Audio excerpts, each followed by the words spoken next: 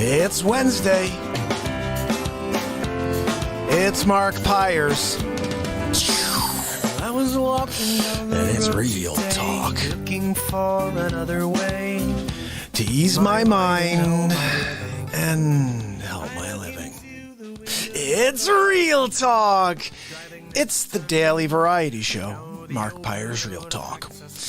I'm here to connect with you, and to amplify your current state, and I'm here with you on day 668 in a row of the MARKPIRES Real Talk show, and we're going to get into it like we do every single day, but it's actually the day, sort of. It's 6:45 right now. Never got on this early. It's always crazy, kids. You know, look, most people are home right now. Either they're homeschooling or there's like this quasi thing going on. I guess things are going to change on the 9th of November, but I don't know. We'll see what happens. Right now, it's just been a kind of a struggle to get on the air early, but I am on the air with you right now. It doesn't look like my system's working, but I'm going to try to fix it. Try to fix it, people. So, heading over to YouTube. If you are not with us on YouTube, subscribe and ding the bell. Head over to DLive as well and follow. Give us a follow over there. We're building out the show, okay? Okay. I don't need to hear this background of myself, all right?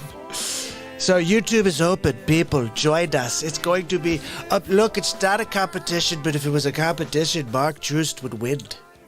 Mark Troost would be the winner, and everybody else would lose. Glynis, I'm sorry you lost.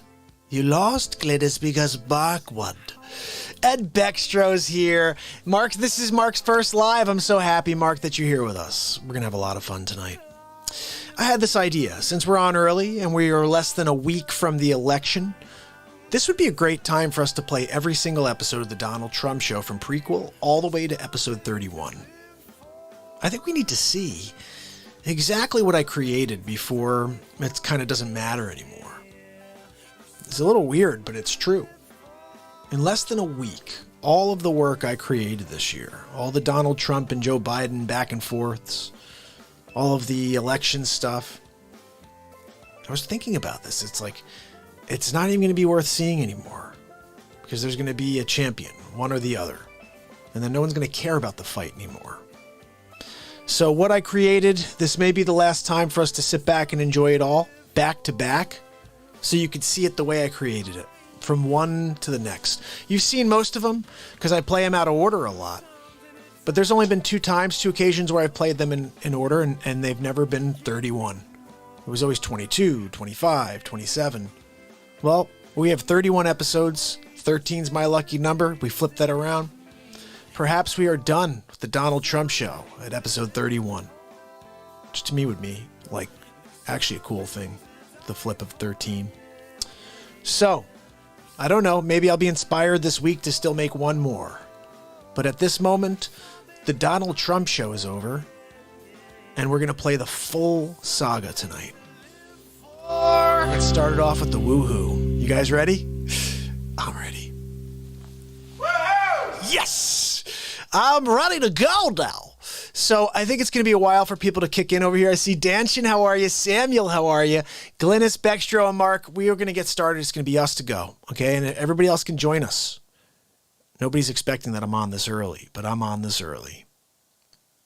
And maybe before we get into the entire Donald Trump show, I'm going to play last night's Joe Biden clip, which is hiding the real Joe Biden.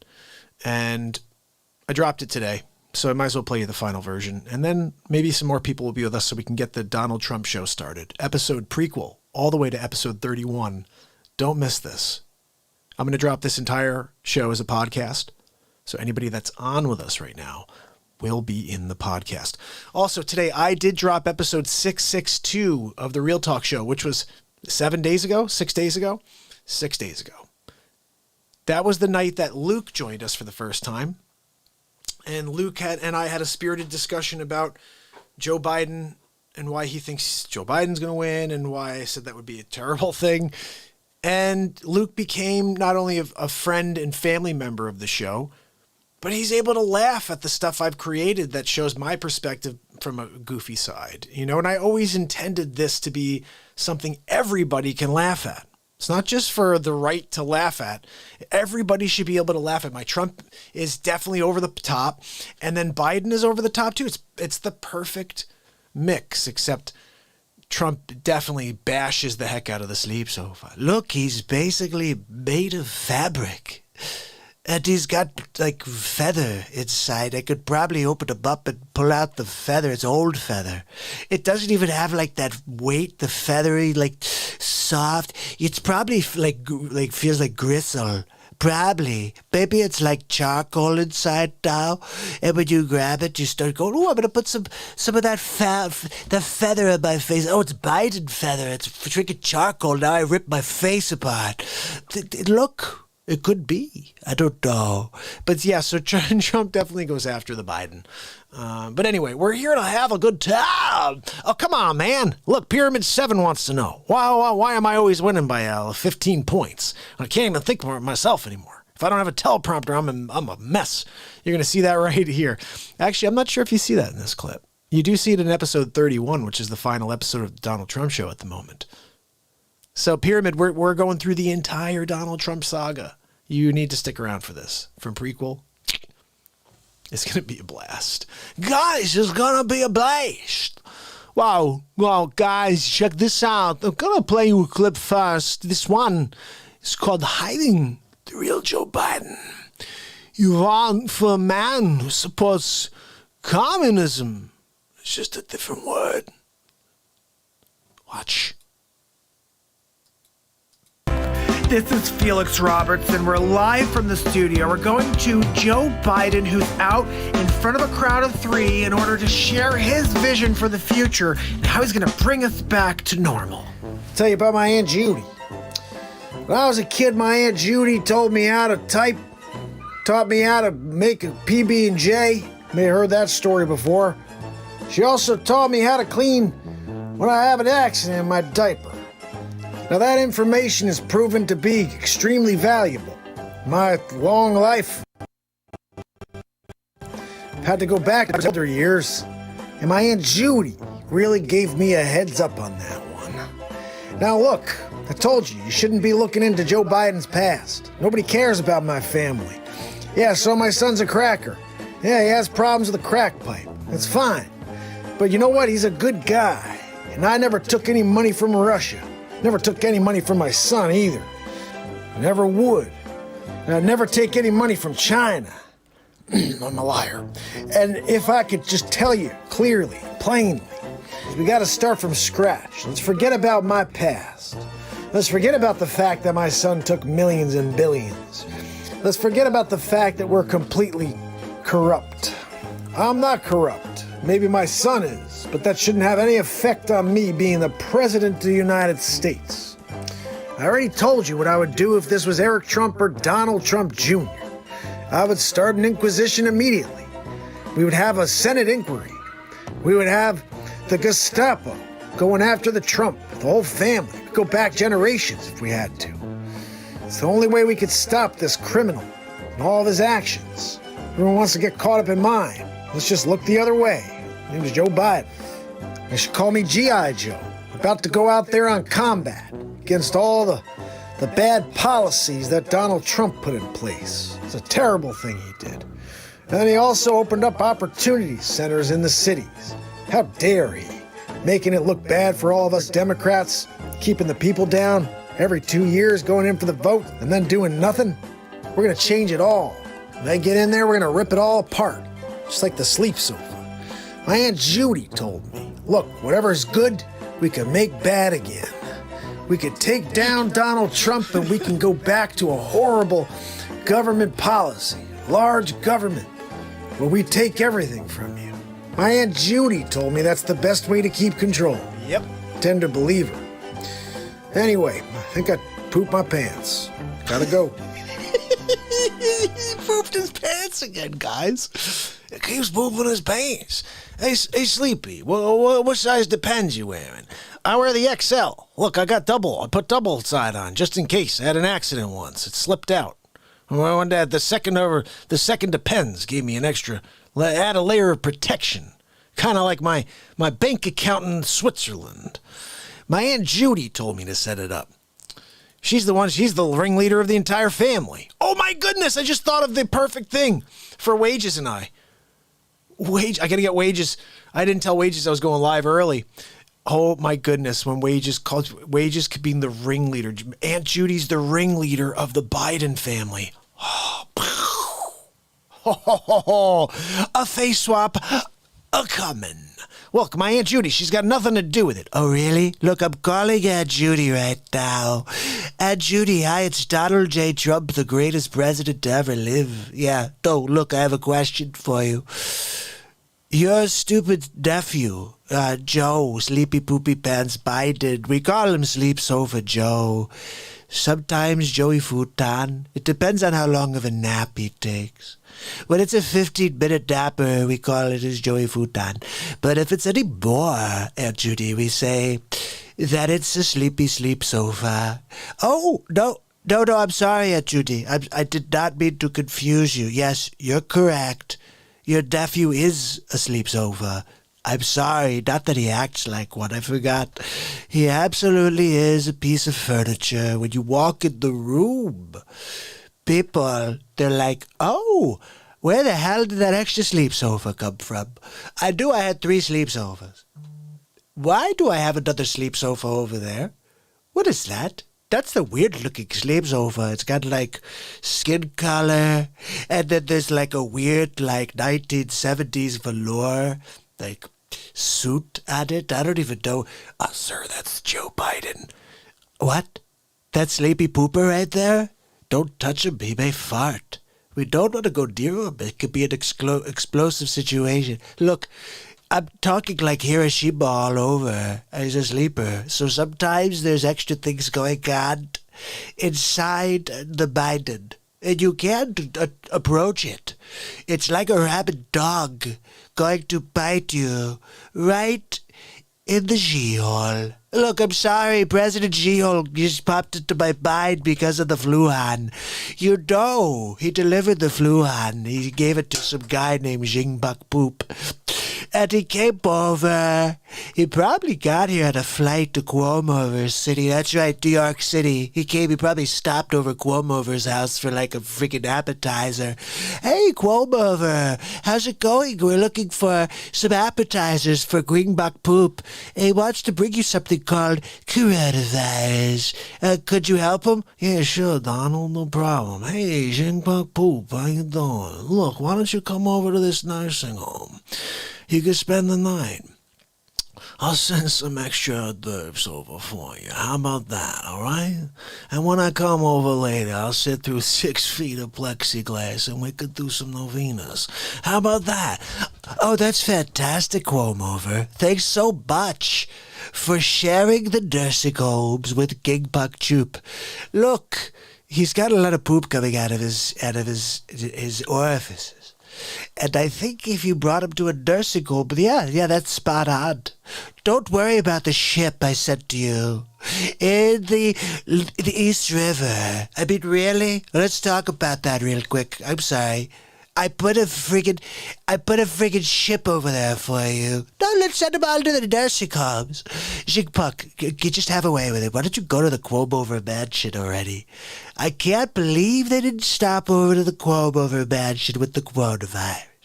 They went to your brother's. Yeah, Fredo. That's right. Yeah, Fredo Corleone. Oh, that's right, Cuomo. Chris and Andrew Cuomo, the Cuomo brothers, they're horrible to look at and listen to. And they wear Cuomovers. You can't stop them. They're going to take over fake news. Maybe we'll get Hamilton out here. Maybe Melania. Where's Hamilton? I know he was doing an exclusive on me. Is he somewhere he's not on my gold toilet, right? Melania, I told you, no one could be on my gold toilet. How many times do I have to tell you? I told you all the time and you keep putting people on my gold toilet. They're going to tarnish it. I don't want any tarnish on my gold toilet. I mean, now you have to call the gold guy. Call him up. You gotta call him again. I don't care what it costs, even if it's 4 pieces of gold. He has to come and wipe and call to polish my gold toilet. Melania, I'm gonna have a freaking breakdown here.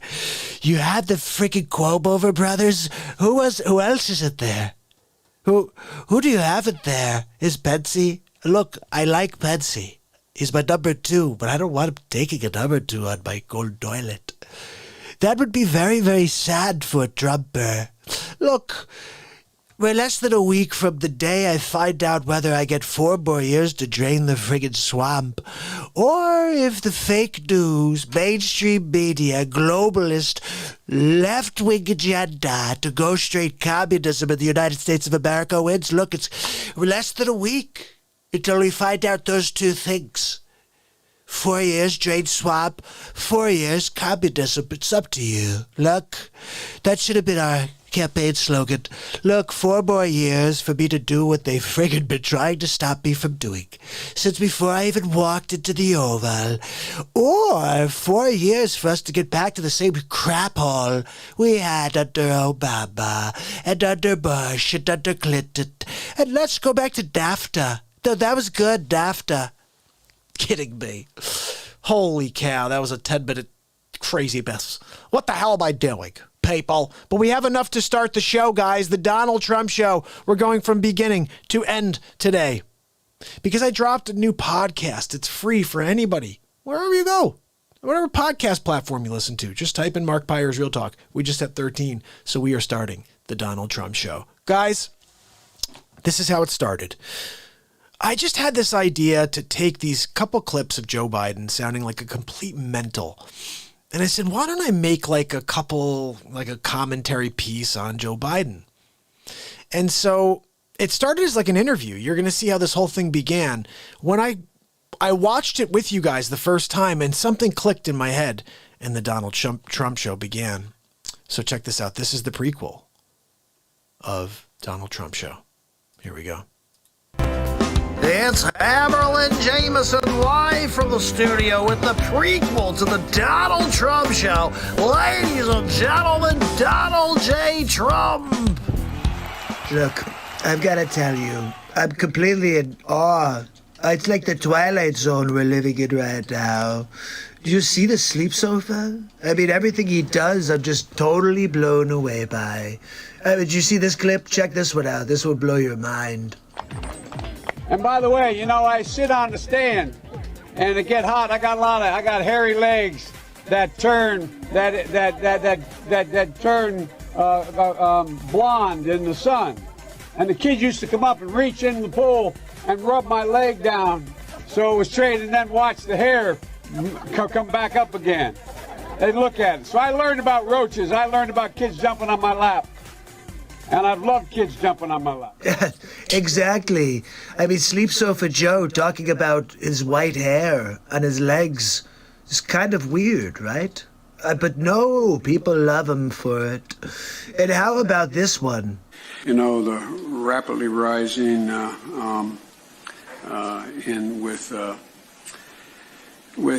don't know. I don't even understand how people could continue to support Joe Biden. He's halfway through the first sentence and he forgets what he's talking about. He's like, I don't know. I have no idea. I'm just kind of sitting here. Look, we're going to be in trouble if you have Sleep Sofa Joe in as president. Let's check out this final clip. Unnecessarily, now we have over 120 million dead from COVID. Can you believe this? Can you believe Sleep Sofa Joe? 120 million? Really, Sleep Sofa? That's probably how many people would have died if Hillary Clinton had won, or if Sleep Sofa Joe was in charge of the country.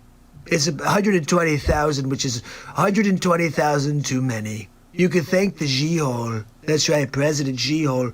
It's all his fault. And we're going to get him to pay. Big league. I'm going to send him a bill. And with it will be a huge stamp right across the center that says, "You're a G-hole." That was when Germany was sending a bill to China. They're like, look, we're going to send a bill for like $450 billion to China. And I said, you should put one that says you're a G-hole. So that began what we're about to see, guys. That right there gave me the spark for this entire run of 31 episodes of The Donald Trump Show. And the first one could really just be so exciting that you're like, yeah, you gotta go do another. Check this out. It's Hammerlin Jameson live from the studio with the very first episode of the Donald Trump Show. Ladies and gentlemen, Donald J. Trump. Look, I want to thank you for joining me on a brand new episode of the Donald Trump Show. That's right. We're going to be here every week delivering truth about the Biden campaign because no one's telling you what's really going on. I'm going to pull back the curtain and you're going to see what Joe Biden is really up to. Here we go. We choose science over fiction. We choose truth over facts. Will somebody please alert Mr. Biden that truth and facts are the same thing? I think he's been watching too much fake news on CNN. Okay, what else do we have from this blubbering train wreck? My name's Joe Biden. I'm a Democratic candidate for the United States Senate. Look me over. If you like what you see, help out. If not, vote for the other Biden. Give me a look, though, okay? Now, first of all, who's the other Biden? Who is the other Biden? I'm wondering because if it's Hunter Biden, he'll be in jail. But if there's another Biden, perhaps he can actually complete a sentence. That Biden I'd like to hear from. Okay, let's see what else we've got. Trust. Like his strange hold on Defense Secretary Ash Carter's wife, Stephanie. Sleep Sofa Joe has been doing this for years. He's a creeper. And we're going to put a stop to him. I like the way your hair smells. Let me give you a little kiss here. And can you believe? Look at how he's touching that little girl. Honestly, I'm a little worried about that little girl. Sleep Sofa Joe has been doing all kinds of racist things for years. I'm just going to show you a few of the clips. Take a look at this one, for example.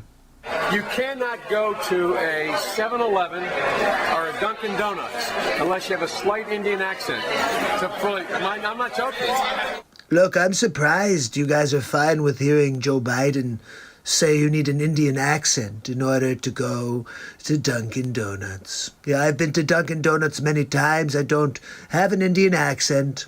But let's continue on. I have a lot more to play for you. Now check out this clip, for example. Poor kids are just as bright and just as talented as white kids. Racist Joe strikes again. Poor kids are just as talented and bright as white kids? What does that even mean? This is getting good, guys. What's next? Play the radio. Make sure make sure you have the record player on at night. Really, Joe? That's a good idea. We'll get the record player out. How about we go and actually light a fire and we do smoke signals? How about that? What do we have next from Sleep Sofa Joe? Think about it. We hold these truths to be self-evident. All men and women created by you know the thing. The question is, do you know the thing, Joe? Do you know the thing, Sleep Sofa Joe? The thing, Joe, is that we are all created equal. That's right. God is the creator of all, not Satan and your adrenochrome. Okay, let's get one more at least. How about one more? I'm not going to be a mule. I got something to do. I got to go do boom, boom, boom. Did Sleep Sofa Joe just say he has to go do a poop-a-doop? I think he said it right in front of his crowd. I would never say that right in front of my crowd. If I'm going to take a poop-a-doop, I'm doing it on my own time, not in front of people. I don't know. It's a little weird there. Look, let's give him a chance to redeem himself. One more, okay? You got more questions, but I tell you, if you have a problem figuring out whether you're for me or Trump, and you ain't black. Wow. Really? Look, I'm not sure what else to say after watching that ridiculousness. But that's Sleep Sofa Joe. Are you going to vote for that guy? How about you? Look, if that's the case, this world's crazy. So you guys can imagine once I completed that, I was like, yeah, this is basically like the Hodge twins on steroids. We take these clips and it's actually Donald Trump responding and commentating, and not somebody who's just somebody who's somebody who's somebody. It's the freaking president of the United States and his perspective on all of these events. And all of a sudden my mind just opened and I said, we could do anything with this. So we go to episode 2. Now, listen, if you are somebody who's unsure about who you're going to vote for, you will be very sure after you watch these 31 episodes. Check this out. It's Hammerl and Jameson live from the studio with episode 2 of the Donald Trump Show, Riding with Biden. Ladies and gentlemen, Donald J. Trump! Thank you. Thank you very much for joining me on episode 2 of the Donald Trump Show. We're going to continue digging deeper into Joe Biden, his mental state, and whether or not he falls asleep on camera. So let's get into it. Here's a couple of clips from earlier today. We're going to get into it now. Here we go. I'm campaigning from home about Biden hiding in his cellar. Well, the truth of the matter is over 200 million people have watched me on television, and they've watched, and the more of that, No, keep going, Joe. You're doing great. Doing fantastic, yes. No, we're really thrilled. I'm sure 200 million people really enjoyed watching the sleep sofa. Look, I could take a nap on my own sleep sofa. I don't need to watch you while I do it, unless they were trying to fall asleep quicker. Maybe instead of reading, they said, well, if I watch Biden, I could fall right to sleep. Okay, let's see what's next. I've been down to Virginia. I've been around the country, but I do it responsibly, and I don't hold rallies because it is the reason why we're in such trouble by not listening to the experts and the scientists about social distancing and wearing masks, which I never do when I walk outside of this house. Wait, let me get this straight. So the scientists and doctors tell us to wear masks, but the moment you leave the house, you don't wear your mask? Sleep sofa, I'm pulling a little fake news on you right now. Just check the real footage. And wearing masks, which I never do when I walk outside of this house. I never fail to do. See? And Trump will play it for you because I think you still look like an idiot. Okay, what else we got? That's who we are. That's how my great-great-grandfather, four greats back got here. He got in a coffin ship on the Irish Sea, never knowing whether he was going to make it, and he made it to the United States of America in 1848, when the British were, anyway. The British were coming. Look, it's like Paul Revere. No, finish it up, Joe. What were you saying? When the British were coming? Is that your grandfather was part of the crew? Is your grandfather a redcoat? What are we talking about here? I'm trying to figure out what the hell Joe is talking about. My grandfather, and when the British, he said, and then he stopped himself. I think he was about to say when the British were coming. Anyway, look, as long as Joe continues to stay in his basement and he won't debate me, I'm going to have the Trump Show continue. So till tomorrow, have a good night. Till tomorrow, guys. And what was tomorrow? What happened? So immediately after I did the 2 Biden episodes, I was like, well, I got to bring other people into this. We got to rip other people apart. Take people and rip their little sleep sofas apart and see what's underneath the cushions. What's in there? Is there old pennies? Maybe an old 1986 Wade Boggs Fleer card. I don't know. But look, episode 3 of the Donald Trump Show came about, and it's really called Nancy Pelosi. Here we go. It's Hammerl and Jameson live from the studio with episode 3 of the Donald Trump Show, Nancy Pelosi. Ladies and gentlemen, Donald J. Trump. I want to thank you for joining me on episode 3 of the Donald J. Trump Show. Today, we talk about poison. That's right, don't drink the poison. It's going to kill many people more than coronavirus. Yeah, Pelosi. That's right. Nancy Pelosi. Yeah, I'm sorry. Some people don't know that we do call her Pelosi. Let's take a look at this clip here. I want you to hear what she has to say. You demonize, and then we call it the wrap-up smear. If you want to talk politics, you call it the wrap-up smear. Let's be honest, Nancy, you know nothing about politics. And wrap-up smear? Really? That's what you've been doing to me? Sounds like something you got from your OBGYN. But whatever. You smear somebody with falsehoods and all the rest, and then you merchandise it. I'm sorry, Nancy, can you say that one more time? What was that? You smear somebody with falsehoods and all the rest, and then you merchandise it. Look, she's creating fake news. She told the reporters, you create a story. Let's get back to this clip. And then you write it. Can you freaking believe this? And they'll say, see, it's reported in the press that this, and this. So they have that validation that the press reported the smear. You write the story after we report the falsehoods, and it becomes a validated story by the news, by you, the fake news garbage. It's called the wrap-up smear. Now I'm going to merchandise the press's report. Also, when she says merchandising it, who is she, Mel Brooks from Spaceballs? Spaceballs the flamethrower. Yeah, okay, Pelosi, whatever. Now I'm going to merchandise the press's report on the smear that we made. It's a tactic. And it's self-evident. You see there, she says it's self-evident because we've been doing it to Trump since he came down the escalator. Well, I have to tell you that I'm happy that I found out about this, Pelosi. Now I could put all of my efforts towards taking you down to Chinatown. That's right. We will drain Pelosi and Schumer from the swamp. Oh, so we're kicking along, right? And 3 episodes in, Pelosi, and then I'm like, okay, we got to go back to the sleepy pooper. And George Rousseau, I'm not sure if George is on with us yet, but George absolutely loves episode 4. So I'm playing episode 4, even though he's not here yet, because we're going in order today. George, I wish you were with us, buddy. He probably didn't get the notification because, honestly, they don't give anybody the notification when I'm live. I don't know what to tell you. Oh, the Hammer Jim's going to have to do a fake news rip of that one. Drop of the hammer. Which, by the way, what did everybody think of Hammerlin tonight? Holy cow, right? Unbelievable. So check this out. This is episode 4 of the Donald Trump Show, again, about the sleeper.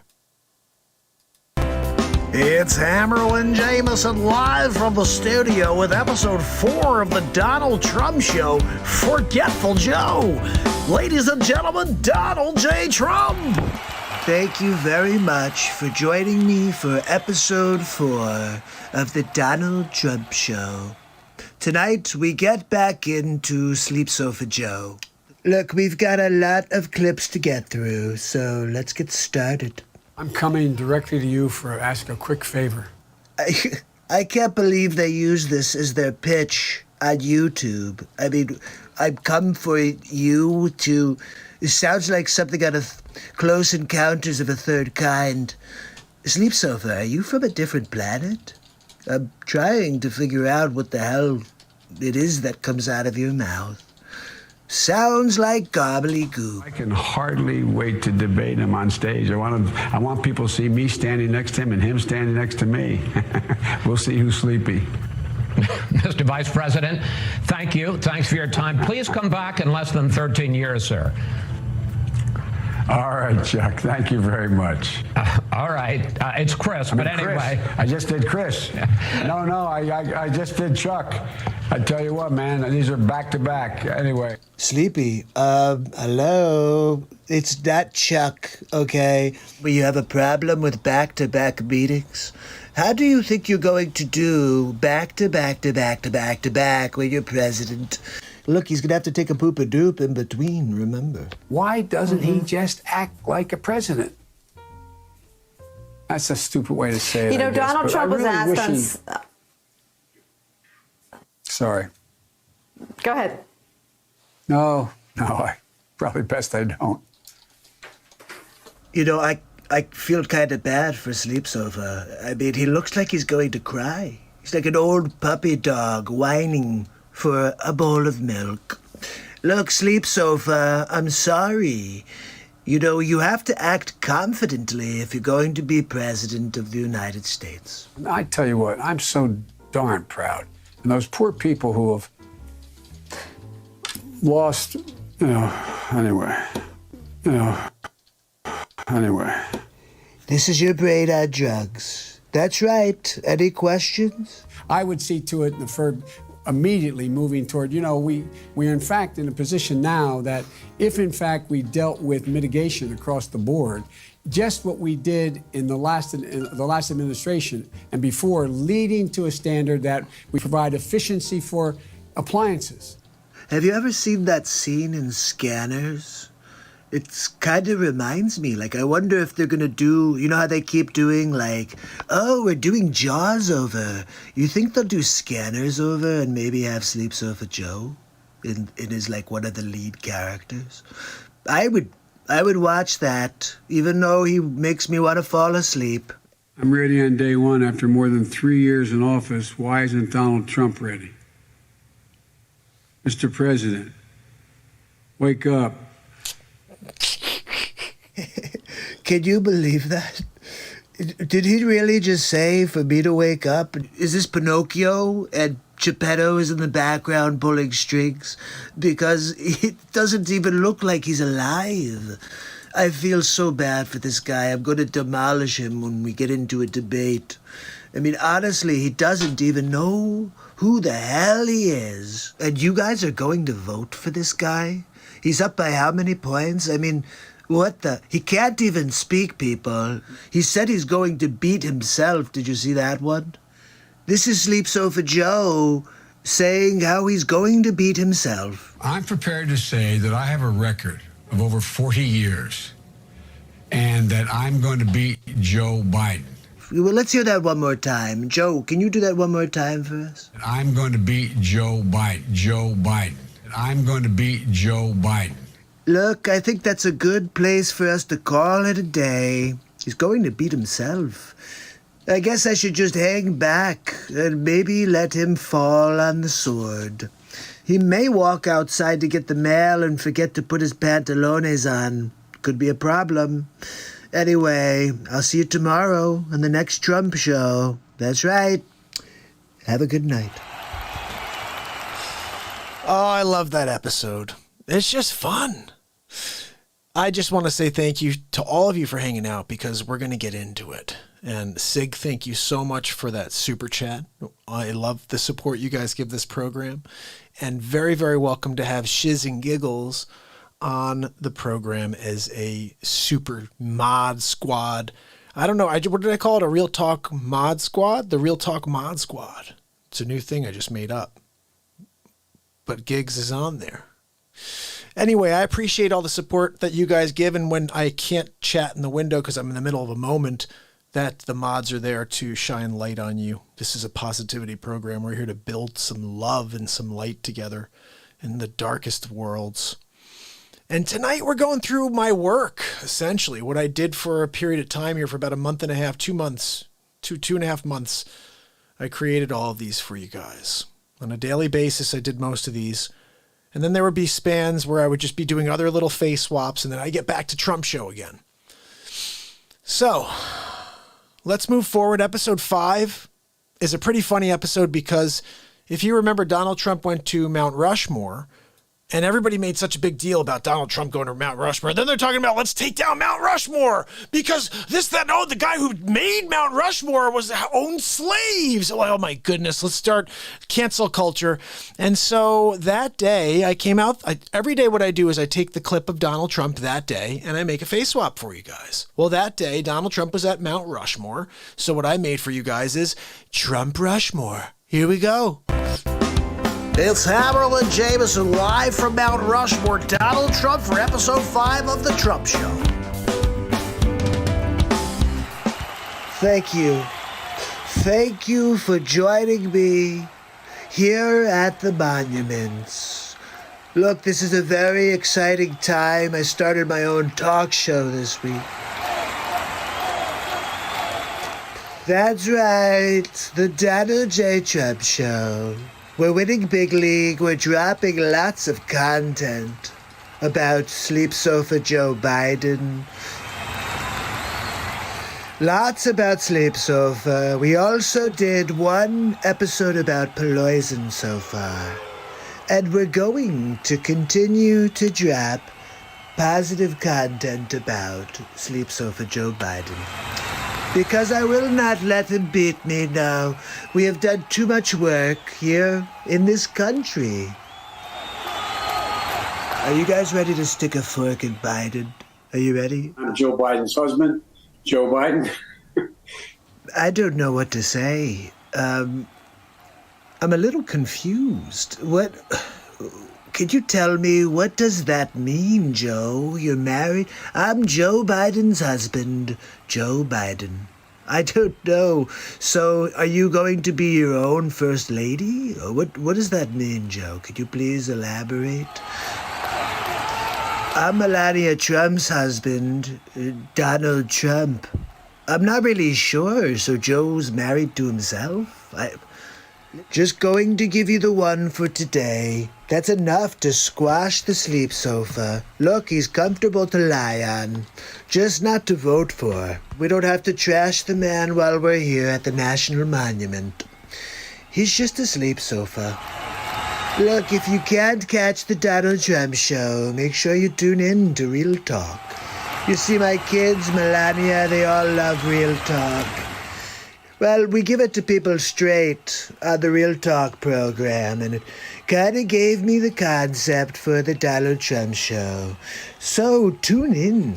Every night I'll be on either my show or the Real Talk Show. I'm going to drop content for you because the fake news is not letting the Trumper breathe. That's right. It's trying to shut down the Trump. Look at that beautiful monument. They're going to put my face right next to George Washington there. Perfect spot. They're going to have my tie. It's going to go all the way down to the ground. So Democrats will hit their faces on it every time they walk by. Very interesting. We're starting to get frames drop right in the middle of that. You know what? Let's close all of our windows here and see if that helps. We shouldn't have anything that's going to slow us down here. So anyway, that is awesome, right? Trump Rushmore, craziness. Paul's in the house, and Reiki's here. I'm loving it. Eric Who Knows is back. I'm loving it. And of course, guys, this is just a total hangout, and I love it. Every time I come over here and I see you guys hanging out with me, I'm loving it. So let me keep going here. We're going to go to episode 6, which I kind of love episode 6 for one main reason. It's the day I came up with Bumbling Biden. And it's when I also came up with the idea of things underneath the Sleep Sofa. And check this out. Episode 6 of The Donald Trump Show. It's Hammerlin Jameson live from the studio. We're bringing you to Donald Trump for episode 6 of The Donald Trump Show. Bumbling Biden. Thank you very much. Thank you for joining me on episode 6 of The Donald Trump Show. That's right, I'm here in Washington. Sometimes people think it looks like the Epcot Center. No, the Pope is not back in that building. It's Donald Trump's home. In the process of fixing the dome. I think it's about time we get back to Sleep Sofa Joe. Sometimes we call him Bumbling Biden. I'm not sure what I feel like calling him today. Let's see what Bumbling Biden has to say. I just love them both. I just love Sleep Sofa Joe. He's a bumbling Biden sleeping on the sofa. So, let's see what we've got today. I propose, and I'm going to digress slightly. We're in a situation. Every time I think to myself, well, there's no way it could get any worse, they show me another clip. This is Sleep Sofa Joe, Bumbling Biden. Take a look, people. Well, folks, eliminate one tax loophole out of $1.6 trillion worth. $1.4 trillion worth. Well, which is it, Joe? Out of $1.4 trillion, billion. It's hard to even say it, it's so much. Really? Joe, you want me to get a calculator for you? Here, why don't you use this calculator, see what you come up with. It's cost a lot of money. It cost about $740 billion over 10 years. 740 billion. Wow, Joe. That's a phenomenal amount of money. Do you want that in Monopoly dollars? If you agree with me, go to Joe 30330 and help me in this fight. Well, Joe, if it's a matter of dialing 30330 in order to help you fight the battle against Alzheimer's, I'm in. Okay, what else we got? And they'd say to you, take my shotgun. I said, I have 3. I now have 5 because my son died and I have 3 of his. I have 5 shotguns. Oh, so close, Joe. So close. 3 plus 3. So close. You did not form it as a question. It's also not 6. I know I'm called middle class, Joe. It's not meant as a compliment. Means I'm not sophisticated. I'm sorry, Sleep Sofa. I hadn't heard that one. Middle class Joe. I've heard creepy Joe. I've heard bumbling Biden. I've heard Sleep Sofa Joe, Sleepy Joe. I've heard about a terrible cup of Joe. It's more like out of gas Joe. Oh, that's my favorite one, though. I've heard of a terrible cup of Joe. Oh, my goodness. I don't know, Joe. I've never heard of that one. I've heard of Sleepy Joe. I've heard of Sleep Sofa Joe. I've heard of Joey Futan, Bumbling Biden. I've heard of a terrible cup of Joe. You fit into all of these categories, really. So we move forward to, this is where we go downhill, guys. Right here is when I start getting censored, okay? Because of what you're about to see. I get censored because of episode 7 on. That's when I start realizing this is a fight. When Biden says it's a fight for the soul of America, it's a fight for truth and a fight for our First Amendment rights. That's exactly what we're dealing with. And when I'm being censored for comedy, for a clean comedy show, for being creative and coming up with something called the Donald Trump Show, I'm being censored for that and shadow banned for 608 days to 295 people. They're like, we won't let anybody find this guy. If it wasn't for Sig telling Scott and Wages, you never would have found me. But I'm thankful that you did, because you're about to see what I think is possibly the world needs to see this, because you learn a lot about the man in a moment here. Check this out. This is the real Joe Biden for you. Emerald Jameson live with you from the studio. We go to Donald Trump with episode 7 of the Donald Trump Show. Riding Biden. Thank you very much for joining me on episode 7 of the Donald Trump Show. We're going to get right into it today. I've got a lot more on Sleep Sofa Joe. That's right, we're calling him Bumbling Biden as well now. So let's get into it. What do we got? First clip of the show. You gotta, I mean, we gotta reassure, look, here, my message to everybody I talk to is we're gonna get through this. Are you sure, Joe? It looks like you can't even get through a sentence. We provide a Medicare option. That's exactly what Rap Rock and I talked about in the beginning. I'm sorry, did he just call Barack Rap Rock? I didn't realize he had a pet name for Barack Obama. Hey, Rap Rock, let's get together and go and talk about that foreign policy. Hey, Rap Rock, you want to get together and play some basketball? Hey, Rap Rock, could you make me a PB&J? Absolutely hilarious. I made a mistake. I said it 14 years ago. I trusted George Bush to keep his word. He said he was not going to go into Iraq.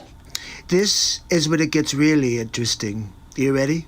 Only way we're going to get rid of Saddam Hussein. And it's going to require guys like you in uniform to be back on foot in the desert taking taking Saddam down. Wait, I'm sorry, but didn't you just say that you were against the war, Sleep Sofa? I think he's losing his memory again. From the moment shock and awe started, from that moment, I was opposed to the effort and I was outspoken. Let's take a look at Outspoken Joe. Yes, maybe his news. Maybe we'll call him Outspoken Joe if it's good. Let's see. Some of my own party have said that it was a mistake to go to Iraq in the first place. But the cost of not acting against Saddam, I think, would have been much greater. The President of the United States is a bold leader, and he is popular. No, after that clip, that's it. We're going to call him Backtrack Biden. That's right. He backtracks. He said that he didn't support the war, that he's talking about George Bush like they're best friends. I'm not sure what's true with Sleep Sofa Joe. When I marched in the civil rights movement, I marched with tens of thousands of others to change attitudes. And we changed attitudes. When I was about the age of the guy standing over there, I got involved in the civil rights movement. And now, the truth. I was not an activist. I was not out marching. I was not down in Selma. I was not anywhere else. Okay, so basically, Sleep Sofa Joe never did any actual protesting, although he's been campaigning on it for his entire career. The first year in law school, I decided I didn't want to be in law school and ended up in the bottom two-thirds of my class, and then decided I wanted to stay, went back to law school, and in fact ended up in the top half of my class. Look, I really want you to pay attention to the detail in this video right here. I think I probably have a much higher IQ than you do, I suspect. I'm pretty sure that your IQ is a moving number, Sleep Sofa. I went to law school on a full academic scholarship, the only one in my class to have a full academic scholarship. So let's get to the truth. Senator Joseph Biden may have more explaining to do. The new questions stem from taped remarks of Biden during an April campaign appearance in New Hampshire. And in fact ended up in the top half of my class. I won the International Moot Court competition. I was the outstanding student in the political science department at the end of my year. I graduated with 3 degrees from undergraduate school and 165 credits, only need 123 credits, and I'd be delighted to sit down and compare my IQ to yours if you'd like, Frank. If I could say one thing. Look, the facts are Sleep Sofa Joe was a terrible student. Biden now concedes he did not graduate in the top half of his law school class. He didn't? That he does not have 3 degrees from college. He doesn't? And that he was not named Outstanding Political Science Student in college. Really? Newsweek says Biden actually went to school on a half scholarship, ended up near the bottom of his class, and won only 1 degree, not 3. I'm sorry. I can't stop laughing. Back then, I guess they didn't fact check you in real time. That must have been a couple weeks later. So funny. Now Biden says Newsweek is right. His memory had failed him. Sleep Sofa Joe makes up things. Bumbling Biden. Did you hear him bumble there? He's a bumbler. Bumbling Biden strikes again.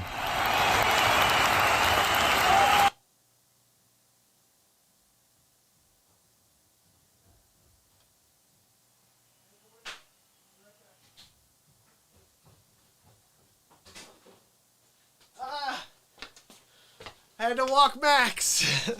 All right, had to walk Max. Sorry, guys. Now he's upstairs by himself. Had to walk Max. Yeah, I can hear myself. Had to walk Max. All right, we know, buddy. Why don't you shut up now? Thanks for coming out.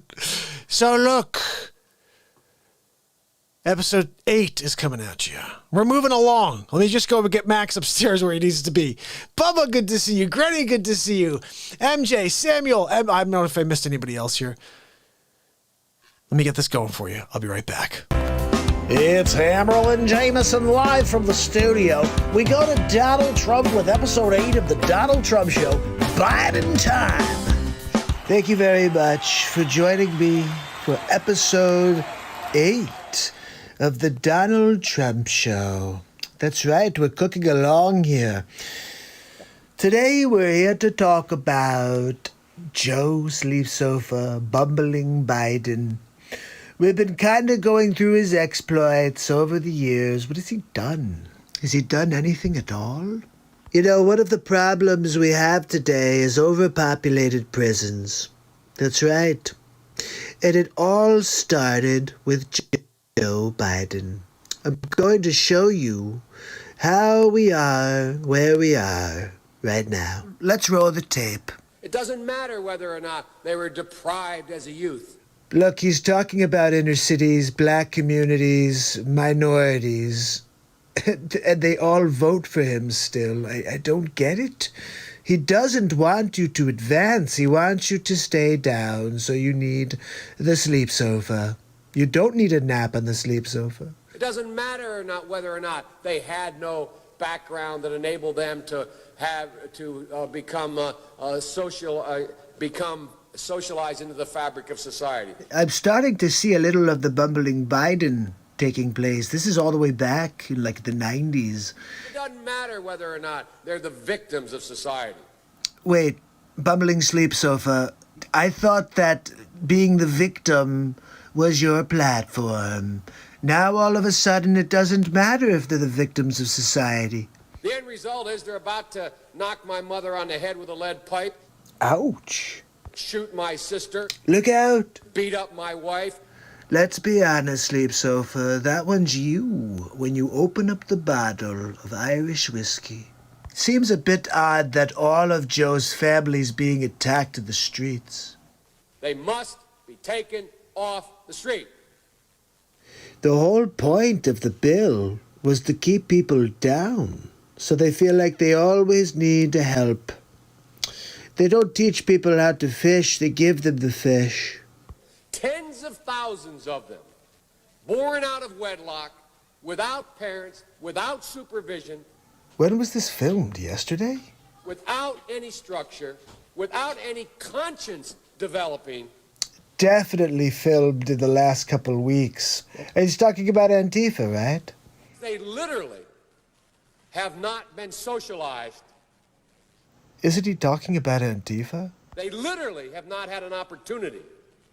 So let me get this straight. Instead of providing opportunities, you just decided to lock everybody up. We should focus on them now.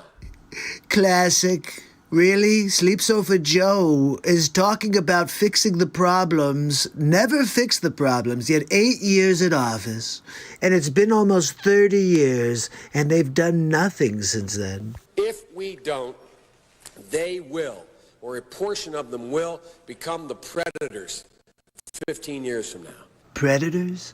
Is that like a follow-up to the Arnold Schwarzenegger movie? And Madam President, we have predators on our streets. I wonder if that's where Chris Hansen got his start.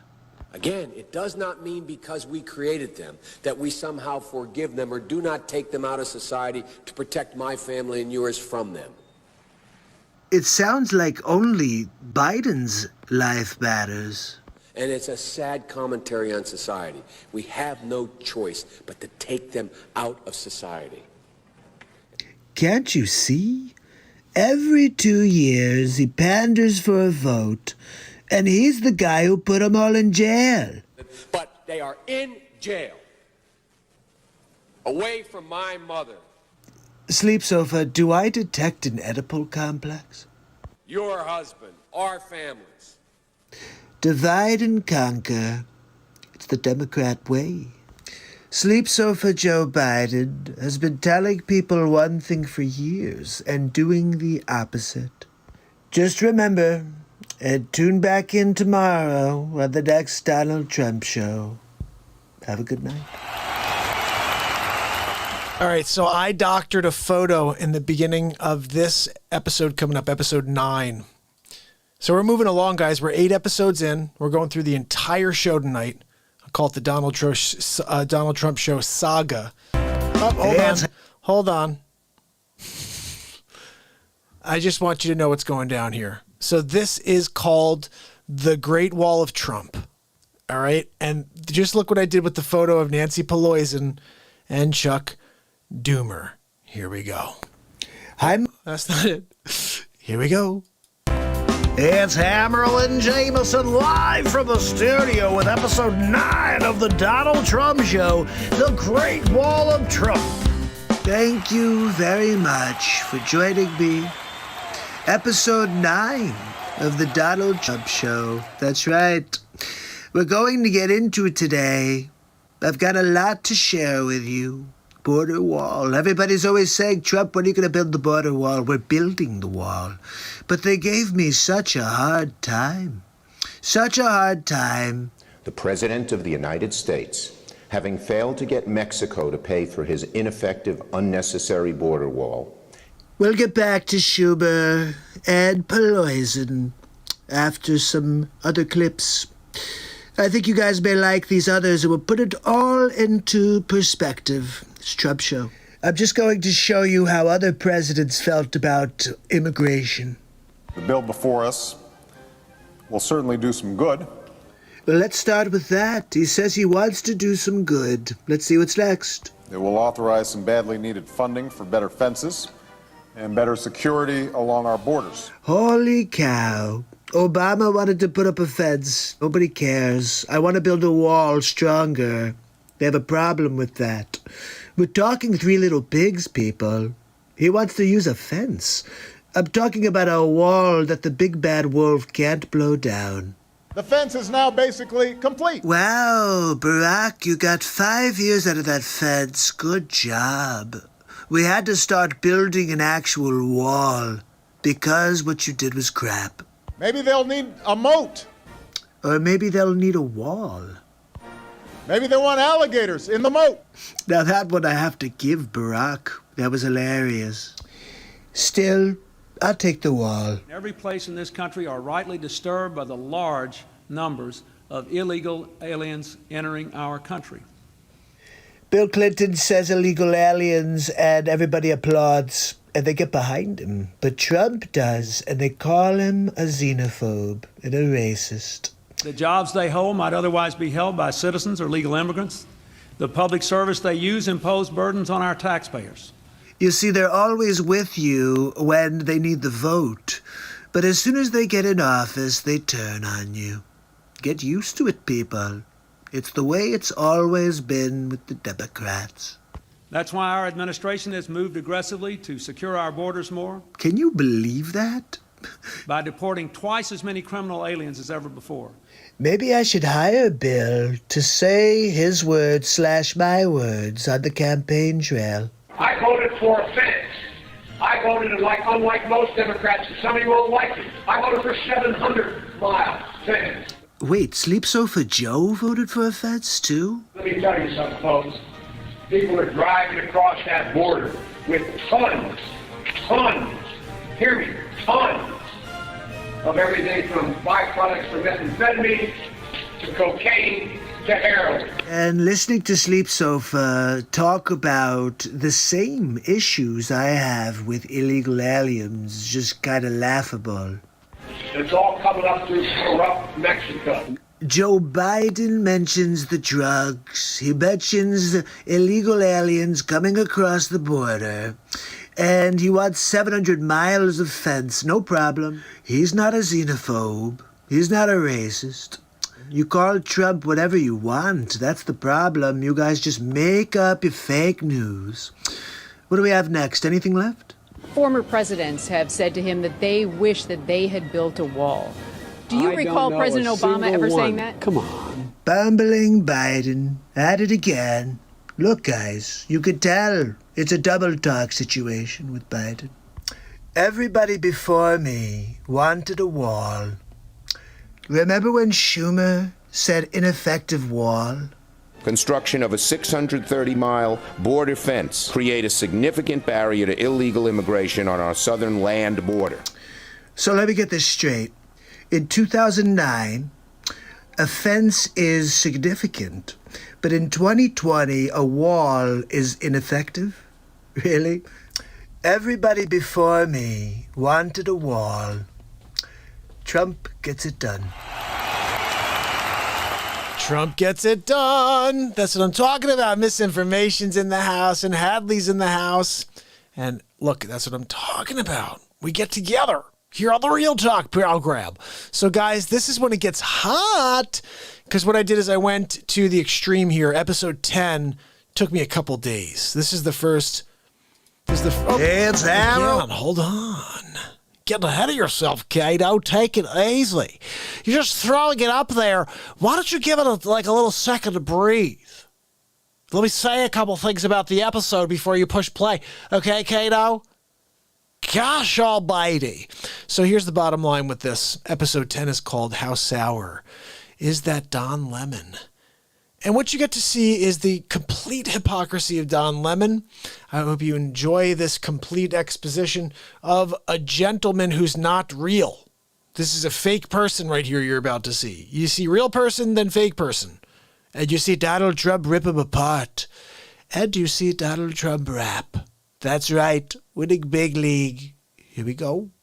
How sour is that Don Lemon? It's Amaryl and Jameson live from the studio. We're bringing you episode 10 of the Donald Trump Show. How sour is that Don Lemon? Thank you for joining me on episode 10 of the Donald Trump Show.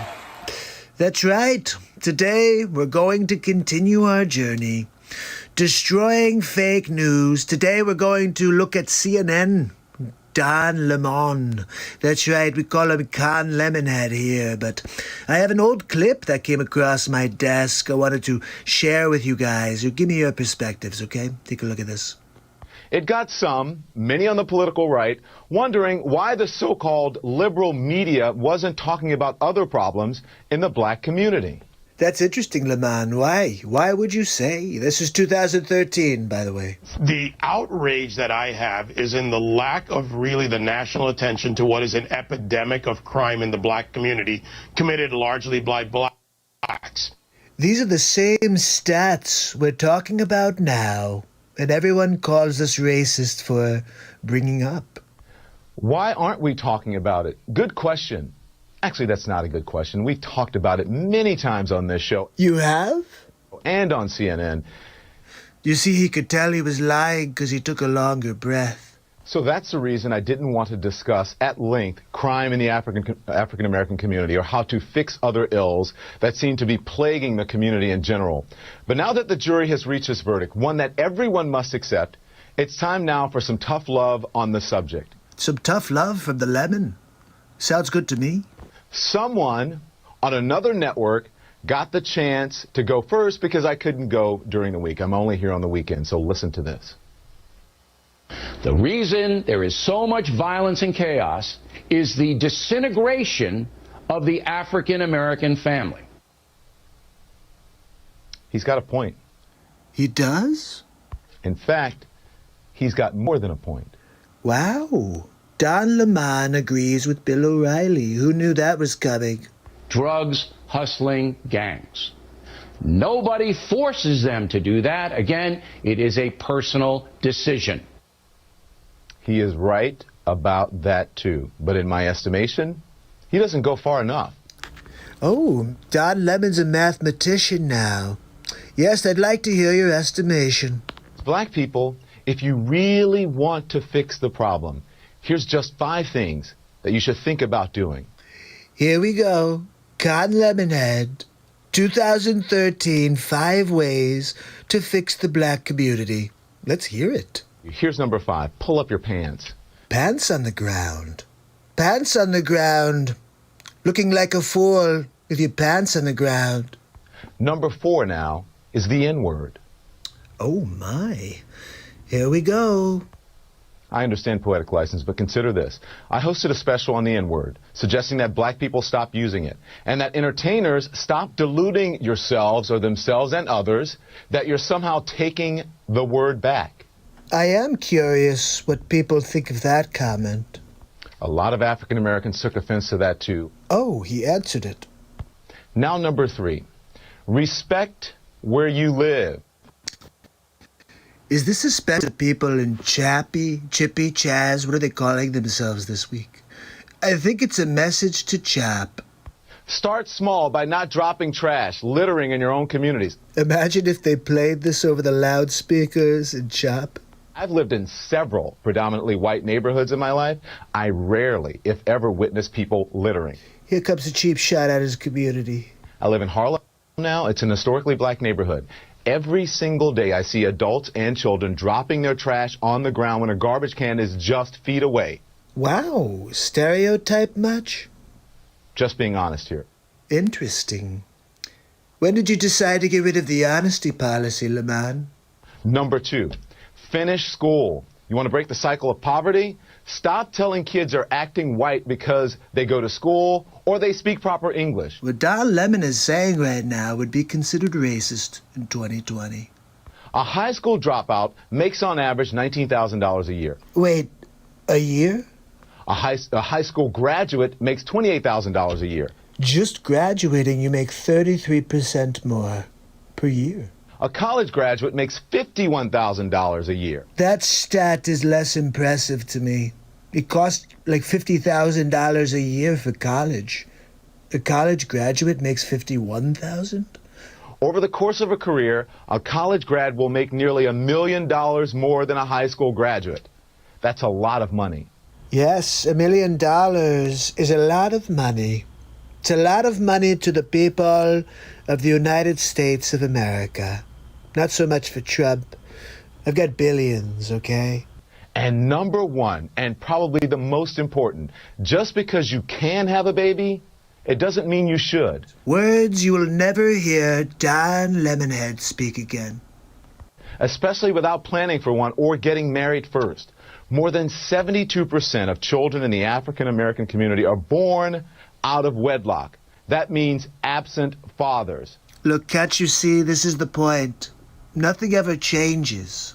It's always the same. It was 72% in 2013 when Obama was the president. And the studies show that lack of a male role model is an express train right to prison. And the cycle continues. Yesterday you saw that Sleep Sofa Joe was the one that put them in prison. And Don Lemon remarked how it's a problem in 2013 when Obama was in office. So what's the problem when Trump wants to fix it? Anybody? Bueller? Pay attention to and think about what has been presented in recent history as acceptable behavior. Is rioting in the streets acceptable behavior? It's a good question, Don Lemonhead. What do you think we should do, Don? Pay close attention to the hip-hop and rap culture that many of you embrace. I embrace the Sugar Hill Gang. To the hip-hop, the hibbity-hibbity hip-hop, to toppity, don't stop. The boogie-boogie bang-bang, sugary-bug-bug. A culture that glorifies everything I just mentioned, thug and reprehensible behavior. A culture that is making a lot of people rich, just not you.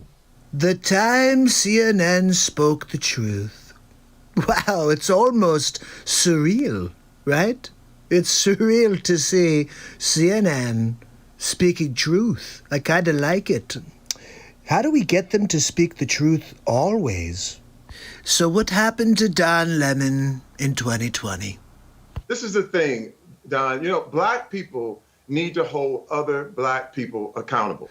Okay, before we get started, that's what Don Lemonhead was doing in the 2013 clip we started with. Okay, watch. I said this the same thing. This is the Black America's version of the Me Too movement. If anything is going to change, we ourselves need to look at our own communities and look at each other and say, this thing cannot go down. I'm sorry, isn't that exactly what Don said? And this is what I'm saying. It's about who is controlling the narrative. It's got to be all Black Lives Matter. That sounds right. What does Don have to say? Here's what I have to say. All right, Spin Doctor. Let's see what you got here. The Black Lives Matter movement was started because it was talking about police brutality. If you want an all Black Lives Matter movement that talks about gun violence in communities, including, black communities, then start that movement with that name. But that's not what Black Lives Matter is about. I'm soured by the hypocrisy. It's like eating a lemon. Oh. So if you're talking about, if someone started a movement that said, cancer matters, and then someone comes in and says, why aren't you talking about HIV? It's not the same thing. We're talking about cancer. I think Lemonhead doesn't grasp the concept of apples and oranges. If it's 100 people and you're there for all cancer matters, then it would be somebody who stands up and said, I have prostate cancer. And they would say, sit down, buddy. We just said all cancer matters. So the Black Lives Matter movement is about police brutality and injustice in that manner, not about what's happening in black neighborhoods. There are people who are working on that issue, And if you want to start that issue, why don't you start it? We have a hypocrite warning. It is about police brutality. That should never be accepted. Yeah. I am not saying that that's not it, but there's more there. Okay. And when I look at, if they have more on their agenda, we need to ask them about what else is on that agenda. Right. Don't you just love how uncomfortable Terry Crews made Don Lemonhead? It was hilarious. You could see he got very uncomfortable when he realized he couldn't control Terry Crews. I wonder, could we get Terry Crews on Trump team? We should look into it. Look, I will see you tomorrow in the next Trump show. Have a good night.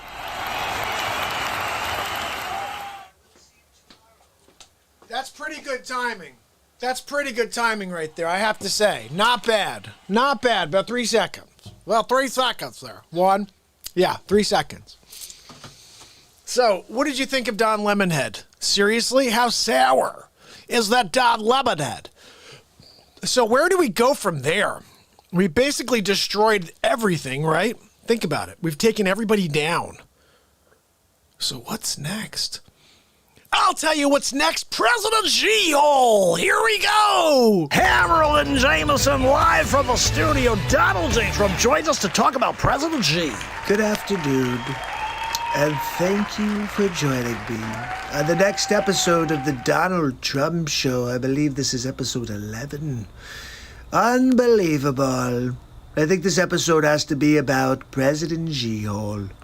Look, I got a problem with the G-Hole. He's out there delivering Fluhan all over the world. Everybody's blaming Trump, but the only person to blame is President G-Hole. But no matter what I say, they don't believe me. It's a weird world we're living in right now. It's either Trump or not Trump. Nobody's talking about the issues. What does Trump think about abortion? What does Biden think about? Well, let's be honest, Biden doesn't think about anything. But if he was to think about something, what would it be? Maybe, did I put underwear on this morning? Did I change my pants? Did I poop my pants? I don't know. These are maybe questions that Sleep Sofa Joe asks himself. But look, let's see if we have any clips for today. Do we have anything? Here we go. 世界卫生组织总干事先生 You guys couldn't get the subtitled version? I mean, what the hell? Where's my translator? God almighty. All right, I guess I'm going to have to respond and pretend I know what the hell he's talking about. Let's get back to it. 各位代表 Good day to you too, G-Hole. 首先 Yeah, Shawshank Redemption was a good movie, but what does that have to do with anything? 我认为 No, that's close. It's Dufresne, Andy Dufresne. I think he's trying to say the character's name from Shawshank. 在人类抗击新冠肺炎疫情的关键时刻 I'm not really sure who Kwame Shakur is. It may be Tupac's son. 突发事件 Oh, it is. Well, I have one question for you, G-Hole. Why didn't you tell me? Why didn't you tell the world what was going on? We could have done something about it. You know we call you a G-Hole, right? 举行这次示威大会 Look, you brought it upon yourself. I can't control your actions, G. We only come up with nicknames for people based on their actions, and you've been a G-Hole. I'm sorry. 具有 You should be, Gio. 十分重要的意义 All right, look, I can't do this anymore. I can't understand him. 人类正在经历第二次世界大战结束以来 I'm not sure I appreciate your tone. 全球 What did you say to me? 新冠肺炎疫情突如其来 Okay, look, I need a translator. I can't freaking do this without a translator. I just can't. I don't know what the hell he's talking about. He keeps saying things. It sounds like he's insulting the drummer. 最严重的 See? That's exactly what he's doing. He just said it, Ziyunda. 公共卫生 He said invasion. They invaded us with coronavirus. 现在已经波及 I'll tell you what, G-Hole, if you ever speak to me like that again, I'm gonna Trump you right in the face. Anyway, look, that's about enough for today's episode of the Donald Trump Show. Remember that President G is now President G-hole. Sleep Sofa Joe is probably taking a nap right now. And I'll see you tomorrow on the next Donald Trump Show. Have a good night. And there it is, episode 11, President G-hole. Look, he's not a G, he's a G-hole. And if I see him in the street, I'm going to call him a G-hole. Here we go with episode 12. Christy, we're going to run through all of the episodes of The Trump Show first, and then I'll play some music afterwards if we're still able to, which should be fine. It should be pushed around like 10:30. Normal time for the show. We'll get some music in. So send it over, and we'll rock it in towards the later part. Of course, if someone does super chat or donate and has a request, that is something that I have to stop what we're doing in order to create a whole moment. But it's a whole different thing. Let me know what it is, and later on, I'm going to play some music. But right now, this is Joe Biden. Joe Biden's America, this is called. It's scary, the words out of his mouth, right at the beginning. You'll see. It's Hammerl and Jameson live from the studio with episode 12 of the Donald Trump Show. Joe Biden's America. Ladies and gentlemen, Donald J. Trump. Thank you, and welcome to episode 12 of the Donald Trump Show. Tonight we're talking about Sleep Sofa bumbling Biden. This episode's called How Far Left Can Sleep Sofa Go? Let's take a look. And I can't thank you enough for all you've done so far, and that's thank you for taking the time for watching today. You're off to a great start, Joe. Look, one of the things I think is important, I wish we taught more in our schools about the Islamic faith. Wait, hold on. So you get rid of God in the school. You can't pray in school, but you want to talk about Islam? Does that make any sense? It doesn't at all, unless you're trying to pander for votes. Oh, look, it's pandering Biden.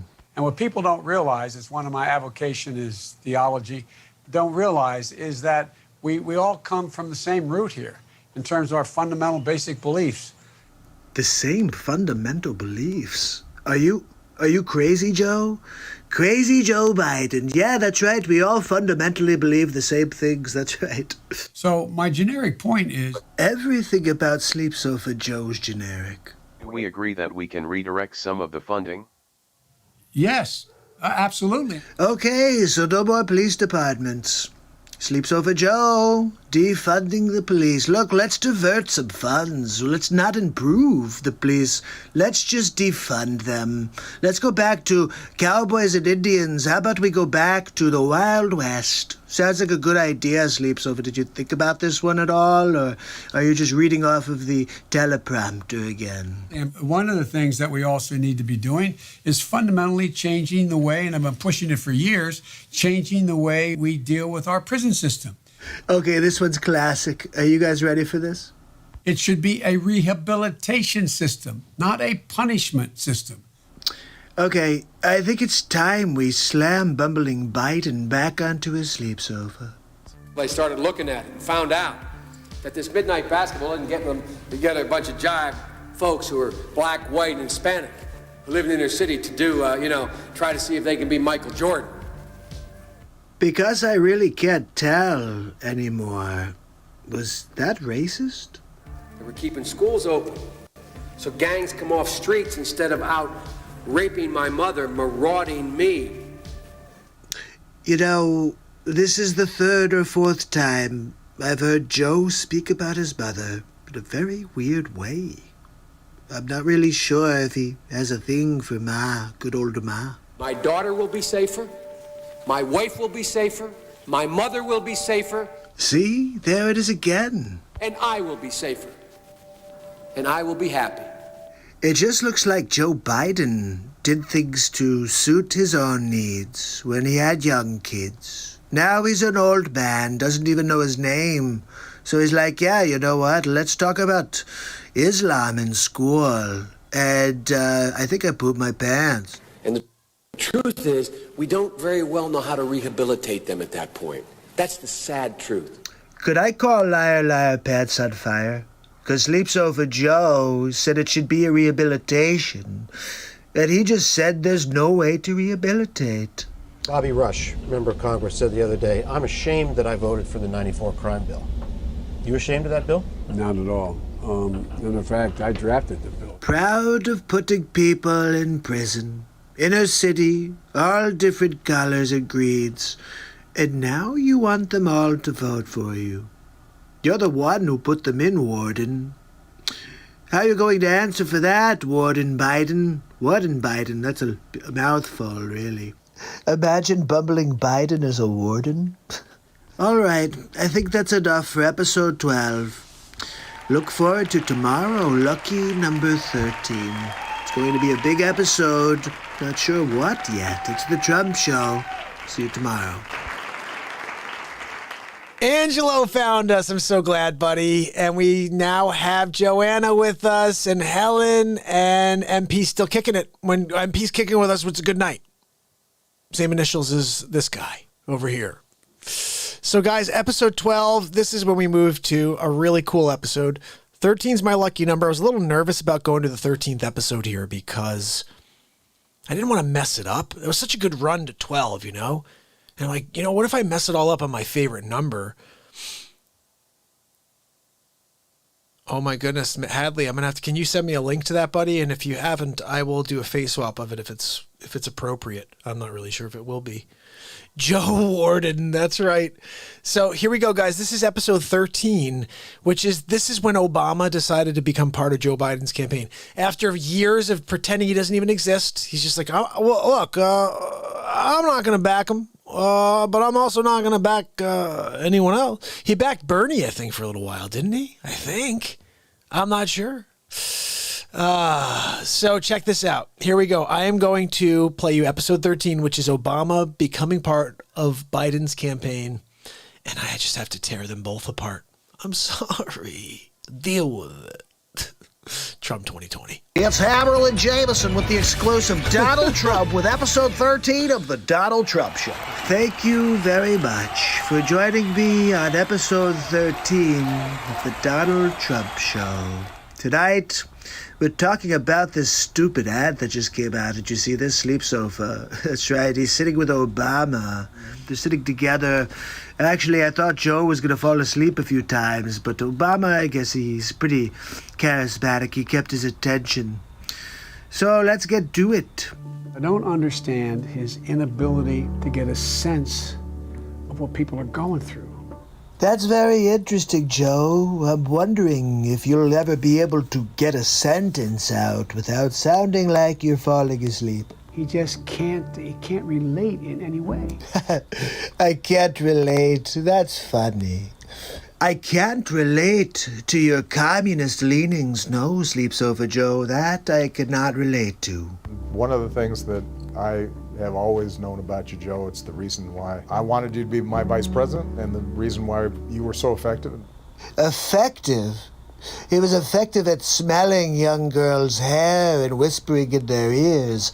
But what else did Sleep Sofa Joe do while he was in the White House? Ways in which presidents motivate people.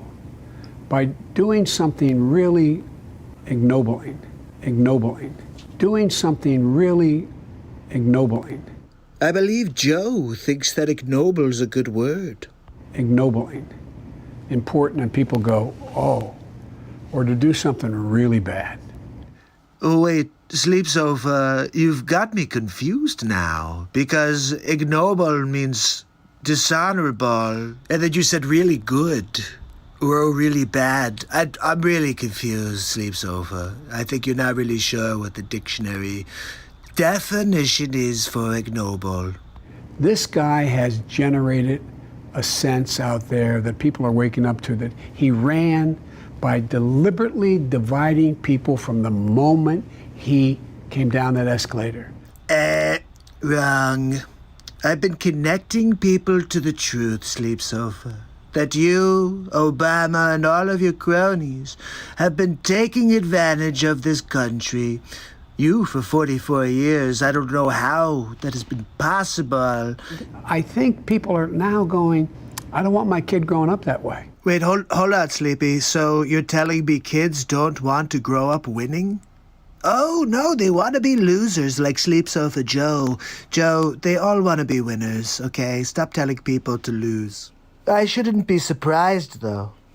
Being vice president is like winning the silver medal at the Olympics. You know what it's like as much as anybody. What are we talking about now? Falling asleep on camera? Pooping your pants? Just elaborate, Barack. To be in the White House during a crisis. Oh, I'm sure you got a lot of great information out of Bobblehead Joe. You know what it's like to have to... I just have to ask, why does it take Barack so long to form, like, the simplest of sentences? Get laws passed through Congress. You know, I'm really glad you brought that up, Barack, because Sleep Sofa Joe does have some experience drafting the crime bill in 1994 that put a lot of people in jail. Too many to count, I believe. You know what it's like to deal with foreign leaders. Barack Obama with another direct hit. How did you do in Ukraine, Joe? That's right. And how about your son, Hunter? Been looking for him. I have a couple of questions. Attorney Bill Barr will be calling him. You may want to let your son know. You know what it's like and how lonely it can be. Look, you're probably right, Barack. It must get really lonely for Sleep Sofa Joe, those couple of thoughts running through his head on a daily. It's okay, Joe. Just take a nap. To make tough decisions where not every decision is going to be perfect, but you got to make them. You know, Barack, it's kind of hard for Joe to make any decisions at this point. And to take responsibility for it. I do have to say I give that to Sleep Sofa. I've heard him say he's going to do a boom, boom, boom, so he does take responsibility for his poopers. Okay, does it or does it not seem like Barack is thinking the same thing? And the thing I've got confidence in, Joe, is your heart and your character and the fact that you are going to be able to reassemble. Okay, so wait a second. What is Sleep Sofa, bumbling Biden, going to reassemble? He can't even assemble a sentence. He doesn't remember his name half the time. He said he's Joe Biden's husband, Joe Biden. That's stupid. Reassemble the kind of government that cares about people and brings people together. Look, I think Joe could bring people together for a nice nap. Okay, but he's not going to accomplish anything except be the Muppet puppet for the left. I have to laugh, though, Barack. You say to help and care for people, but you're the ones who are causing all the problems right now. Anyhow, this was the 13th episode of The Donald Trump Show. We're going to continue to dig deep into the Sleep Sofa and find what's in the cushions. And I'll see you tomorrow at the next Donald Trump Show.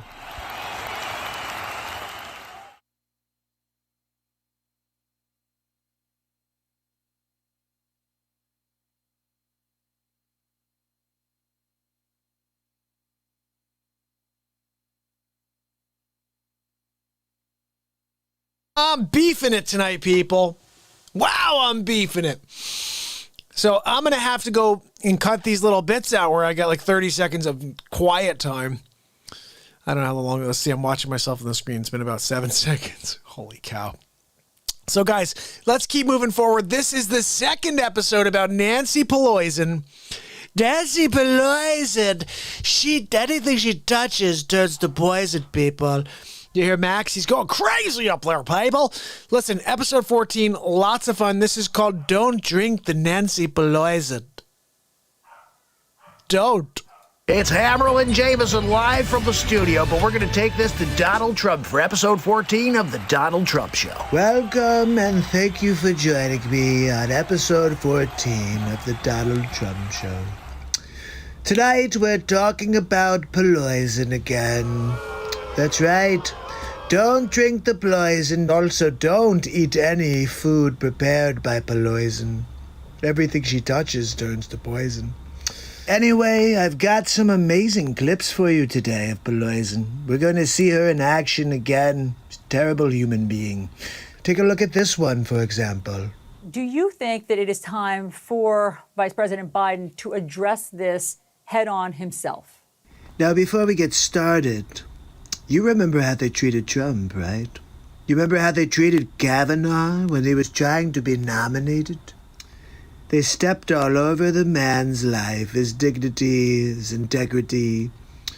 But this Poison's talking about Sleeps Over Joe like he's walks on water, really. Take a listen. Well, I have great sympathy for any women who bring forth an allegation. I'm a big, strong supporter of the Me Too movement. I think it's been made a great contribution to our country. Oh, well, this is great. So we should have a really great endorsement by Nancy Pelosi to support this Tara Reid with her allegations. Let's hear what Pelosi has to say.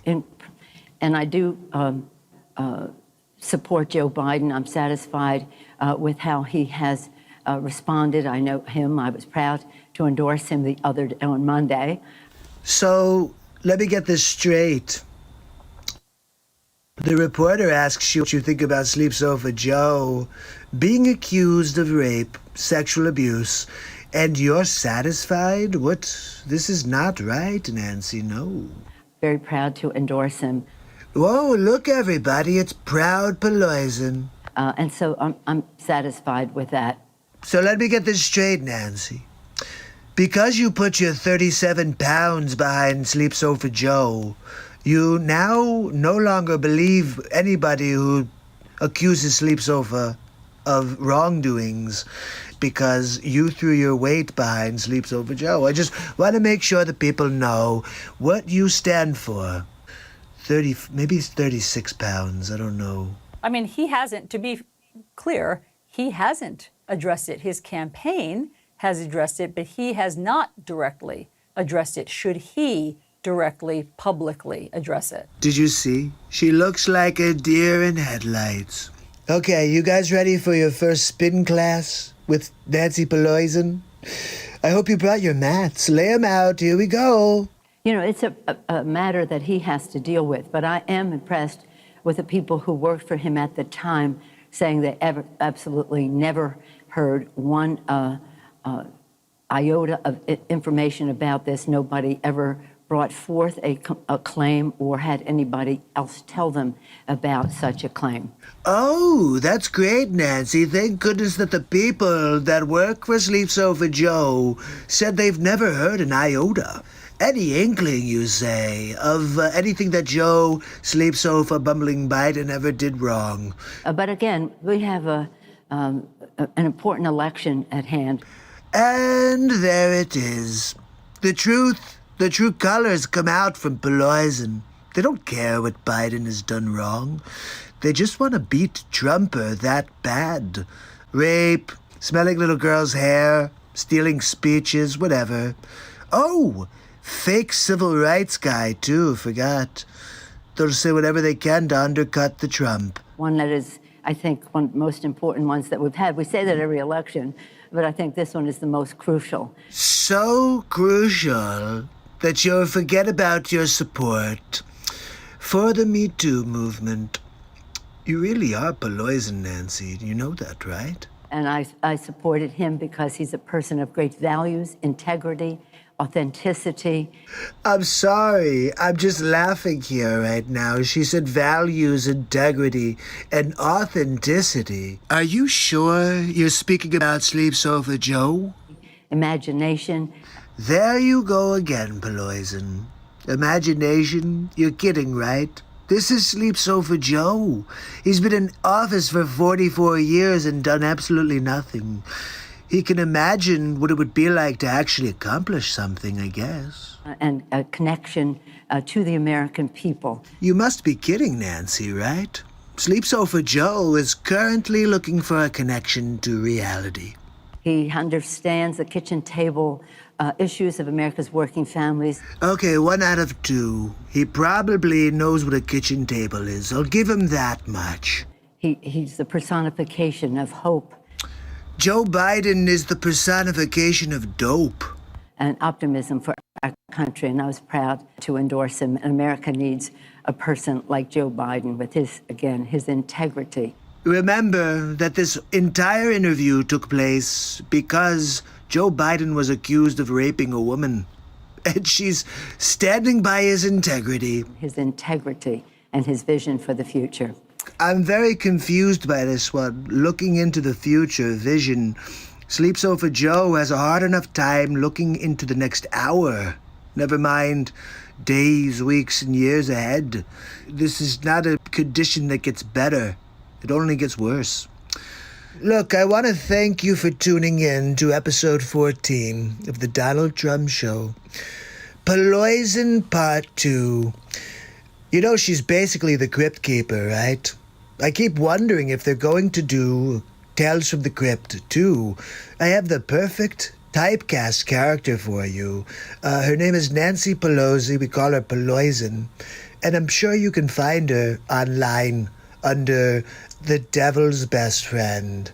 I'll see you tomorrow on the next Donald Trump Show. That's what's going down right there, people. So that's episode 14. We're almost at the halfway point, but we haven't hit the most exciting episode, which is 16, Dr. Evil. But before we go, we have to get to 15. We got to play 15 before we get to 16. All right? I forget which one this is, but I always laugh, and I'm like, oh, I forgot about that one. So let's play the one I forgot about. Here we go. It's Hammerlin Jameson live from the studio. We're joined by Donald Trump for episode 15 of the Donald Trump Show. Thank you for joining me. Episode 15, the Donald Trump Show. Today we go back to bumbling Biden. That's right, Sleeps Over Joe. I got a doozy for you tonight. Check this out. I mean, we can't ensure our future is made in America with American paying, good paying union jobs here at home. Okay, wait a minute. I've been saying America first for like 4 years. And I'm called a racist, a xenophobe, etc. But Sleep Sofa Joe says it. And everyone's like, oh my goodness, look, Sleepy Joe. He's a genius. Wow. Honestly, if he doesn't fall asleep on camera, he's going to beat me. But he's going to fall asleep on camera. Just wait for it, people. Here at home, making it in America. Bumbler, here at home would be made in America. I think he may have said that because Sleepy Joe also owns a piece of land in the Ukraine. These are the most critical investments we can make for the long-term health and vitality of both the American economy and the physical health and safety of the American people. So, Sleepy, you had 44 years in the Senate, 8 years as the vice president, and now when you're not in office, you're taking my ideas and pretending that they're your ideas? Even if we weren't facing a pandemic and an economic crisis, we should be making these investments anyway. Look, Sleep Sofa, you could say what you want, but you sound like a bumbling idiot at this point. You were in there for 8 years. Do you want me to keep saying it? I will. To power a clean energy revolution in this country, we need to modernize America's infrastructure. That's right. You wouldn't have been able to modernize our infrastructure in the 80s when you were vice president. You were just vice president 4 years ago, moron. Despite this overwhelming need, this president and the Republican Congress have simply failed to act. Okay, so critique coming from a guy who's been hiding in his basement since he left office at 16. He was in his basement pre-coronavirus. You know that, right? 10,000s, actually tens of thousands. How many? 10,000s, actually tens of thousands. Wow, that's a lot, Joe. There's no other way of saying it. Well, for Joe Biden, you're right. There's only one way of saying it. The Sleep Sofa way. Donald Trump promised a big infrastructure bill when he ran in 2016. I have massive plans for this country, but the Democrats have not made it easy. Seems like every few weeks, when he needs a distraction from the latest charges of corruption in his staff or the conviction of high-ranking members of administration and political apparatus, the White House announces, quote, it's Infrastructure Week. Sleepsover, I have to tell you, I think you should just stop running.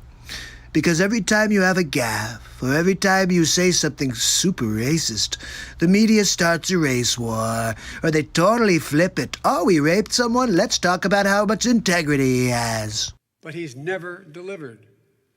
Way to go, Joe. Let's find the one or two things I couldn't do in the first 4 years, and let's make a big deal out of it. He's never really even tried.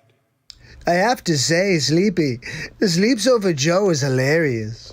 Partly for the goofy things he says with a straight face, but then look at what he said there. I haven't tried. I don't try. Are you kidding me? I sleep like 3 hours a day. I don't get paid for my job. And I get crapped on all day by you fake news morons. And you say I don't try. Well, I know how to get it done. The only thing that Sleepsover Joe knows how to get done is putting his head on a pillow and taking a nap. That he can get done every single day, afternoon, night. Look, I've got to go, but I'll see you tomorrow on the next Donald Trump show. So that was a good episode. That was where I recognized that he's going to fall asleep on camera, which happens in episode 23. It's also basically the whole thing he said in the last debate. I told you he was talking about how you were just in office. It's not like you were in the office 25 years ago. It's the same language, essentially, that I said 2.5 months ago when I made this clip. It's so funny. Anyway, guys, this is when we really hit the freaking highway at Mach 10, okay? I'm so excited to play this for you. This is Dr. Evil Gates, or we call it The Gates to Evil. And it's a 5-part miniseries. I hope you enjoy it. It's probably the most extensive face swap I've done for you. Well, no, I've done a lot with different voices, but this is the most with scenes. There's 5 different scenes into one Real Talk Donald Trump for you. Here we go. Donald Trump, episode 16. The Gates to Evil. Bing, gung, gung, by Manon. Hammerl and Jameson introducing episode 16 of the Donald Trump Show, The Gates to Evil. Thank you. Thank you very much. Thank you for joining me on episode 16 of the Donald Trump Show. Today we're talking about Dr. Evil. That's right. Bill Gates, Fauci. They're all in it together. And I think you'll be surprised when you see Vladimir Putin in the mix. And even George Soros. So we're going to get into it now. Let's take a look at the first piece. Dr. Evil, are you there? Well, hi, Bill Gates. How are you? Do you have a second to talk? Yep, I'm here in the evil lair right now. I heard about all your work on the vaccines. Quite promising. Hold on. Put you on speakerphone. So tell me, what's the latest, Bill? Look, we have to get our vaccines in order if we want to try to stop the spread of the coronavirus. And consequently, I own all of the patents and I have all of the companies that are actually going to provide the vaccines. And Moderna, you may have heard of, that's actually my company. I'm going to be the one who makes all the money at the end. But we have to do it. It's going to kill a lot of people, and it's going to put a lot of more money in my pocket to be the shelf effect, where everybody else dies and I get everything. I'm going to try to take over the world, is really the plan here. Look, Bill, that's usually what we do here at Evil Headquarters. I'm frickin' Dr. Evil. Anyway, how could I help? Well, it looks like I've got everybody lined up and ready for the big reveal. They're all afraid. They're at home quarantined, and they're not sure if it's safe to go outdoors. So they're ready for the takedown. Yeah, I get it. You want to take over the world. People are starting to understand that I have an ulterior motive, and it's financially based, it's population reduction based, and they don't like it. And I just want to try to find out how to do it successfully like you did. I don't have time to give you the ins and outs. Do you have any tips or suggestions that you can give me? Well, Bill, fear seems low. I would release the murder hornets. Well, I really appreciate your advice, Dr. Evil. I know you've gone through this before. I do take over the world at least once a month. I think it's very important that we do this the right way. The right way is the only way. If we do it correctly from the beginning, then I'm going to be the leader of the world. Look, Bill, I'm going to be honest with you. What's yours is mine. I'm just going to do it all myself. I already released the murder hornets. Don't open your windows. Frankly, I was shaken by the images. I could not believe it when I had this YouTube video sent to me. These things are going on behind the Trumpers' back. I don't like it. No. We're going to stop the Dr. Evil. We're going to stop Bill Gates. He's not even a freaking doctor. You know that, right? He's not a doctor. Doesn't even play a doctor on TV. He just pretends. He walks around, puts a stethoscope on, I think, when he's at home. Melinda, look, I've got a stethoscope on. I'm a doctor. No, you're not. You're just a stupid billionaire. Well, look, let's keep going. Let's see what these morons are up to. Number 2, get me Bill Gates. Dr. Evil. Bill Gates is on the evil monitor. Bill, it's Dr. Evil. Oh, hi, Dr. Evil. How are you? I'm doing great, Bill. So glad to get you on the line again. I think it's about time we release our secret weapon. Can you get him on the line? Number 2? Dr. Evil. Call on the evil monitor. Dr. Fauci. It's Dr. Evil. Hello, Dr. Evil. Look, Fauci, we need you to continue pushing the narrative. If we want them to take the vaccine, they need to be scared. We need the public to believe that they're in danger. And the only one who's in control of that right now is Dr. Fauci. Well, we have to be very careful. We can't let the president know what we're doing. Look, we need to continue to push fear. If we want them to take the vaccine, we're going to have to pretend that they need it. So I'm going to get onto every network station, and I'm going to continue to push the narrative. I'm thinking about deploying the murder hornets. We should probably be searching for a murder hornet vaccine as we speak. This sounds like a great idea, Dr. Fauci. Get on it, and I'll see you guys soon. Just remember, keep me apprised. Wait, no, hold on, I'm not done. We're going to have to continue to act stealth with this mission. One more thing. Don't forget our mantra. We all need vaccines. That we all need vaccines. And I will eventually take over the world.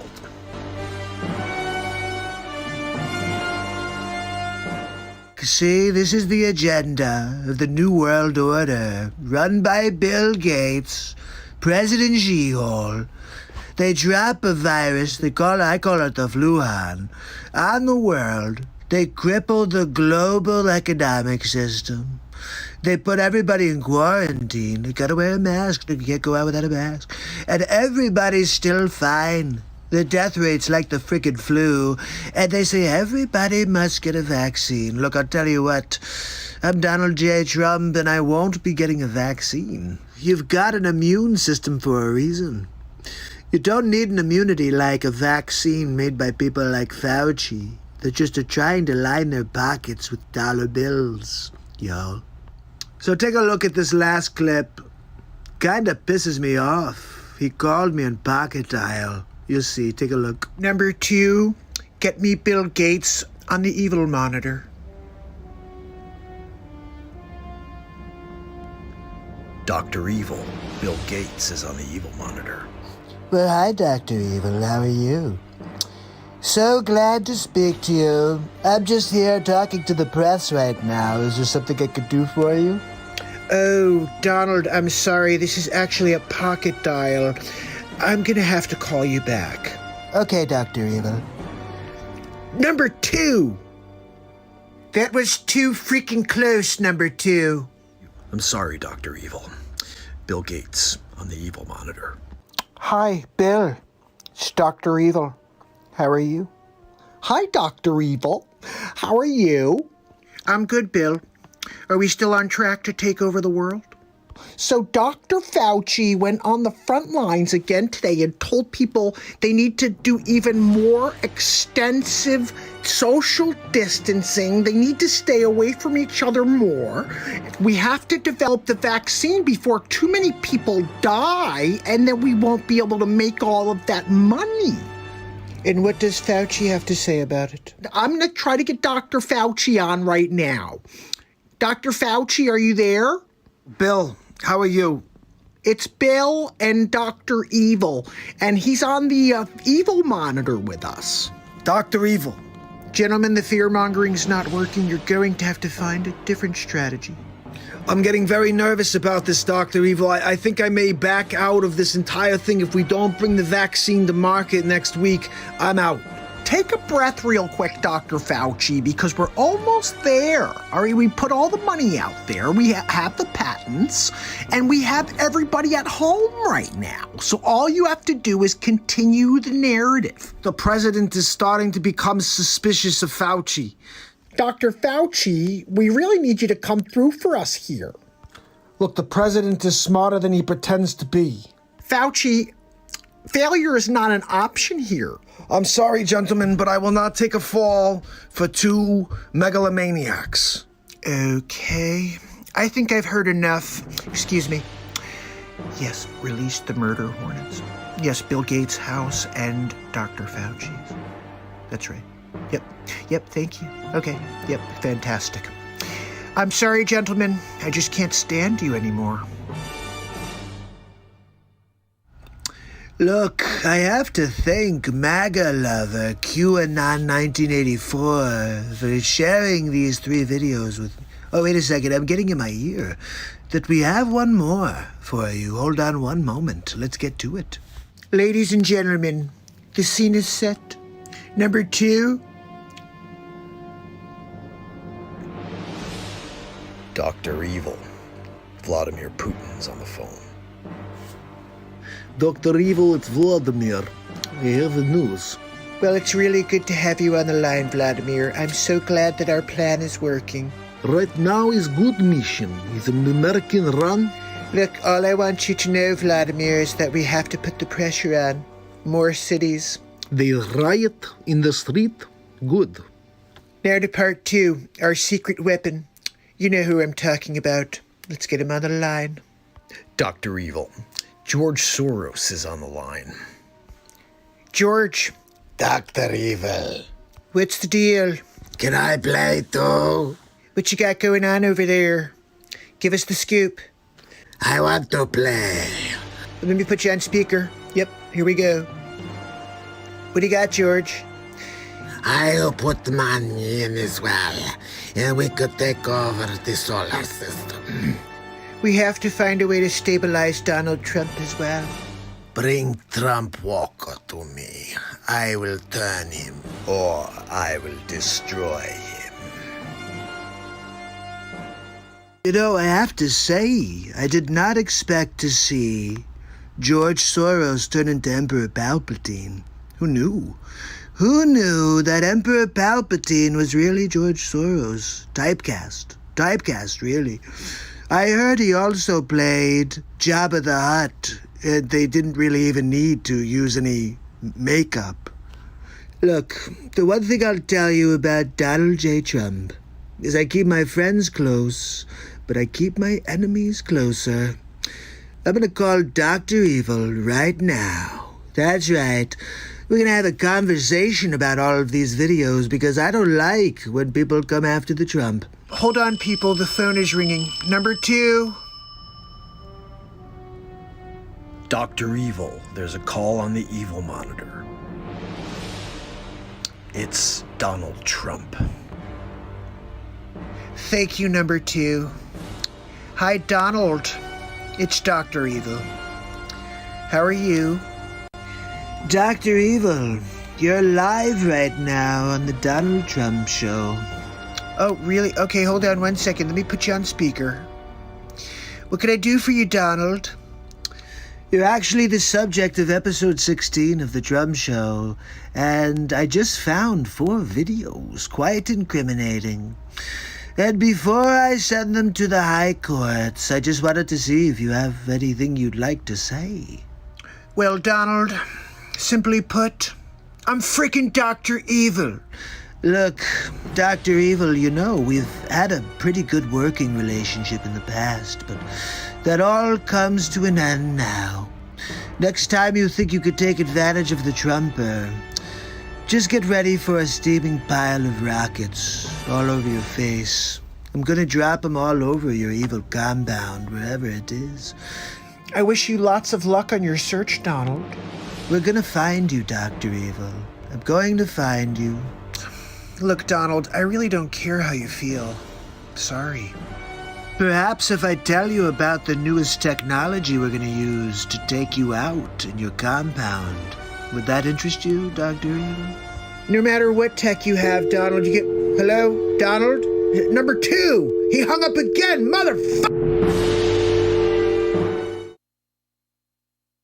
Crazy! That episode just blows my mind every time just because it's so many different pieces put together for that. And I do all these things in real time. So where we go next is a very interesting thing. I don't know if you guys remember this, but it happened again today. These fools were on the Senate committee to have a conversation about why they've been censoring people like me. I don't know how it shook out. I'm going to check it out and make another face swap tomorrow for you of that with Jack Dorsey, Zuckerchooch, and the other Pindar, whatever the heck his name is. They've been censoring these programs. It's Positivity Pro. Are you kidding me? You kidding me? Episode 17. This is called Facebook Sucks. That's right, Zucks. Facebook Zucks. Hope you enjoy it. It's Harold and Jameson live with episode 17 of The Donald Trump Show. Thank you for joining me on episode 17 of The Donald Trump Show. Tonight we talk about Facebook and how much it zucks, right? I mean, seriously, Zuckerberg. I gave him every opportunity to do the right thing. But he keeps censoring the conservative point of view. Look, if you're going to censor everybody. Let's take a look at some of these clips and see what's going on out there. You have previously given testimony to the Congress saying that there is not editorial manipulation that disadvantages conservatives. So wait, so you're telling me that Mark Zuckerberg told Congress that he does not censor conservative content? That is laughable, really, right? Just like in the case of Google, there have been whistleblowers from Facebook that not only have offered evidence indicating your testimony was not truthful, but there's even video that suggests that content moderators that you employ are out there disadvantaging conservative content. You ever seen Mark Zuckerberg sweat before? Watch this. I'm wondering if you are familiar with the experiences of Zach McElroy and Ryan Hartwig, two people who participated in Facebook content review. Ah, friend of the Real Talk Show, Ryan Hartwig. Look, if you want to hear the real scoop about Zucks, you should check out the 3 times that Ryan was on the Real Talk Show. Anyway, let's see what else is here. And what is your response to the very damning video evidence and the testimony from them that the culture that you lead within Facebook is one that disadvantages conservatives and leads to content manipulation? Now that is a question I would like the answer to. I'm somewhat familiar with the concerns that they've raised. As I've said, we aim to be a platform for all ideas. Is Zuckerberg out of his freaking mind? What is he talking about? The last thing that you are is a platform for all ideas. We got into this because we want to give everyone a voice. Everybody gets a voice. Unless you disagree with Mark Zuckerberg's political leanings, of course.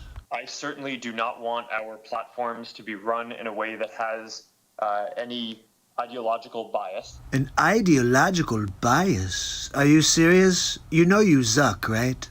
I mean, you 100% are biased against me. You're biased against anybody who loves America. And I want people to be able to discuss a range of issues. A range of issues that you choose, right, Zucks? When people raise concerns like that, we do look into them to make sure that that everyone in our operation is behaving and upholding the standards that we would like. So basically, you're saying that everything's going to plan. I know that we have ongoing training in what we do. I think what we're trying to tell you is that your training sucks. I'm concerned that the content review does reflect the values of the company, but those values don't in fact give everyone a voice. They prejudice against certain content. Matt Gaetz with the left hook. It seems disingenuous for you to suggest that these videos come out that are very damning, that show the people that you trust with content moderation admitting on video that they disadvantage conservatives, that they label people who support the president as a way to push down their content and limit the reach of that content. Just like the way you've been holding down the Real Talk show. You don't like it when they push the Trumper. Look, you can't stop the Trump. For you to then come to us many months later after that was all over the news and the internet and say, well, you know, you'll get back to us and you do a little training, it seems to suggest that you don't take these allegations and this evidence very seriously. Is it me, or does Mark Zuckerberg look like an Antifa guy right now? Look at that look in his eyes. He doesn't like being told what to do. Would you at least be willing to acknowledge, based on the irrefutable evidence before us that you don't seem to have investigated, that it is possible that at Facebook, your employees do have the power to disadvantage conservative viewpoints, and that they in fact have used that power in ways that we need to root out? Oh my, Zuckerberg's got his hand in the cookie jar. Congressman, my testimony in the past and today is about what our principles are as a company and what we try to do. What you're trying to do is steal an election from Trump. And when you fire people as a consequence of their politics... Wait, what? Do you think that that impacts the culture and perhaps empowers some of the content moderators to also treat people worse as a consequence of their politics? I'm not aware of any case where we have fired someone on behalf of their politics, and I would say that that would be an inappropriate thing for us to do. Now, I have it on good authority that they got rid of Ryan for his political leanings as well, but let's listen in to what Matt Gaetz has to say here.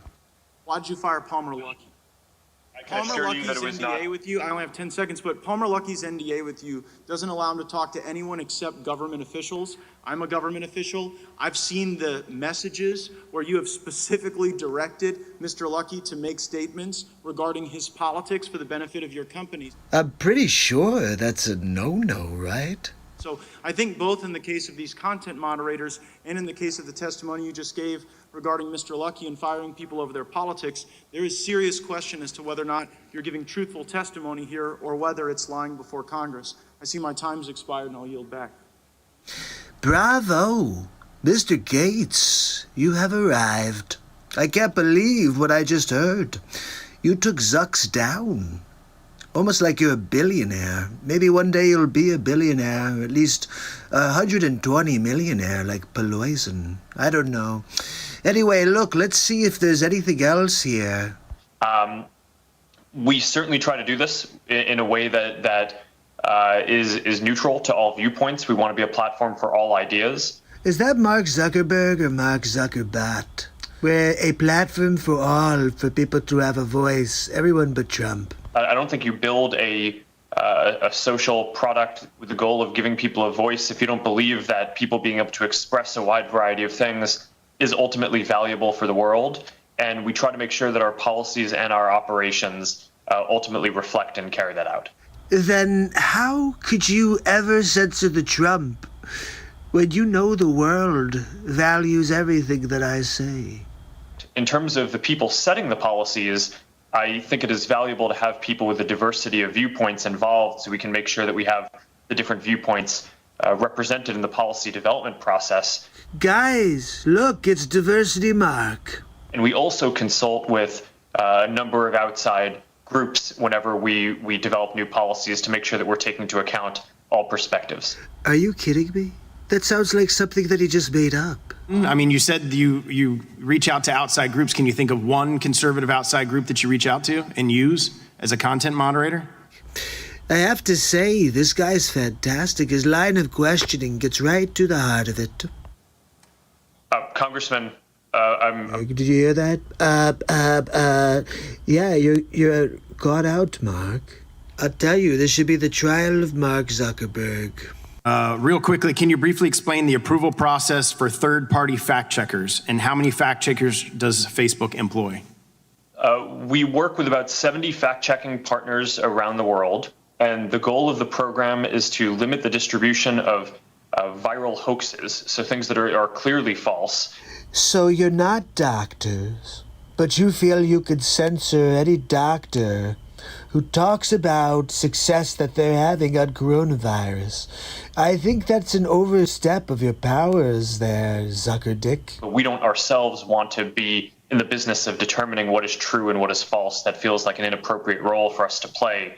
Says the guy who's playing that role. Look, I have a feeling we're gonna have a part 2 of Facebook Zucks, so stay tuned. And I'll see you tomorrow on the next Donald Trump show. Have a great night.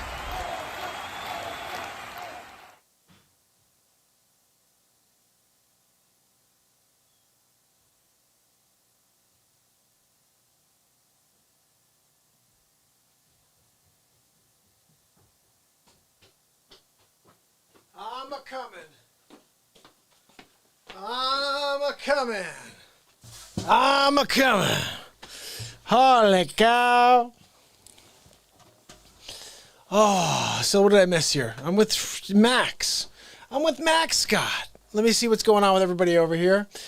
Real Talk family does rock. I love you all. How you guys doing? Samuel, Wolfie, MP. Samuel again, Wolfie, MP. Joanna, Krusty of the house. MP says the Antichrist is supposed to be a deceiver. Yeah, but you know what I think is funny? I had someone say recently that the Antichrist is going to, or not the Antichrist, but that, yeah, I'm sorry, the Antichrist would come out and would be somebody who's trying to, I don't know, it's weird the way they were explaining it. Was that like they'd appear as positive and light, and then they would deceive, like you said. And I'm like, I don't get that. So what would be the idea is that the Messiah is supposed to come out as a deceiver and then not be a deceiver and be like light and pure.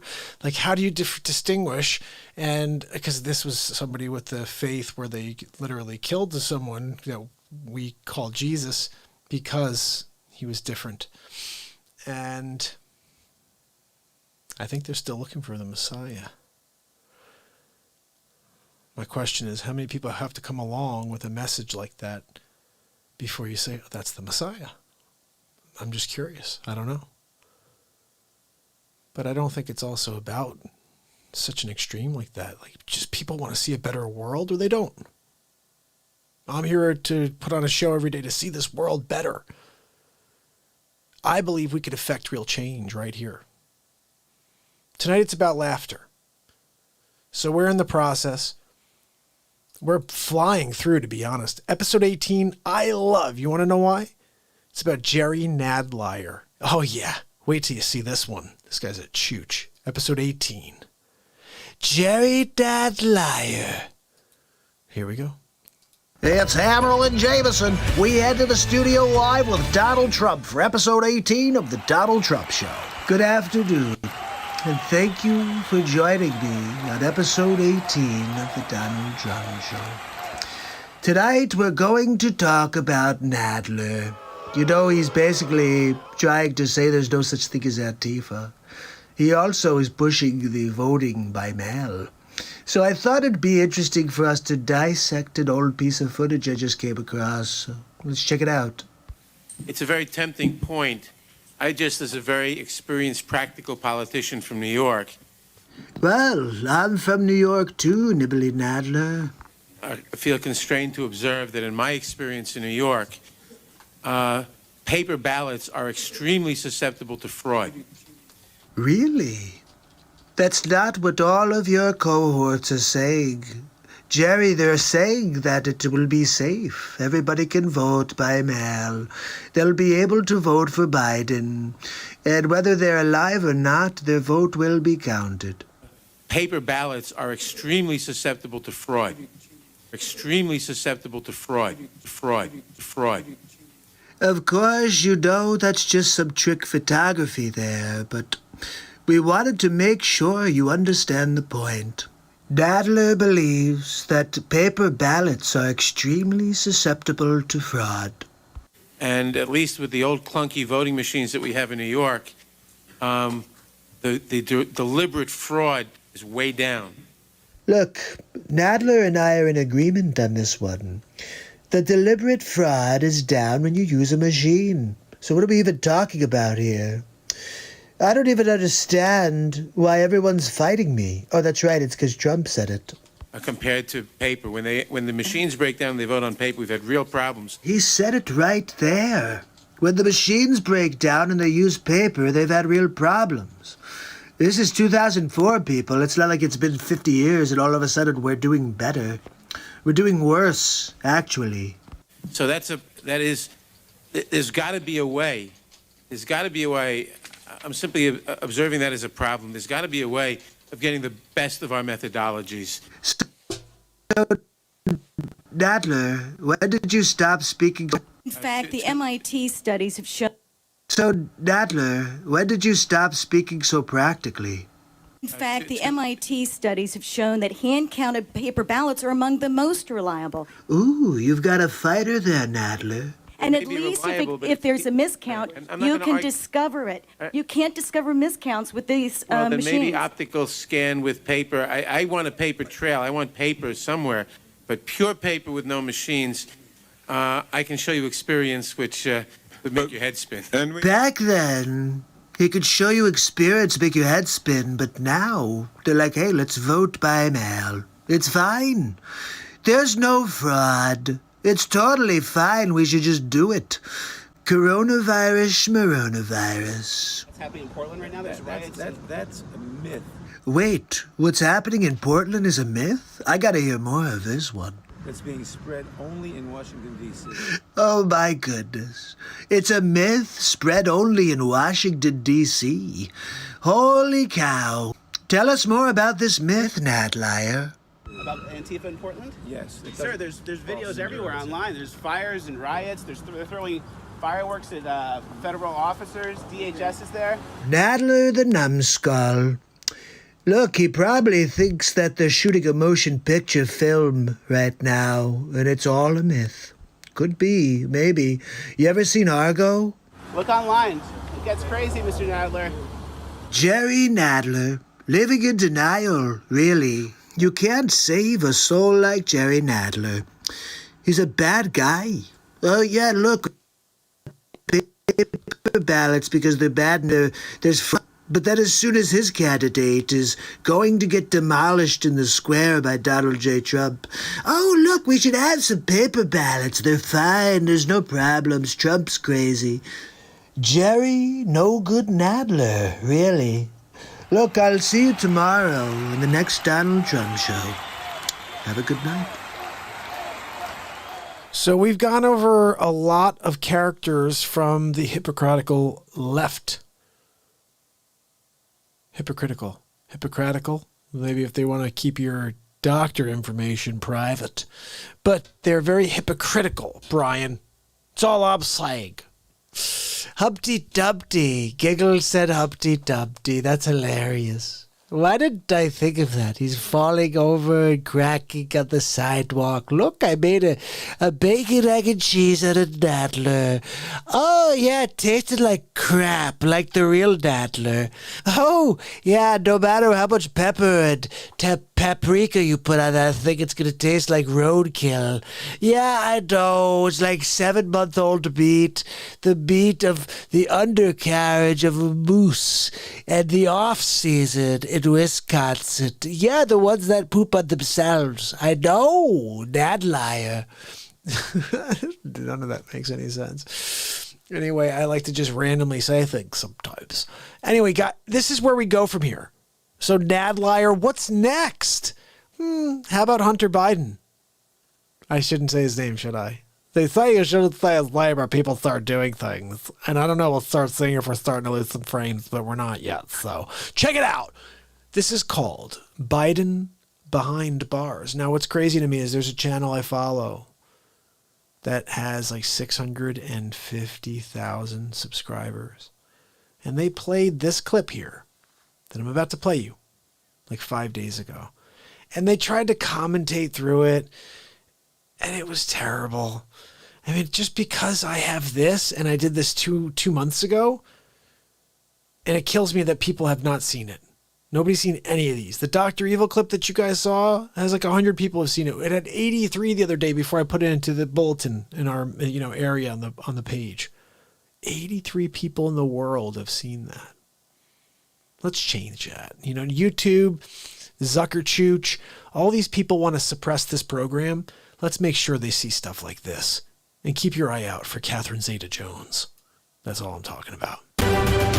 Harold and Jameson introducing the President of the United States for episode 19 of the Donald Trump Show. Thank you. Thank you very much. Thank you for joining me on episode 19 of the Donald Trump Show. Tonight, we talk about bumbling Biden again. Did you hear about it? In Ukraine, is now being brought up on charges. About time. Let's take a closer look. Democrat presidential candidate and former Vice President Joe Biden finds himself in more hot water this week. You know, when Sleep Sofa Joe goes in the hot water, the kids like to run their hands up and down his legs and watch the white hairs rise up and down in the water. He loves it when the kids play on his lap. He loves kids on his lap. Just confirmed, a Ukrainian court ordered Joe Biden to be formally listed in a criminal case. Ooh, formally listed? What does that mean? Let's get to the bottom of it. The crime? The alleged firing of Ukraine's former prosecutor general, Viktor Shokin. Oh, the old quid pro quo routine. In exchange for dropping an investigation into Joe Biden's son, Hunter Biden. Is it me, or does Hunter Biden look just like Skeet Ulrich? Biden and the company for which he was a board member, Burisma Oil. Shokin formally called for an investigation into his firing back in February of 2020. Interesting timing. Right after the fake impeachment. Right when coronavirus made its way to our shores. Look, I'm not saying that the Ukraine is involved with coronavirus, but it just seems like they're trying to stonewall any investigation into Sleep Sofa Joe, but he's involved in something nefarious here with his son. Claiming the Ukrainian government at the time relieved Shokin of his post in exchange for $1 billion in loan guarantees promised by Biden. It's not looking good for the Sleep Sofa. I'm wondering if he could bumble his way out of this one. A bribe Biden himself admitted to doing. What? The Democratic candidate for President of the United States bribed somebody? I've got to see this one. The prosecutor's not fired. You're not getting the money. Well, son of a bitch. Got fired. So let me get this straight, Sleep Sofa Joe. You and your son decided to hold the Ukrainian people hostage while you had them drop an inquiry into your son, Hunter Skeet Ulrich. I think he's Skeet Ulrich. I don't think it's really Hunter. I'm just saying. But at the time Shokin called for this case back in February, the courts listed one of the defendants as an unnamed American. That's actually interesting because Sleep Sofa Joe forgets his name all the time. An individual widely understood to be Joe Biden, Obama's Ukraine point man. Two things that surprised me. First of all, that Obama picked Biden as his VP, and that he'd have him be point man on anything. Besides feather count on the pillow he uses at the White House. But Biden was never formally named. This can't be good for Sleep Sofa Joe right before the Democratic convention. He's going to have a scandal. Now, the courts have ruled it is improper to conceal Biden's name and that there is sufficient evidence to proceed with an investigation. You know, I said a while back, why isn't anybody looking into Hunter? And everybody gave me a hard time. Look, nobody asks Joe Biden the tough questions because he doesn't remember the answers. The ruling cannot be appealed. Perhaps Sleep Sofa, if he took a nap, maybe he'd be able to retain more information. Another key development in this story is the release of a series of telephone conversations that has garnered major questions. Ooh, telephone calls. I wonder if it's like Jerky Boys. It's Saul Rosenberg. Andrei Derkach, a member of parliament in Ukraine, in a press conference Tuesday released what he says appear to be voice recordings of then Secretary of State John Kerry, Vice President Joe Biden, and then President of Ukraine, Poroshenko. Well, unfortunately, we're not able to hear what Catherine Zeta-Jones has to say in the interview. And it looks like, she's interviewing the guy who bangs Stifler's mom. You know, from the American Pie movie. Poroshenko, discussing the Burisma case and discussing the removal of Viktor Shokin. Look, somebody's going to have to find that leaked audio for me. I can't wait to listen in. I love good content, especially when it's John Kerry and Joe Sleep Sofa bumbling Biden speaking with Poroshenko. Neither Kerry, Biden, nor Poroshenko have affirmed the verity of these recordings. Of course they don't. They've got doggy doo-doo on their loafers. The recordings appear to have been leaked from government officials and whistleblowers, but are currently being verified. Well, Sleep Sofa would like to verify that he doesn't have a poopadoop in his pants. Ukrainian President Zelensky, the owner of the largest car manufacturing company in the movie Tommy Boy. And Zelensky stated he anticipates more developments over the course of the summer and says the case could qualify as high treason. High treason? For the bumbler? Maybe that's why he's been pretending that he's going senile. He just makes things up because you're going to unmask him. Now they have, and he can say, look, I don't freaking remember. I don't remember my name, really. Candidate Biden has yet to respond to this latest development. Well, that's because Biden can't do anything but read off of a teleprompter. Look, I think that's probably enough for episode 19 of the Donald Trump Show. Bumbling. So make sure you subscribe, ding that bell. I'll see you tomorrow, the next Donald Trump Show. Have a good night.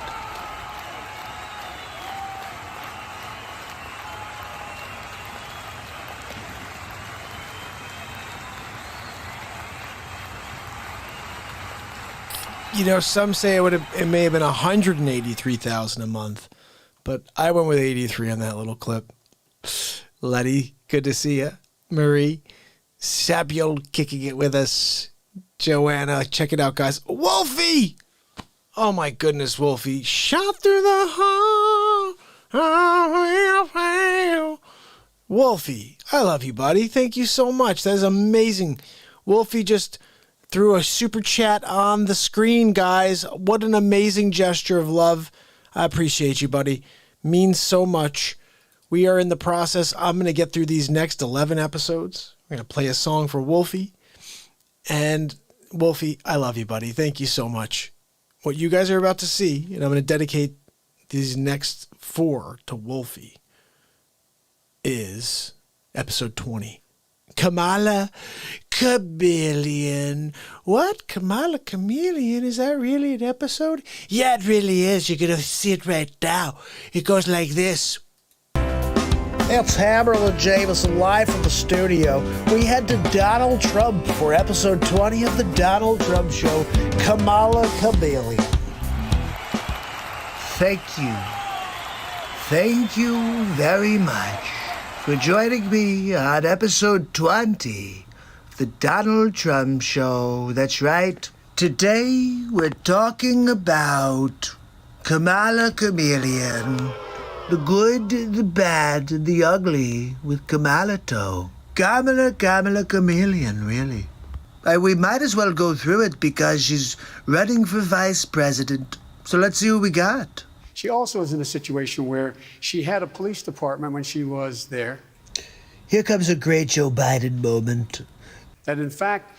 Wait, check this out. How many times can he say in fact in like a 3-second period? Let's see. That in fact was abusing people's rights. And the fact was that she, in fact, was told by her own people, that her own staff, that she should do something about and disclose to defense attorneys like me that you, in fact, have been, the police officer did something that did not give you information that would exculpate your client. She didn't do that. She never did it. Sleeps over. I'm not really sure what exculpate means, but I'm pretty sure you said, in fact, about 4 times in, I think it was 4 seconds. So good for you. I think what it is Sleeps over. He always leans on the words, in fact, when he can't think of what to say next. It's kind of like when I say, nobody's ever seen anything like this before. We're reforming a criminal justice system and cleaning up the consequences of the bills that you passed when you were in the United States Senate for decades. Did you see Sleeps Over Joe? He looked away like he's embarrassed. Perhaps because he's been doing this for 50 years and when people bring up his actual record, he gets embarrassed because it's all bad. He always talks about build back better. You had 8 years in office right before me, and you built nothing but a really good pillowcase for yourself while you sleep. Look, Sleeps Over, I don't think you need to be president just so you could nap in the Oval. How about not? I want to bring the conversation back to the broken criminal justice system. Are you talking about the Joe Biden crime bill? That is disproportionately negatively impacting black and brown people all across this country today. Oh, you are. You know, he's very proud of that, putting all those people in jail. It's what Joe Biden, it's his legacy, really. Senator Harris says she's proud of her record as a prosecutor and that she'll be a prosecutor president, but I'm deeply concerned about this record. Hold on, let me get my popcorn, and let's see what Tulsi has to say about Kamala Chameleon.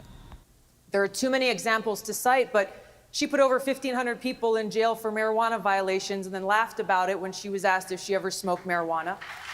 That's what I was talking about. Her favorite movie is Friday, and she pretends that she doesn't like the pot. Look, it's very important that you understand that Kamala Harris put a lot of people in jail for petty crime.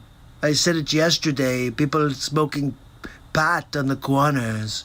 And she put them in jail for like 10 years. They're just smoking a little weed. She blocked evidence. She blocked evidence that would have freed an innocent man from death row until the courts forced her to do so. Wait, hold on a second. So she kept somebody on death row.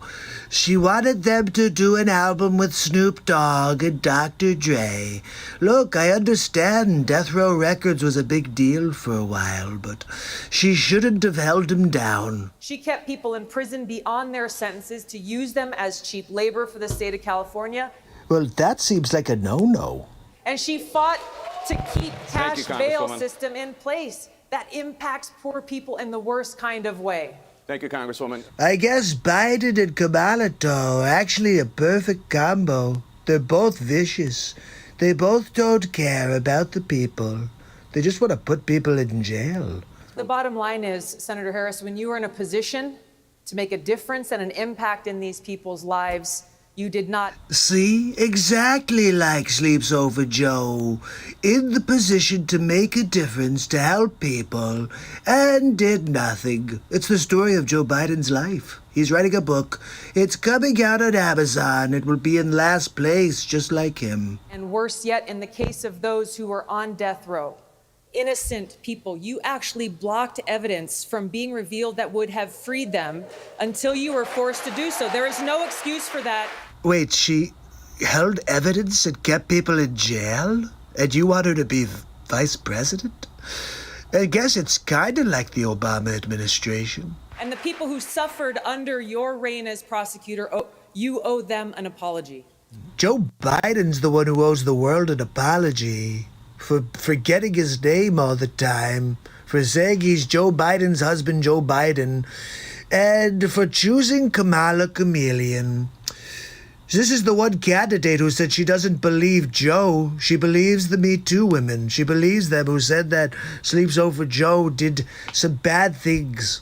And she said, I believe them. And he chose her to be his vice president. Look, this has been a very eventful Donald Trump show.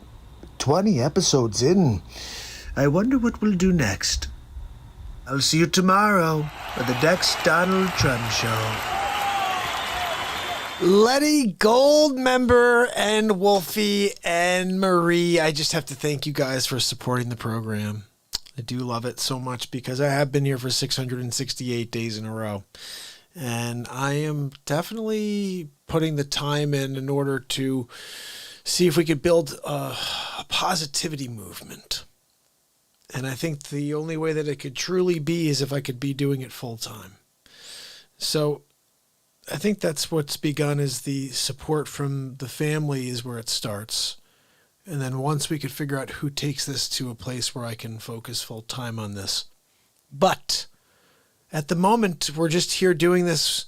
I sell real estate during the day. So if you need to buy or sell anything, whether in Connecticut or New York, anywhere, just shoot me a note.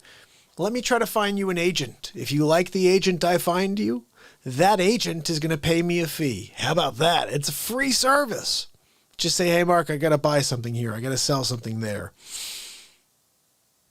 And then let me just make a few phone calls. I'm going to interview a bunch of agents. I'm going to ask questions you'd never think of asking. I'm going to find you a name or two for you to interview. And if you like who I choose, like I said, you don't pay anything. That agent pays a referral fee.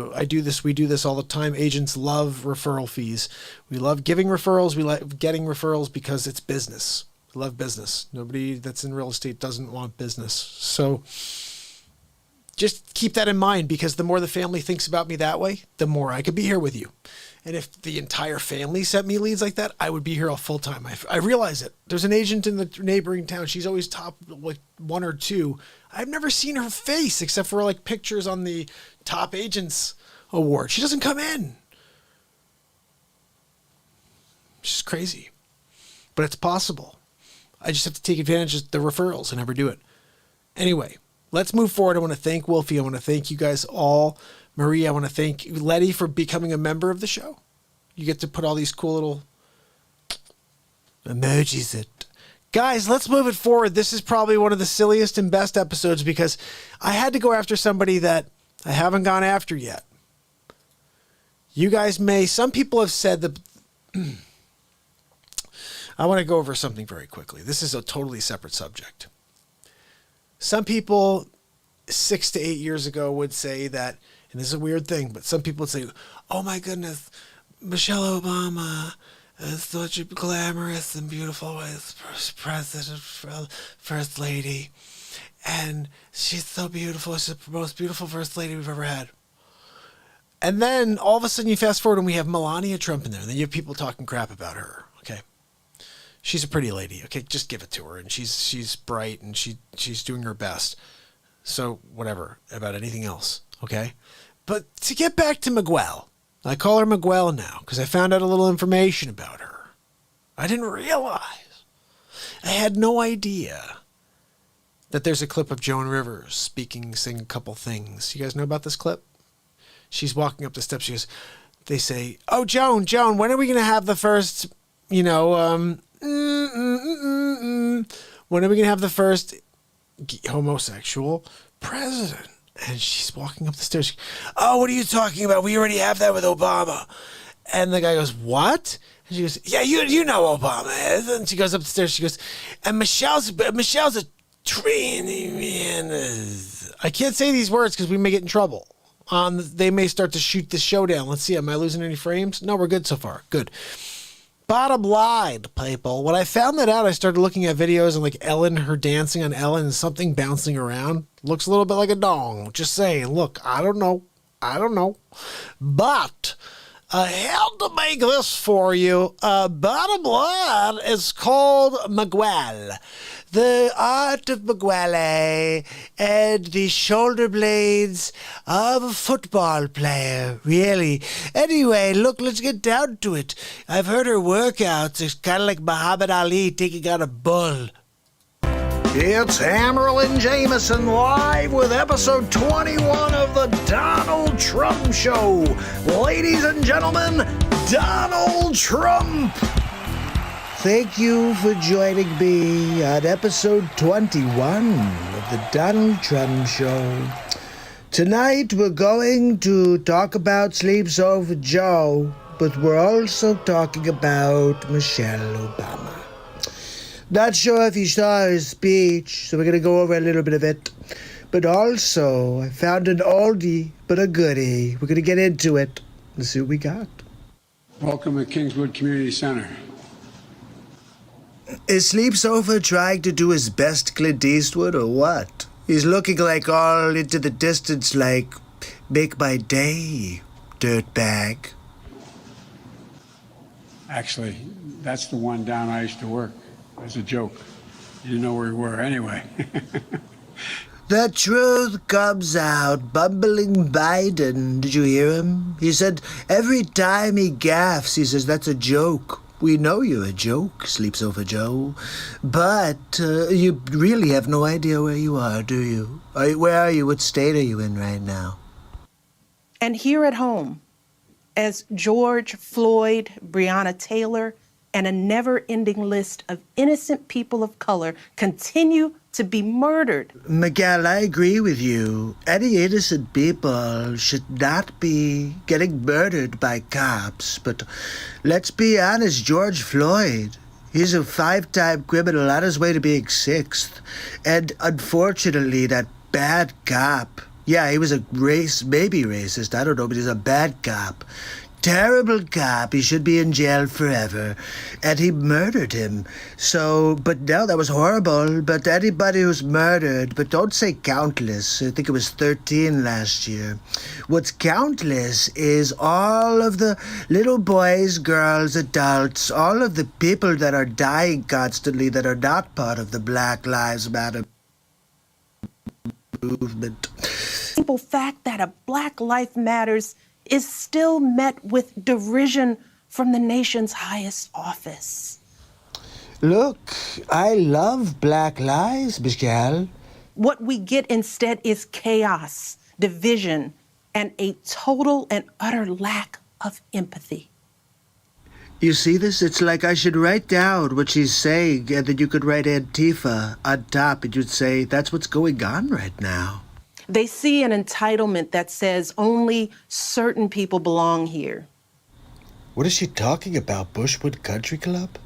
That greed is good and winning is everything, because as long as you come out on top. Says the former First Lady of the United States, living in a $12.5 million house in Martha's Vineyard. It doesn't matter what happens to everyone else. Why did you and your husband, because you want to all of a sudden take credit for him, why did you cut off funding to the historic black colleges and universities? I refunded them, by the way. You ever heard of the Jail Reform Act, Michelle? Well, your husband didn't. I released 4,400 criminals who really were, it was like minor offenses, and 97% of them were black. Why didn't you do that, huh, Miguel? They see our leaders labeling fellow citizens enemies of the state. You know, I'm looking into the Snowden case because you made him an enemy of the state for just telling the people what you were doing behind their backs. It just goes to show that you didn't just spy on the Trump campaign, you spied on every single human being in the United States of America. Good job. Very good for me. You're going down. So all I gotta say, hashtag Obamagate. Hashtag Shadowgate, really. While emboldening torch-bearing white supremacists.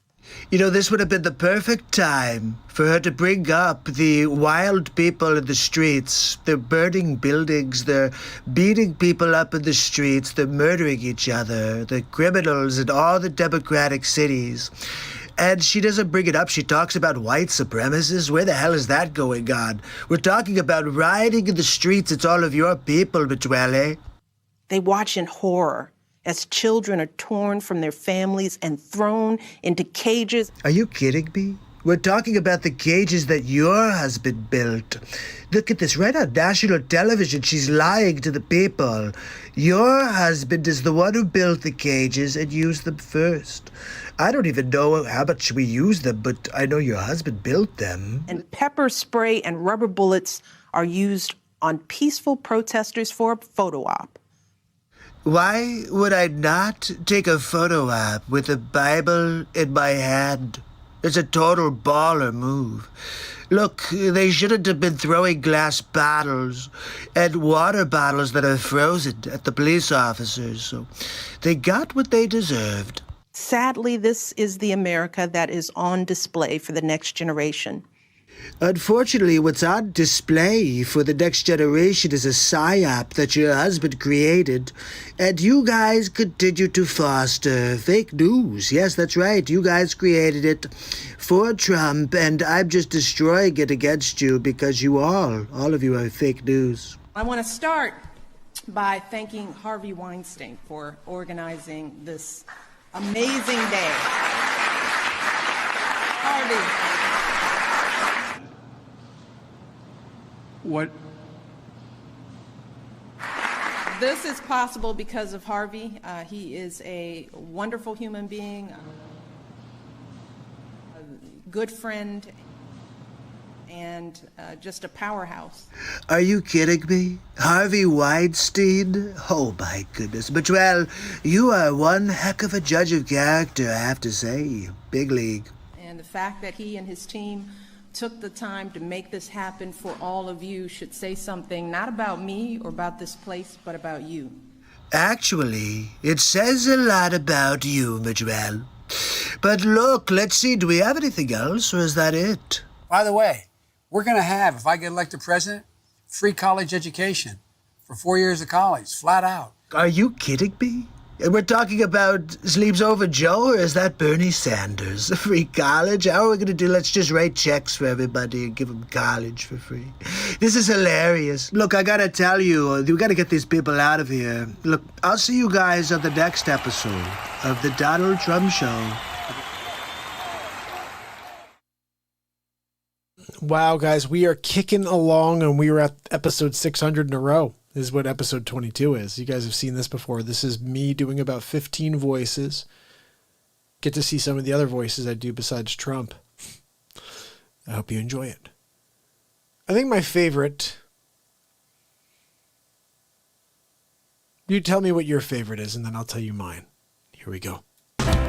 It's Hammerlin Jameson with episode 22 of the Donald Trump Show.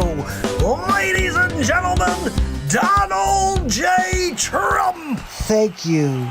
Thank you very much for inviting me to speak at the 600th episode of the MARKPIRES Real Talk Show. It's been quite a journey. I have to say, he's done a lot of face swaps. He's done a lot of different shows about the Trumper.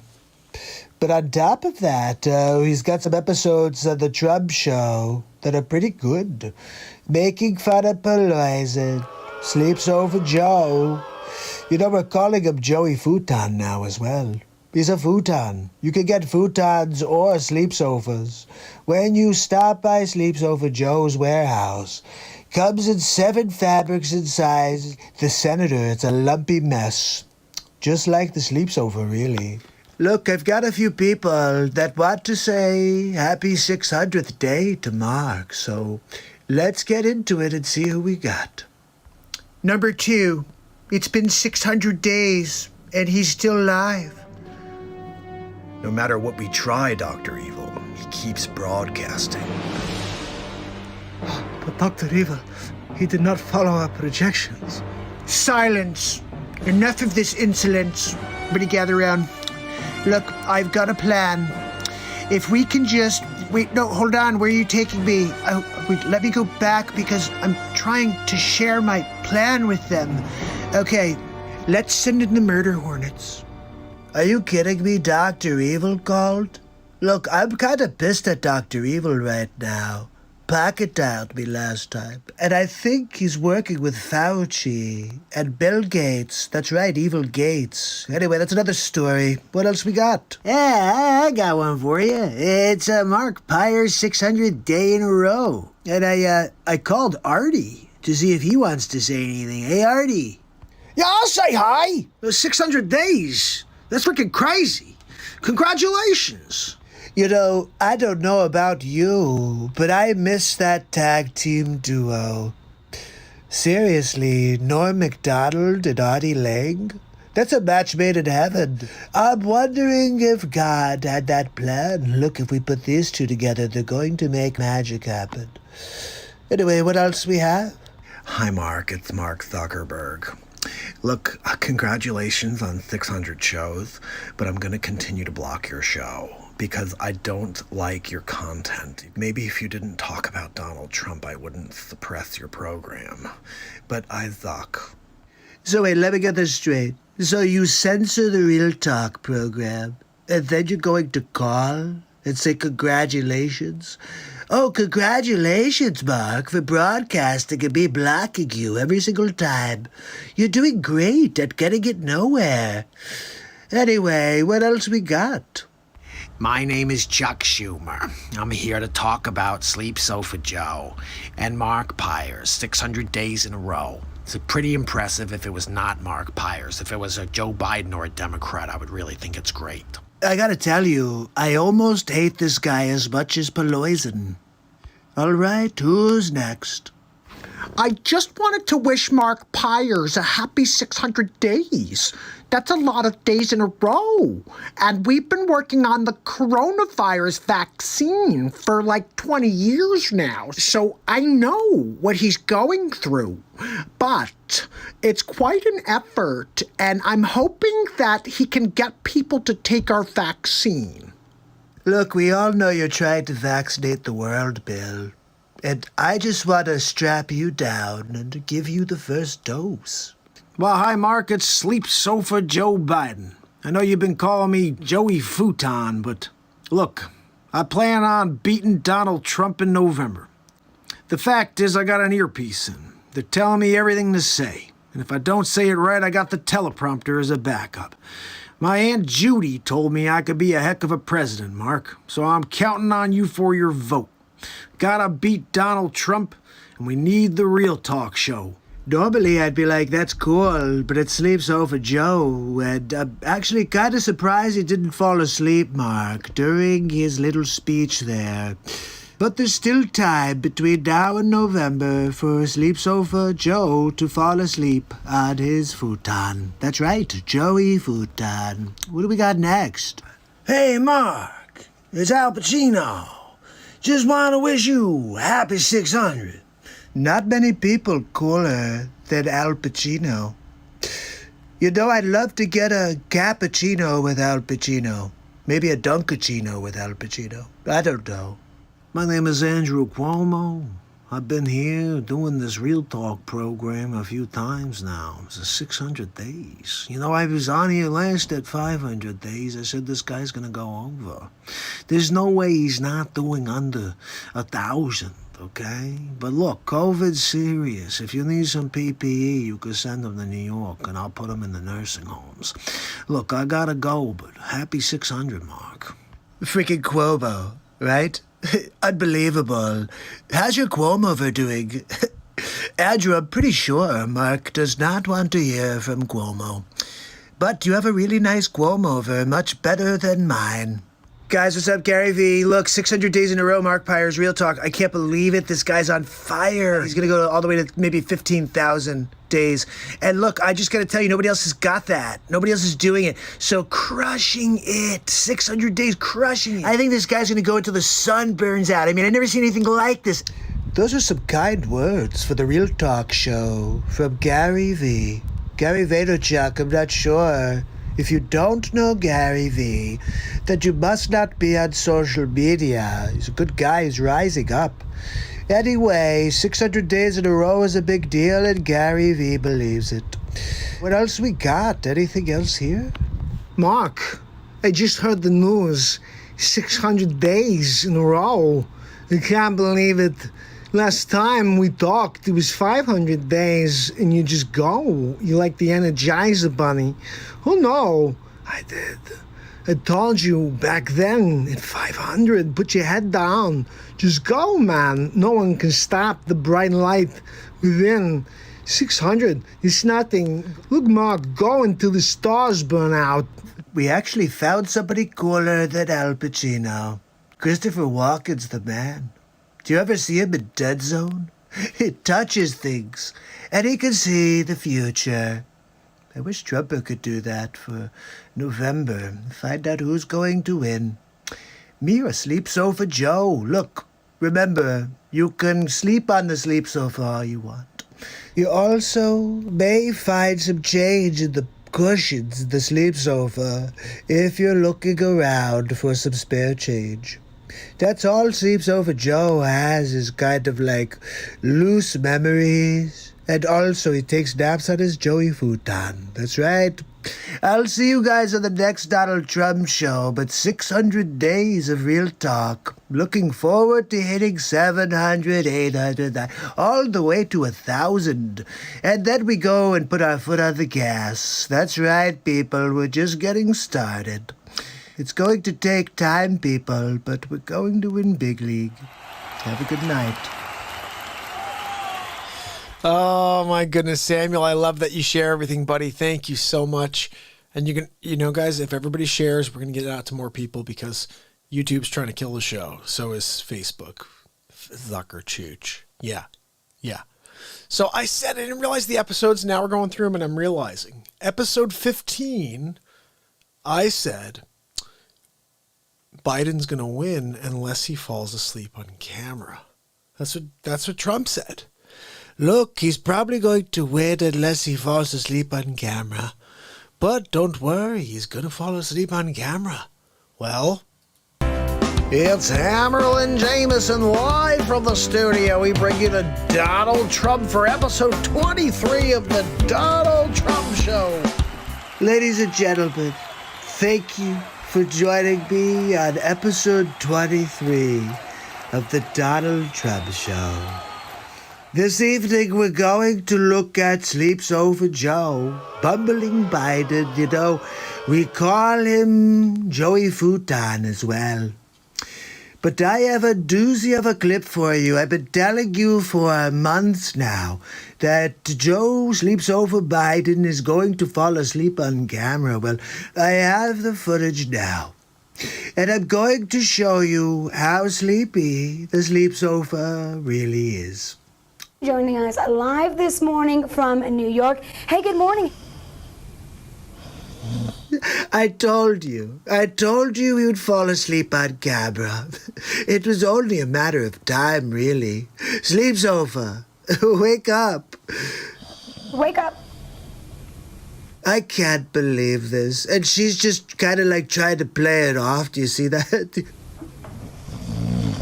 Sleep Sofa Joe, the gift that keeps on giving. That's right, we call him Bumbling Biden, we call him Joey Futon, and now we call him Sleep on Camera Joe. Let's see how this goes. Check this out. Wake up, wake up. I don't hear anything. Look, I think he's snoring. Is that what's going on? Okay, this is your wake-up call, Harry. There's nothing. Yeah, he's snoring. I can't believe it. Anybody have a blowhorn? Maybe you could get a 78 Camaro outside to blow the horn and wake the Sleep Sofa up. I think he just really got comfortable on his Joey Futon is what happened there. Okay, I'll tell you what. Next to that snorer, it's like me having to sleep next to Melania. I've been very vocal about how loud Melania is at nighttime when she sleeps. She sounds like a rhino. Yeah, he's meditating. Look at this typical fake news. He's meditating? Yeah, that's a good line. You know, for a while, I thought that Sleep Sofa Joe had mastered the technique of sleeping with his eyes open. But after hearing that snore, there's no way any human being could pretend to sleep with their eyes open and not sound like a train going through Chattanooga. He's taking a little nap. He's taking a little nap. That's right. It's his favorite thing to do. You know, some people have like a list of things they want to accomplish every day, but Sleep Sofa tries to figure out how many naps he could get in a day. It's kind of a weird thing. He's already penciling one in for 10 minutes from now. A little nap. I can't believe it. Trumper, I guess I must be like Nostradamus or something. Because I called it. I said, look, between now and November, he's going to fall asleep on camera. It had happened today. And every day, really, he's always sleeping. It's just you happen to catch it this time live on television. Look, it's important that you understand that the Trumper is always right. And I'm also a psychic because I knew Sleep Sofa Joe would fall asleep on his Joey futon while he's being interviewed by a young lady. It must have been too early in the morning for old Sleepy. But, you know, look, it happens from time to time. But look, I've got to get going now. I will see you tomorrow for the next Donald Trump show. You know, it is funny. I'd love to hear what everybody's favorite Trump show is after you see it all here. But it gets going now, guys. Seriously? We're almost towards the end, but there's a lot of meat left. So episode 24 is when I dispel what you just saw. Okay? That was fake news. I thought it was real, but it's not real. I'll tell you about it here. Check it out. It's Hammerlin Jameson live from the studio. Ladies and gentlemen, Donald Trump with episode 24 of the Donald Trump Show. Thank you. Thank you very much for joining me on episode 24 of the Donald Trump Show. That's right, tonight we're talking about bumbling Biden, Sleeps Over Joe. Some people call him Joey Futon. And we had a fake video of him falling asleep on camera. I've got to tell you, it looked real. Because he sleeps all the time, I thought he absolutely fell asleep on camera. We're going to take a look at some clips of the Sleep Sofa. Can you press the VCR? Let's go. COVID has taken this year, just since the outbreak, it's taken more than 100 years. It's taken 100 years? What the hell is Sleep Sofa Joe talking about? Look, coronavirus has already taken 100 years. Look, here's the lives. When you think about it. Look, everybody, it's bumbling Biden. He decided to pop his head out of the hole. It's Groundhog Day. Oh, 6 more weeks of race wars, apparently. More lives this year than any other year. Look, I understand that Sleep Sofa has taken over a ton of Bernie's policies, but what's with trying to look like Larry David? Is he trying to become Bernie? I don't know. I'm trying to figure it out. More than 180,000 lives in just 6 months. Oh, so now Trump is responsible for the comorbidities of the United States. I didn't realize that, Sleep Sofa Joe. You know, there was roughly 10,000 people that died from COVID alone. The rest had 2+ comorbidities. We have a lot of problems here, Sleep Sofa. In office for 47 years, and everybody got unhealthy on your watch. An average of 1,000 people dying every day in the month of August. And there he goes again, Sleepy. The numbers right here. It wasn't 1,000 a day. I mean, let's just do simple math. I know you're good at simple things, but we had 120,000 deaths in the first 1 million cases. And we're up to like 183, I think, and that's 63 more. Over 6 million more cases. So where do you get your math, Sleep Sofa? You really feel safer under Donald Trump? So let's get this straight. I keep offering assistance to all of these Democrat cities. They send me very upsetting letters. They made me cry, really. Maybe if you came out against the violence that your lefties are doing there, Sleepy, then we would be able to have a conversation. Mr. Trump. It's Mr. President to you. You want me to call you Mr. Magoo? You want to talk about fear? Let's talk fear, Sleepy. Mr. Dramatic Pause. Or did you just forget your train of thought again? Do you know what people are afraid of in America? That somehow a Sleep Sofa will become president and his vice president will push him down the steps in order to become president. Afraid they're going to get COVID. You're right, Sleep Sofa Joe. They're afraid they're going to get a virus that 99.6% of the people survive from. They're more afraid of getting you as president, really. They're afraid they're going to get sick and die. You know, Sleepy, you're right. People don't get sick and die when Joe Biden is president. Nobody died when Barack and Biden were president. Remember that, people? And that is in no small part because of you.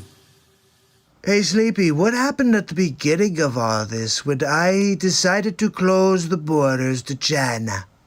And you said, he's a xenophobe, he's a racist, we should impeach him.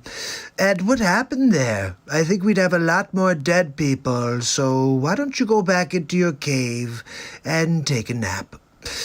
And I'll see you on the next Donald Trump show. Have a good night. I'm actually surprised at how good that episode is because I never play it for you. 23, 24, right? We never really play that one. Monica, how are you? I want to say hi to everybody. You know, it's so funny, Samuel. I don't watch politics either. I can't stand the negatube. I shut that thing down a while ago. Letty, thank you so much. Guys, we are about to hit the... This is like, seriously, we go down the K10. You guys remember the K10 from Better Off Dead with John Cusack? I want my $2. Remember that? Oh, great movie. Episode 25 of the Donald Trump Show is called Gaslighting an American Election. Sig, you have to stop by for a moment. You have to watch Gaslighting an American Election. It starts with a bang, and then I step on Robert De Niro's head as Donald Trump. Now, look, I want to explain something. In slow motion, Trump slams De Niro down, and De Niro does like stupid face, like that. Amazing. Check it out. It's Hammerlin Jameson live from the studio with the final episode of the Donald Trump Show. Ladies and gentlemen, Donald Trump. Thank you. Thank you for joining me on the final episode of the Donald Trump Show. That's right. We're wrapping it up. People don't like all of the episodes on the Sleep Sofa. Look, let's be honest, he's such a bad candidate that they have to try to distract you with all kinds of fake news. Like the newest, did you see? We destroyed them with our RNC. The numbers start going belly up. So now they're trying to spin the narrative. So wait, let me get this straight. The Trump supporters are the ones who are rioting in the streets? Why don't we take a look a little closer and see what's really going on? I am very willing to let the American public judge my physical and mental my physical as well as my mental fitness.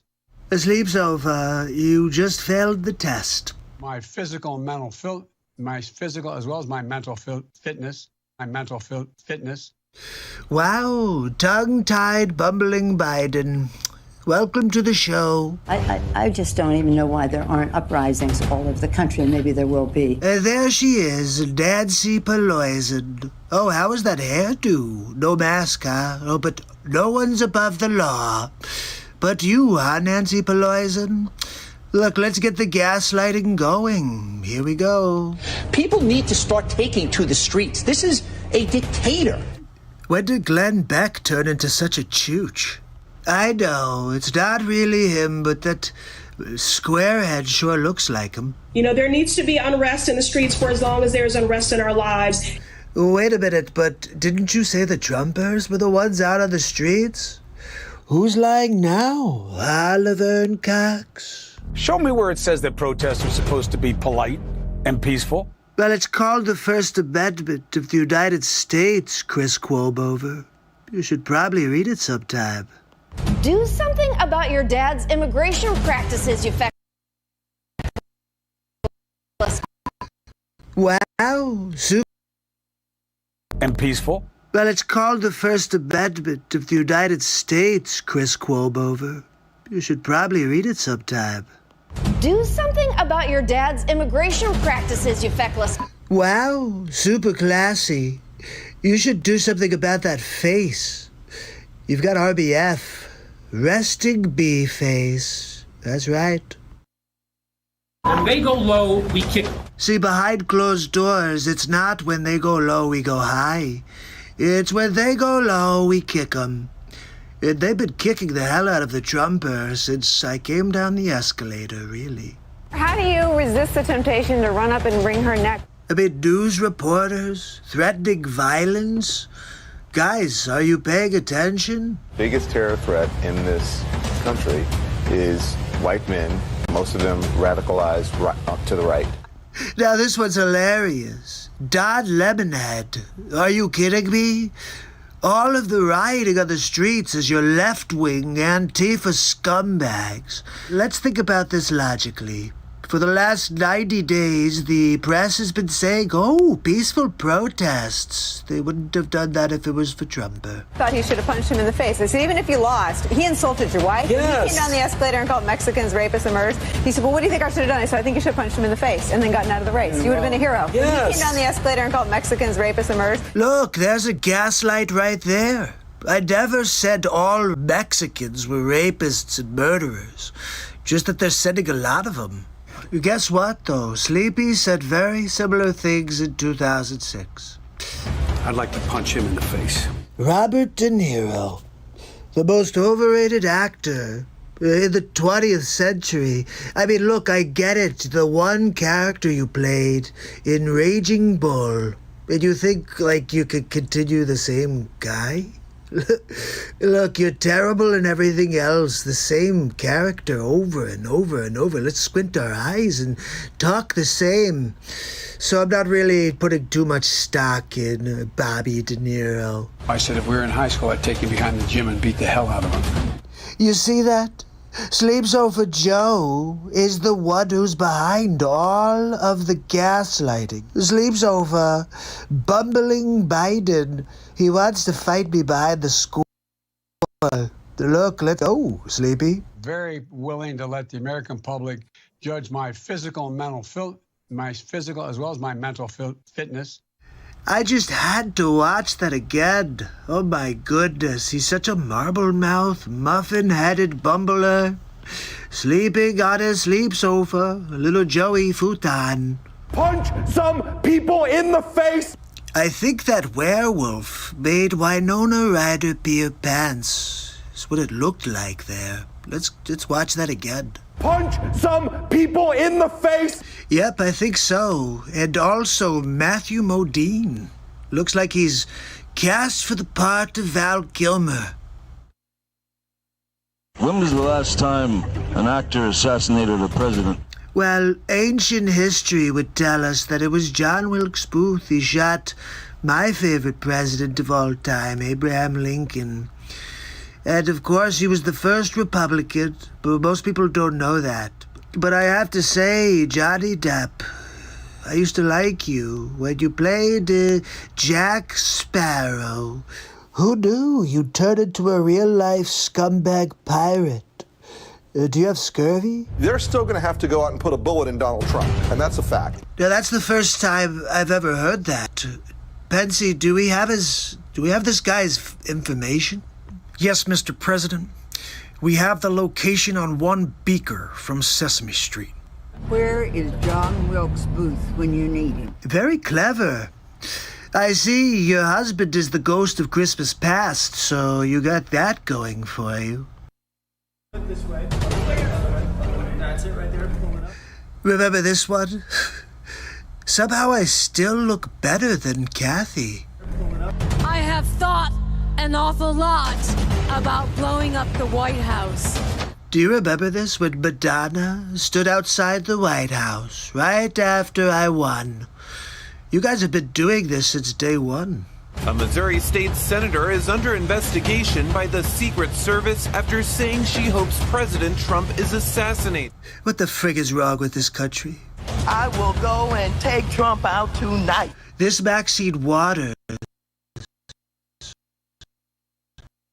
she's one of the worst. From that restaurant. What the frig is wrong with this country? I will go and take Trump out tonight. This Maxine Waters, she's one of the worst of them all. And if you see anybody from that cabinet in a restaurant, in a department store, at a gasoline station, you get out and you create a crowd. And you push back on them. And you tell them they're not welcome anymore, anywhere. This is when it got bad. Maxine Waters standing there, lighting the fire, yelling, oh, get in people's faces. Do you remember when that started happening? People having dinner and being yelled at of restaurants? Yeah, that was all them. But oh, no, let's blame Trump somehow. And sadly, the domestic enemies to our voting system and our honoring our Constitution are right at 1600 Pennsylvania Avenue. Are you kidding me? This is poison right here, right? She poisons everything. I offered $10 billion to the Postal Service, and she said no. They're the ones who are destroying America. The Democrat socialism is just communism, really. Talk to anybody who's dealt with people who are like, hey, socialism, and then 5 years later, it's a communist country. It's going to happen here under Sleeps Over Joe. They're not going to stop before Election Day in November, and they're not going to stop after Election Day. For the record, this is the vice presidential candidate for the Democrat Party. And that should be, everyone should take note of that on both levels, that this isn't, they're not going to let up, and they should not. They're not going to let up, and they should not. So wait, if they're your people, and they shouldn't and will not, how did they become my people? If you think we're rallying now, you ain't seen nothing yet. Look, I think I've made my point. That the people on the left are crap, really. And all they've done since the beginning of 16 is try to derail my presidency. And they're trying extra hard right now. And it's all because of this. I am very willing to let the American public judge my physical and mental my physical as well as my mental fitness, my mental fitness, my mental fitness. Look, I can't help it that you chose a sleep sofa as your candidate. But that doesn't mean you could gaslight for the last 4 years, and that when your poll numbers are starting to drop, you just spin it and say, oh no, it's all Trump. The public can see through your lies. Look, this has been quite an experience having my own talk show, the Donald Trump Show. But every good thing comes to an end, so I guess this is it. Maybe we'll see you sometime in the future. It's Donald Trump, signing off. So, guys, for about 2 weeks, I retired the Donald Trump Show. Dun, dun, dun, dun, dun, dun, dun, dun, and then all of a sudden you guys came along. You're like, this is really cool. Why'd you stop? I'm like, well, it's affecting my real estate business. Like, well, you know what? You can't stop. The election's coming up. There's still a lot of crap to get through. And I'm like, yeah, you're right. So episode 26 of the Donald Trump is called SCOTUS the Humanity, or I think it's SCOTUS the Hypocrisy. Yeah, here we go. Episode 26. Enjoy. It's Amaryl and Jameson live from the studio. We head to Donald Trump, who's back. That's right, out of retirement for episode 26 of the Donald Trump Show. Thank you. Thank you very much. Well, I'm back. Can't believe it. Look, they didn't expect me to come back so soon, but there's just so much information about Sleeps Over Joe. And of course, we're dealing with the new SCOTUS pick. Look, we're talking about a very talented judge here.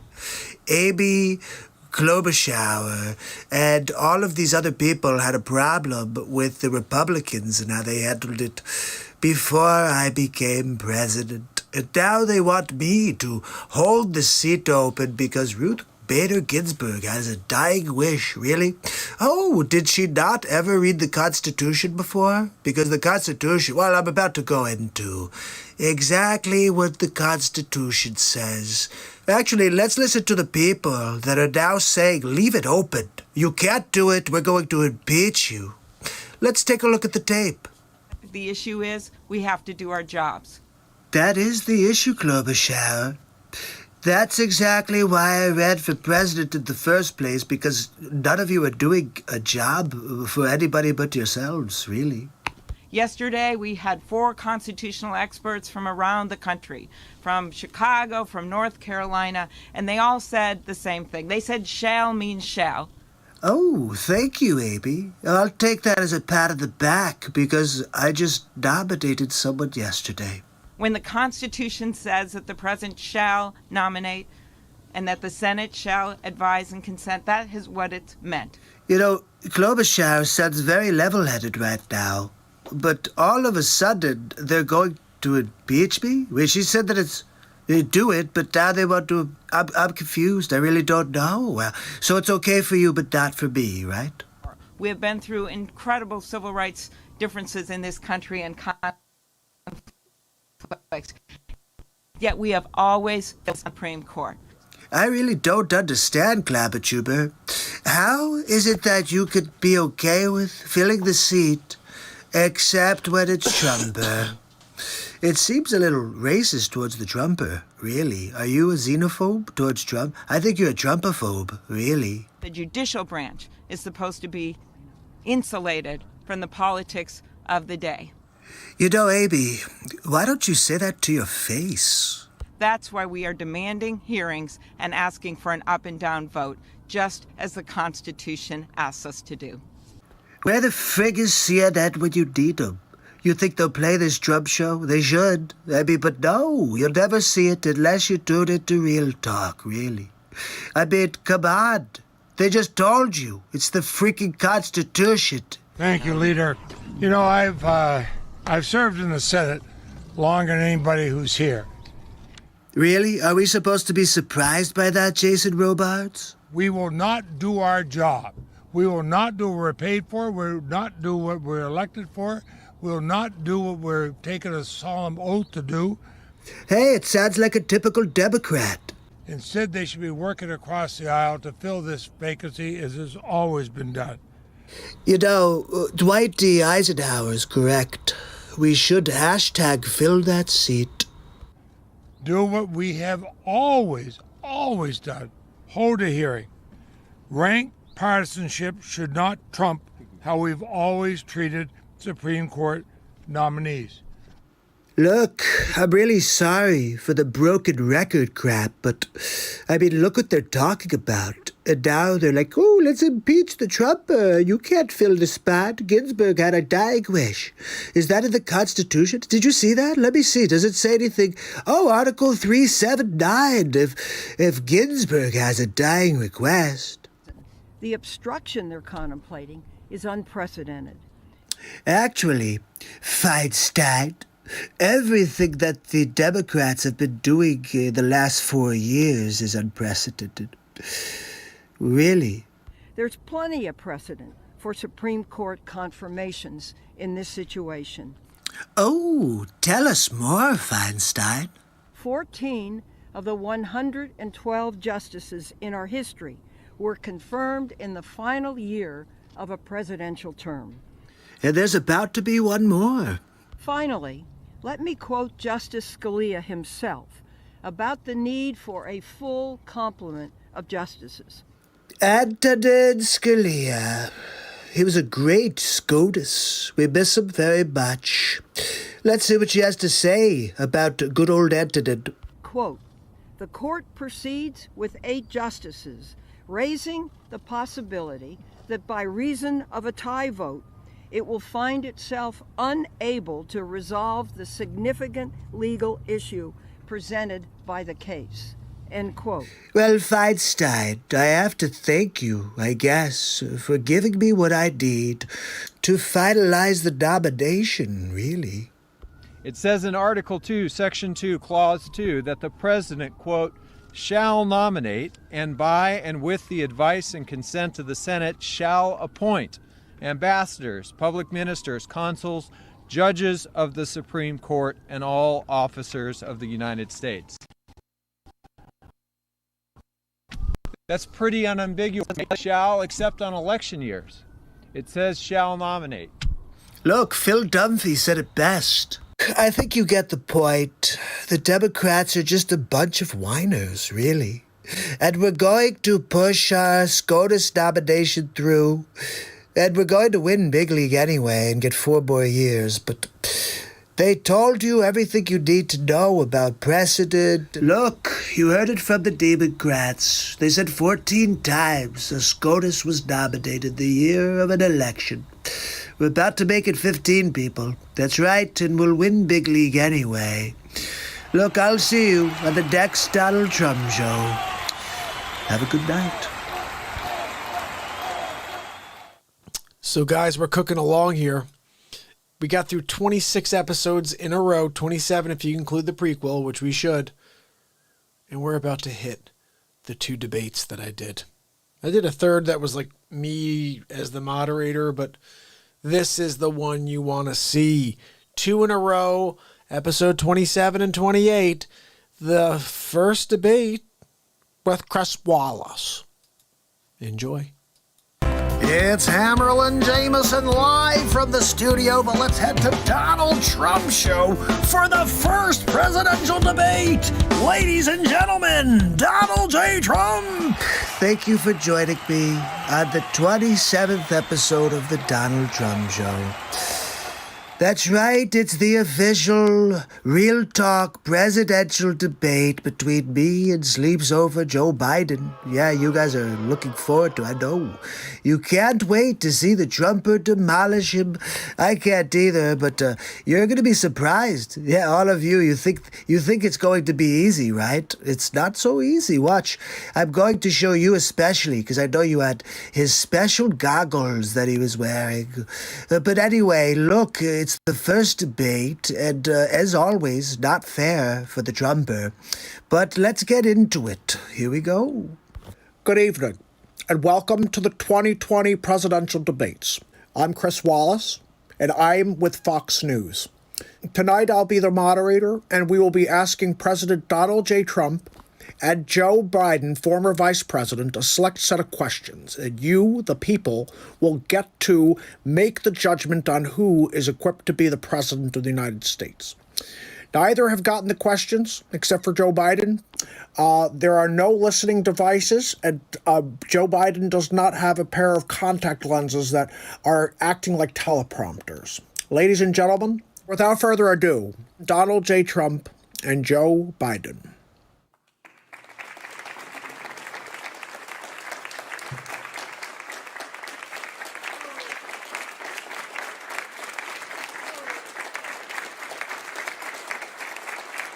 How you doing, man? How are you?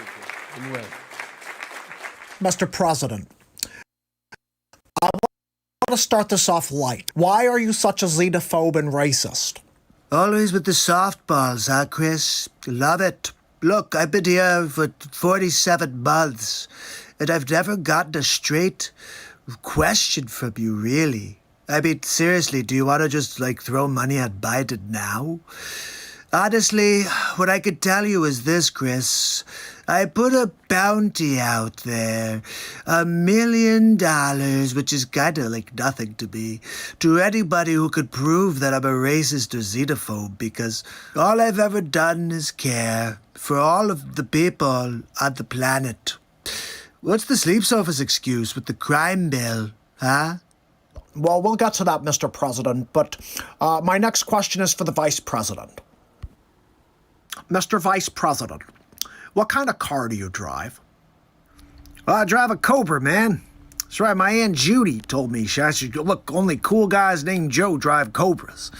So look, I get the sunroof down, I put down the top, and I keep going. Sometimes Joe and I go for a long ride in the woods together. And look, my Aunt Judy said that it's all about the car you drive. You ask me a question, What? and you Can you- ask him that question? I can't believe it. I'm trying to. I got 2 minutes, I thought. I'm not allowed to speak. Hey, why don't you shut up there, you clown? Unbelievable. You're a clown. Everything I'm trying to do, he's stepping all over it. You gotta Mr. be President, freaking kidding me. Mr. President, your team agreed to 2 uninterrupted minutes, and you can't seem to follow the rules. Mr. President, how did you bumble the coronavirus so royally? You're kidding me. The questions are... Virus so royally. You've got to be freaking kidding me. The questions I'm getting. You ask him what kind of car he's driving? Yeah, my Aunt I've been Judy trying told me to... about that car. I've been driving it since Are you I was kidding me? 17 This years guy's old. trying to make Sitting on noise the in my side ear of the road. now. What? No problems from my perspective. You're like putting it up on the tee for him, and he's knocking it out of the park. And then you're asking me oh, could you tell us about Tenochtitlan? Look, I can't tell you about Tenochtitlan, okay? I probably could. I have total recall. Not like the Arnold Schwarzenegger movie, you know. I don't really like Arnold. He's not really much of a Terminator, really. They say I have a problem with my mind. Look what he's talking about now. I'll tell you what, Sleeps Over Joe. Terminator was a great movie, but I'm going to terminate you. That's right. I'm going to take you down in the square. I'm going to invite President Xi-Hole to watch me dismember you, really. And look, when he goes back to Tiananmen Square to share the news with all of his people, they'll say Donald J. Trump is amazing. I mean, nobody's ever seen anything like this before. There's never been anybody like me, really.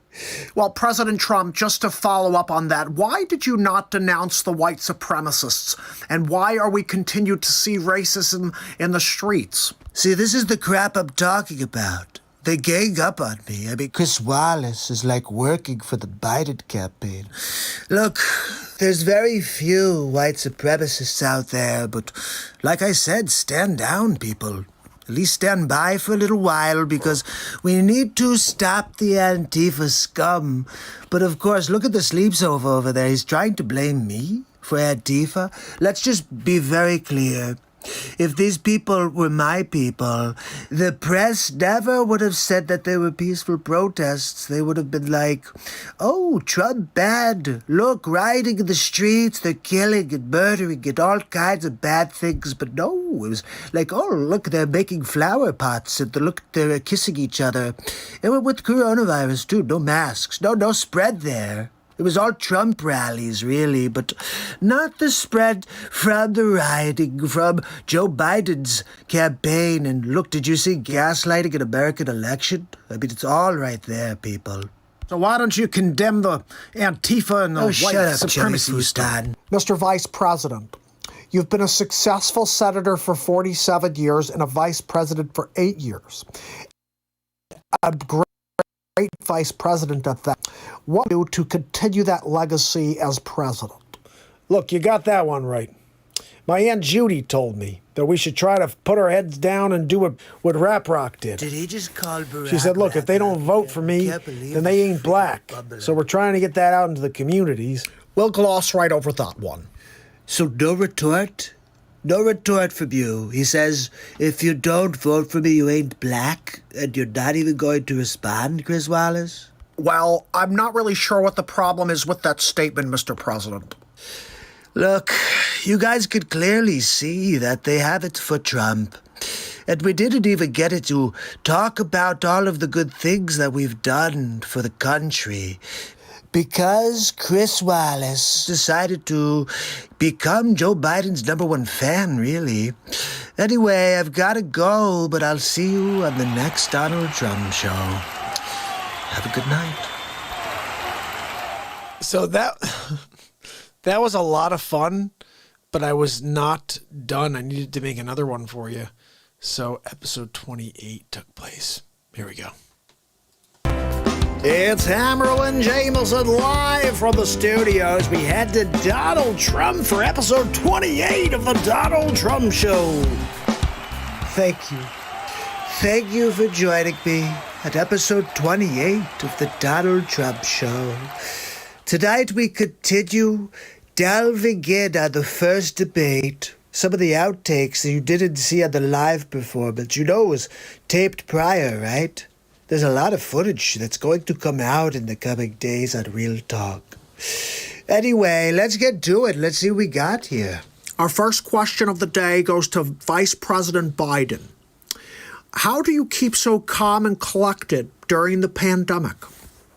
Lots of naps. Mr. President, really. Please stop interrupting. Well, look, my Aunt Judy told me that I could get through this complete debate without falling asleep on camera. I think she's right. But look, but this guy, I can't get a word in edgewise here. He continues to... I'm telling you, my Aunt Judy said that we gave him almost 4 years. I only have 47. I need 4 more to get the job done. Are you serious? He says he's going to do that? Sleepy. Sleepy. Wake up. Holy cow. It's like, are you even hear the words coming out of your mouth? The questions you're getting are so simple. She won't even answer your question, really. What are you even talking about, Donald? Would you let me speak? This is crazy. Joe. Sleepy. Yeah, what? Sleepy, be quiet while I'm speaking, okay? You're being very rude right now. Okay? Look, what's important to understand is that Trump always wins, okay? Yeah, well, my Aunt Judy says... Now, hold on a second, Joe. Wait, you be quiet, Sleep Sofa Joe. I have more to say, okay? You can't just go grandiose and pretend like you did anything in your entire career. I mean, let's talk about Hunter. Where's Hunter, huh, Joe? He's hiding in he my got basement. $3.2 million from the Russian mayor's wife. My Aunt Judy looked No, into it. yeah, you say that it was fake news, but who's the fake news? Is it the mainstream media? Is it fake news? I think they're the only ones wwho don't want to report the truth, Joe. It's not which true. is that you are in bed with the Russians and the Chinese. It's not true. Look, you can't beat Trump, you can't buy Trump, but you could sure buy Biden. I've seen it done. They're buying Biden left and right for 47 years. They actually call you Baby Biden in Ukraine because the way you handle yourself is kind of like a baby. Gentlemen, we're going to stop the bickering and we're going to move forward with the next question. Mr. Vice President, what is your favorite thing to do on a day off? You've got to be freaking kidding me. Mr. President, Pause if you my can't control your outbursts. He's talking about outbursts, we're going to have days. to pause Every the day's show. a vacation day for Sleepy. It's unbelievable. Can't even get a complete sentence in without being completely jumped on by the President of the United States. Well, what do I do on my days off? It's a good question, Chris.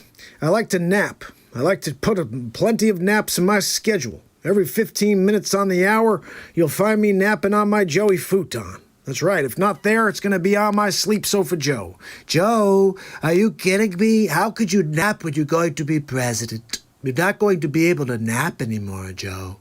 You're going to have to actually do some work. I know that's not something you're used to doing, Napper. Look, you know we call you DJ Sleep Sofa, right? Sometimes it's MC Napper.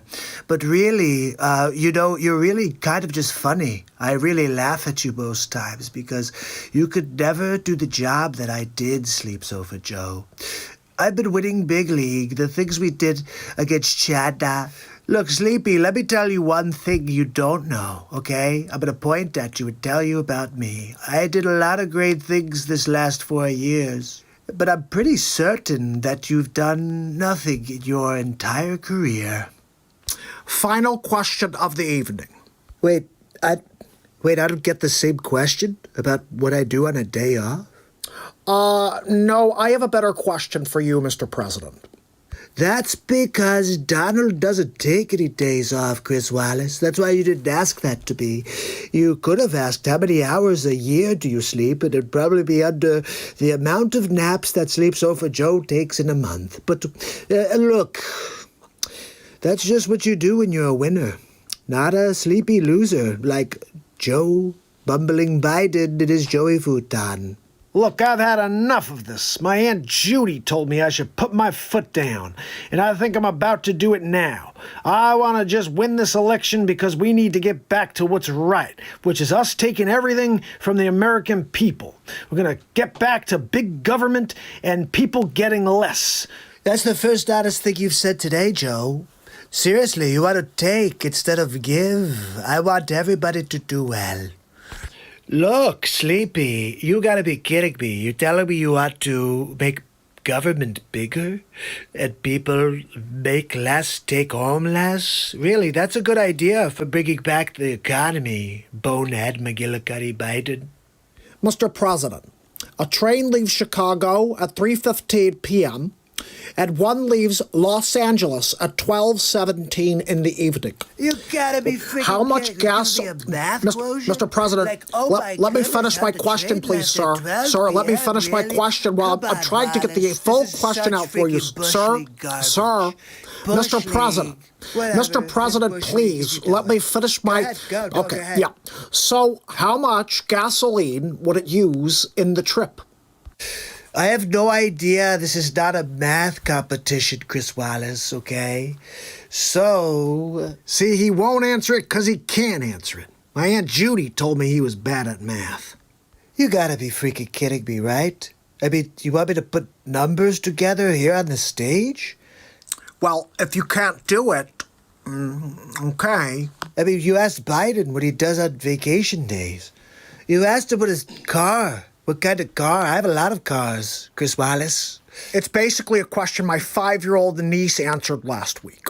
So why don't you ask Sleep Sofa Joe to do it then? No, not necessary. No, I got this one, Chuck. It's 6. Mr. Vice President, it's Chris. Oh, I was just kidding. What is Joey Futon talking about? 6? What the hell is 6 feet? I don't know, maybe 6 days for him to travel there in his horse and carriage. I don't know. Anyway, look, I can't answer a hypothetical about 2 different vehicles living at 2 different points in time. And look, maybe one of them's a Ferrari, the other one's like a Datsun. How am I supposed to tell which one uses more miles per gallon? Really, it's a stacked question, Chris Wallace. You know it. Look, the mainstream fake news National Enquirer is trying to suppress the Trumper. They're trying to push a sleep sofa into the White House. I'm pretty sure he had contact lenses with a teleprompter system inside so he could have someone type in dialogue. The only time he could speak is with the teleprompter. So, look, anyway, that's episode 28 of the Donald Trump Show. I'll see you tomorrow. Have a good night. All right, so we are moving along over here, and funny episode, right? Now let's move to 29. This guy's is the most racist Joe Biden's ever been in his life. And I'm sorry in advance, but I had to bring it to you so you get to see who you're voting for. It's Hammerlin Jameson live from the studio. We head to Donald Trump, who's home from Walter Reed Hospital after a bout with coronavirus. Ladies and gentlemen, Donald J. Trump! Thank you. Thank you very much, and welcome to episode 29 of the Donald Trump Show. That's right, I'm back. Just back from Walter Reed, Dwayne Reed's brother. That's right, we got all of the good stuff from Dwayne. He was like, look, what do you need, Donald? My brother Walter called. He said, look, we have the President of the United States in today. What do you got? Any special prescriptions over at Dwayne Reed? So they stopped by. That's where I went in my Suburban. I went to go pick up my prescriptions from Dwayne Reed. Why are you guys giving me such a hard time for going to get my prescriptions? Look, it was a very scary time, touch and go, for a couple of days there. I wasn't feeling too good, and then now I feel like phenomenal. You know, I feel like they gave me something I'm superhuman.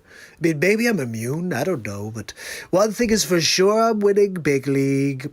The problem is that you're just, like, weak, you know? You think I take off my mask and all of a sudden you're gonna get coronavirus? I'm like 75 feet away from the reporters. But I guess, I may have extra superpowers when it comes to sharing coronavirus. I was built in the image of my father. Jor-El, you may have heard of him from Superman. That's right. Some people call me Superman, but I prefer Super Trump. And yeah, well, so what the hell? I passed the coronavirus to a few people like I'm the first one to do it. I mean, seriously? It's important that you understand that COVID-19 should not scare you at all. I mean, I'm 74, and I just whipped its butt. That's right. Just took a couple of cocktails of craziness like dexamethasone and a couple other things like aspirin. And look, I'm back. I'm like 1,000%. Forget 100. I'm 1,000%. You know, I did want to share one clip I came across while I was in the hospital.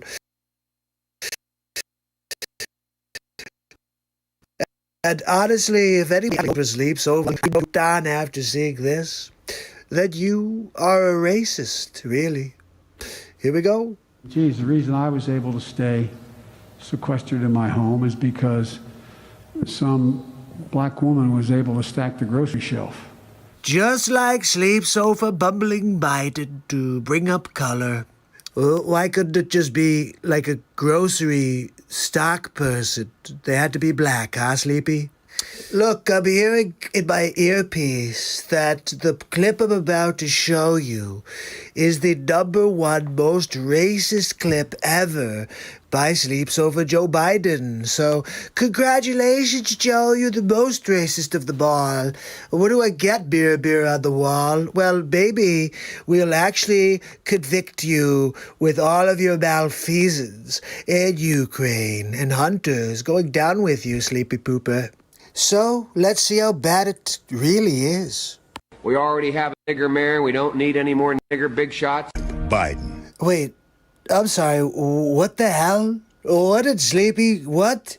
I'm blown away right now. They're gonna vote for this guy? Wait, I gotta hear that again. We already have a nigger mayor. We don't need any more nigger big shots. Biden, president. I'm Joe Biden, and I approve this message. Well, I do not approve this message. Sleeps Over Joe. I'm Donald J. Trump, and I approve a message that calls people that. I can't believe you.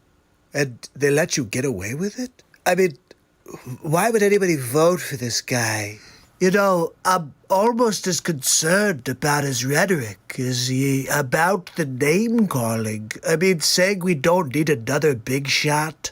Like, what are you saying, Joe? You don't like it when other races excel? I've always assumed, based on all the content we've found on Sleeps Over Joe, that he probably throws that word around left and right behind scene. Well, it's proven to be true. I don't know what else to tell you, except that Sleeps Over Joe is a racist, and you're probably going to vote for him, which just doesn't make any sense at all. Look, I think that's enough for Donald Trump Show episode 29. I'll see you tomorrow. Have a good night. Oh my. Now, I apologize for you having to see that, but that's the man that you may be voting for. And you needed to see it. But here we'll bring it back to very late. We have 2 episodes left. You guys are doing amazing. Here we go. Episode 30 of The Donald Trump Show. This is an official Nancy Pelosi 3rd episode. Here we go. Pelosi America. It's Hammerlin Jameson live from the studio. We're headed to Donald Trump for episode 30 of The Donald Trump Show. Ladies and gentlemen, Donald J. Trump. Thank you. Thank you very much, my fellow Americans. I'm with you at episode 30 of The Donald Trump Show. That's right, we're winning big league. And you know, I figure every 10 episodes we need to have at least one on Nancy Pelosi. She is poison, really. Everything she touches turns to poison. Look what she's doing with this stimulus thing. I mean, I want to get money to the American people. And Pelosi is just, she's the poisonous fruit. Really. Oh, let's make Nancy Pelosi the Speaker of the House. Yeah, if you want to get nothing done. If you want to turn everything to Pelosi. Yeah, it's a good idea. Anyway, let's take a look. Did you see what happened on Wolf Blitzer? Yeah, she turned into a crazy person. I think her head was about to explode. Let's take a look. As you know, there are Americans who are being evicted from their homes. They can't pay the rent. Many Americans are waiting in food lines for the first time in their lives. Can you look them in the eye, Madam Speaker, and explain why you don't want to accept the president's latest stimulus offer? I can't wait to hear this one. We offered her like $1.8 trillion, and she says no. It's because she doesn't want Trump to win big league. That's why. But look, the American people need to win. It's the people that need the win, not the Pelosi. Donald wins every day. I don't need to win on the stimulus check. I mean, really? I want the Americans to be able to buy groceries again, to go out to dinner, to maybe change the tires of the old Buick. They can't do it right now without that stimulus money. They need to be able to have dollar bills, y'all, if they are going to be able to survive. We represent these people. I have for over 30 years represented my constituents. Pelosi, you've represented yourself. You've represented the telltale signs of an alcoholic. You represented that you'd be a better choice for the Joker than Jared Leto. I know what their needs are. I listen to them. Let's be honest, Pelosi. Nobody wants to speak to you. You're just a Pelosi, seriously. And their needs are not addressed in the president's proposal. So when you say to me, why don't you accept theirs? Why don't they accept ours? Because yours is crap. Why do you think we had to rewrite it? The whole thing? Because you wanted to, fund the Democrat cities that are burning right now. They're trying to make the Trumper look bad, and then you want the taxpayers to now foot the bill? Really? Our legislation is there to do 3 things primarily: to honor our workers. Honor our workers? Pelosi, come on with the BS rhetoric. Are you kidding me? You're talking about $2.4 trillion. I want $1.8 trillion. With both of those trillions, you could afford to give each American more than $1,200. I mean, you're talking about $2,400 for 365 days of quarantine, essentially. Honor our heroes. Our healthcare workers, our police and fire first responders, our teachers, our transportation, sanitation, food workers, the people who make our lives work. Hold on a second, Poop Stack. Are you kidding me? Well, I mean, I'm hearing you just blubber all these different professions. I mean, what is that? That you didn't even answer the question. And you're making a huge deal out of another $400 billion. It's not even for the people. It's for your Democrat cities that are burning. But they really, let the states go bankrupt. Excuse me for let interrupting, the states go bankrupt. Madam Speaker, but they really need the money right now. Guys, check out Jack Napier. Are you kidding me? Where's her makeup? Makeup? If we could just throw on some white paint on her face, she could be Jack Nicholson's replacement. Really. We do Batman all over again. Pelosi did Gotham. even members of your own caucus, Madam Speaker, want to accept this deal. $1.8 trillion. Congressman Ro Khanna, for example. But let me just. She's having a friggin' meltdown right on CNN. Quote Ro Khanna, a man you know well. I assume you admire him. He's a Democrat. And he just said this. He said, people in need can't wait until February. $1.8 trillion is significant and more than twice the Obama stimulus. Make a deal. Put the ball in McConnell court. What do you say to Ro Khanna? Watch Nancy Pelosi squirm, everybody. She keeps looking around like, wait, is this CNN? Let's see how Pelosi responds. What I say to you is, I don't know why you're always an apologist, and many of your colleagues apologists for the Republican position. Are you kidding me? We're talking about CNN. This is the communist news network. There's not one friend to Trump on the network. Really? Just because the president wants to put a check with his name on it in the mail. Are you kidding me? Have you seen my signature before, Pelosi? It's phenomenal. Of course I should have it on every check because there's a twofold. You could have your bank deposit it by picture and then sell the check on eBay. You know my Trump signature's worth a couple K at least. You could buy some diapers, you could buy some milk from the store. Look, Trump's signature sells for $5,327 on eBay. Oh, I can see it on the front page of Milbert Hubbard's News. That's right, it's got a circulation of 17. Yeah, fake news would never cover that story. That we should not be doing all we can to help people pay the rent, put food on the table, to enhance benefits, that they don't lose their jobs if they're state and local. How the heck could you not get all of that done with $1.8 trillion? I'm not talking about a billion, people. I'm talking about $1 trillion, and you get through $1.8 trillion. It's $1 trillion plus $800 billion after. Do that math, sleepy poopy pants Biden. But there are millions of Americans who have lost their jobs. They can't pay the rent. Their kids need the food. That's right, and that's what we're trying to get done. $1.8 trillion. And the president just tweeted, stimulus, go big or go home. He wants even more right now. So why not work out a deal with him? And don't let the perfect, as they say here in Washington, be the enemy of the good. Wow. I guess I should like Wolf now. Yep, no, I think I love him. Well, I will not let the wrong be the enemy of the right. What's wrong with $1.8 trillion? Take that, Nancy Poopies. Wait, you know what? Do you have any idea what the difference is between the spending that they have in their bill and that we have in our bill? Yeah, $400 billion. And you want to give it to Democrat cities that are rioting and letting police not be protected. So you could go pound sand, take your 1.8, or you're just a chooch, really. I didn't come over here to have you. So you're the apologist for the Obama, excuse me. Whoa, is that a Freudian slip we just witnessed?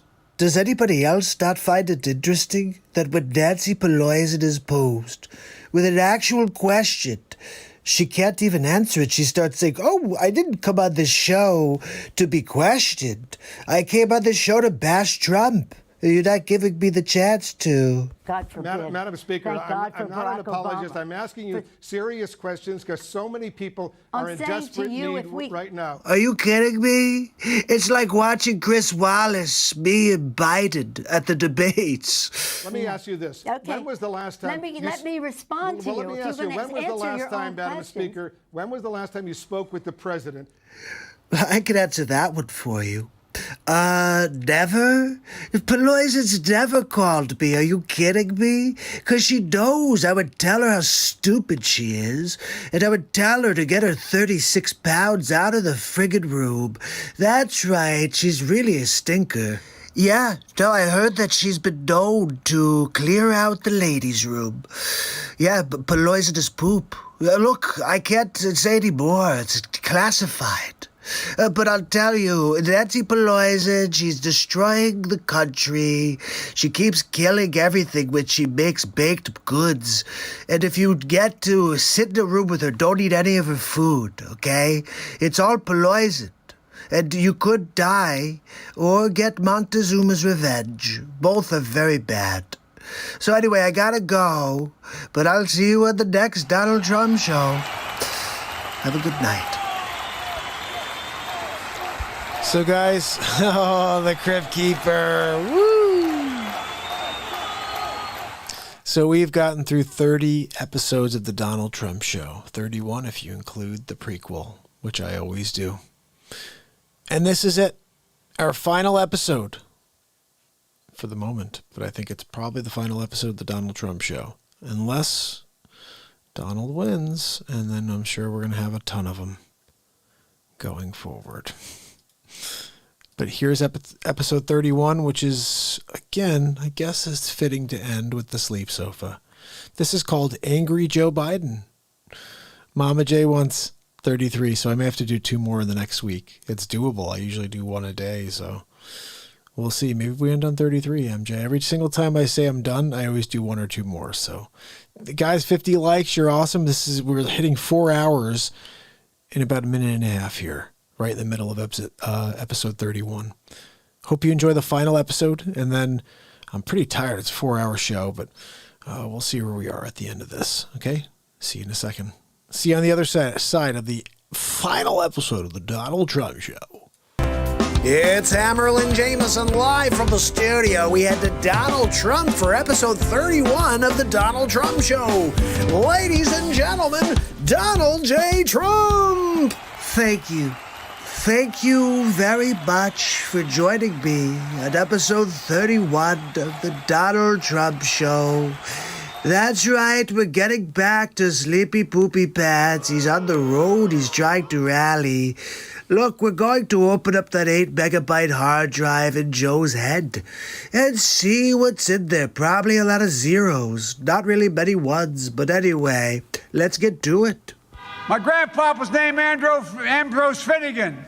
Sleeps over. Is that your grandpop who came over on the Mayflower? Oh, no, I'm sorry. He was the one who came when the British were coming. Oh, my bad. My bad, Sleeper. We're going to make sure you keep your prescriptions.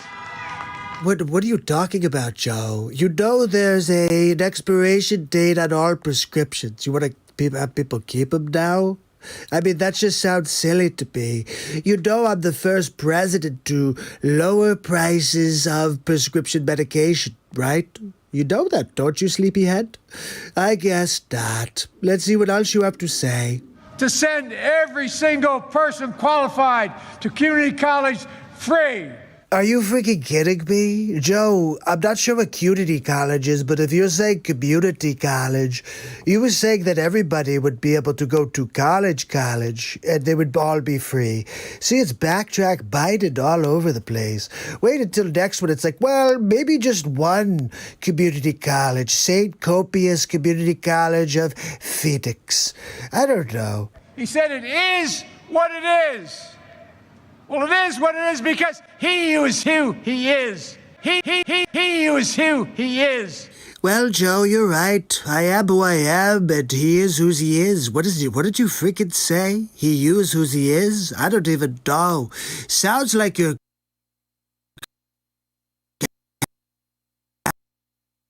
And he is who he is? I don't even know. Sounds like you're having trouble speaking English. You know that's our language here in America, right? Donald Trump's presidency. Guess what? I can't wait for the teleprompter to move so we can hear what he has to say. You know. Any moment now. I've dealt with guys like Trump my whole life. So have you. Jeez, Sleepy's a little angry. Did Joe wake up on the wrong side of the sleep sofa or what? You can see the switch over when Sleepy Poopy realizes that the teleprompter's not working and he has to start thinking again. He's like, wait, I haven't done that since 74. I read that if I got elected president. You know, my Aunt Judy, the facts are they, Joe? I'm not sure if you know what the word facts means, really. Barack and I worked hard to earn and win your votes in 2008 and 2012. And I tell you what, it wasn't I thought it was great to see him again out on the trail for me, quite frankly. Is this not the worst politician you've ever seen in your life? He's reading a teleprompter, and he thinks he has to go one way, and he realizes that it's not a negative, it's a positive. And he's like, oh, it was really great to see him. Donald Trump thinks health care. That's the first thing true that Joey Futan has said today. Donald cares. That's right. I'm here to care for every American citizen. And if you're not American, then I really don't care at all. Billionaires in America made another $600 billion. Actually, it's $700 billion. Are you sure about those figures, Sleepy Poo? Because you've been getting a lot of donations from billionaires, and I didn't make any more billions. In fact, I lost billions being the president. But look, we'll spin the narrative however we want, right, Pooper? Which gets me to the last part of this election. God, I hope so. Are you kidding me? I don't know how much more I could take of this sleep sofa. Just go back to napping on your Joey Futon. I mean, seriously. Or go play golf. You can forget where you are, how many shots you've got on the hall. That's okay. I'll let you win even if you want. Or you may actually be spending some time in Guantanamo Bay. Just saying. I'll lead an effective strategy to mobilize true and international effort to pressure, isolate, and punish China. True and international effort to pressure, isolate, and punish China. China. Sounds like a bumbling Biden remix coming our way tomorrow. Looking forward to that. Some people voted for Donald Trump. They believe they weren't seen or being respected or heard. Are you freaking kidding me? Sleep sofa. The only reason I'm president right now is because you and Barack and all of the others were not doing their jobs. You're just milking the system and robbing everybody. I mean, look at you, case in point. Everybody's bought and paid for already. By Russia, by China, by the Ukraine. But no, let's talk about how people voted for Trump because they weren't feeling listened to. That's right. And I'm listening. My ears are wide open. I'm going to continue to win Big League. And we're going to have the most amazing 2021 ever. Just telling you, vaccines are on the way, therapeutics, and Big League is the word for 2021. Let's get with it, people. Trump, 4 more years, draining the friggin' swamp. And I'll see you next time on Donald Trump Show. So, guys, that's it. That is it. What do you think? It's some craziness right now, huh? That is officially 31 episodes of the Donald J. Trump Show at the winning Big League. So, I don't know. I guess we have a break. I guess now we have to figure out what to do next. Maybe we should do everything next. For example, when I have breaks, sometimes I go like this. Hammerl and Jameson live from the studio. Donald Trump coming at us from the Rose Garden. Look, I'm telling you right now, the country turns to crap with Sleep Sofa Joe. In the Oval Office, he's going to get rid of the chair at the desk, and instead he's going to put a sleep sofa right there. Oh, wait, no, I'm sorry. I'm getting a word in my ear right now that he will be the Sleep Sofa in the White House. They're going to call him Sleep Sofa 1. They're going to have a nickname for Biden. It's going to be Sleep Sofa 1. Like for me, they call me Mr. Billions. And look, we all have a nickname. Just Sleep Sofa is going to be Sleep Sofa 1. I don't know. We're going to work on that one, especially, well, we'll come up with the titles before Sleep Sofa takes over office for me. I can see it already. Sleep Sofa 1 on the move. It's going to be hilarious. Patsy and I have been talking about it behind the scenes. I said, look, worst case scenario, Patsy. If we can't beat the Sleep Sofa, then leave him a nice present as he arrives into the Oval Office. Oh, yes, please, I'll take my coffee. Oh, he's already taking a nap. Sleep Sofa 1 is napping. Oh, I could see it already. I almost want to lose, just so I could speak to the Secret Service afterwards and hear all about it. But anyway, we'll get back to that. I think I'll see you tomorrow for the next Trump show. So these are the silly things that I do when I'm in between Trump shows. I come up with ideas like that. Or another good one is... What was the 25th Amendment call? Oh, this is funny. Mark, hey, Donald. How are you? Good, how you doing? Yep, I'm still here at the White House. They have me kind of grounded right now, really. Grounded? Hold on a second. Did you see?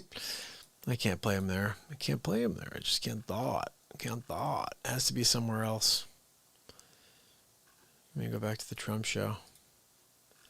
It's in the Trump files. Here we go. Let's do this again.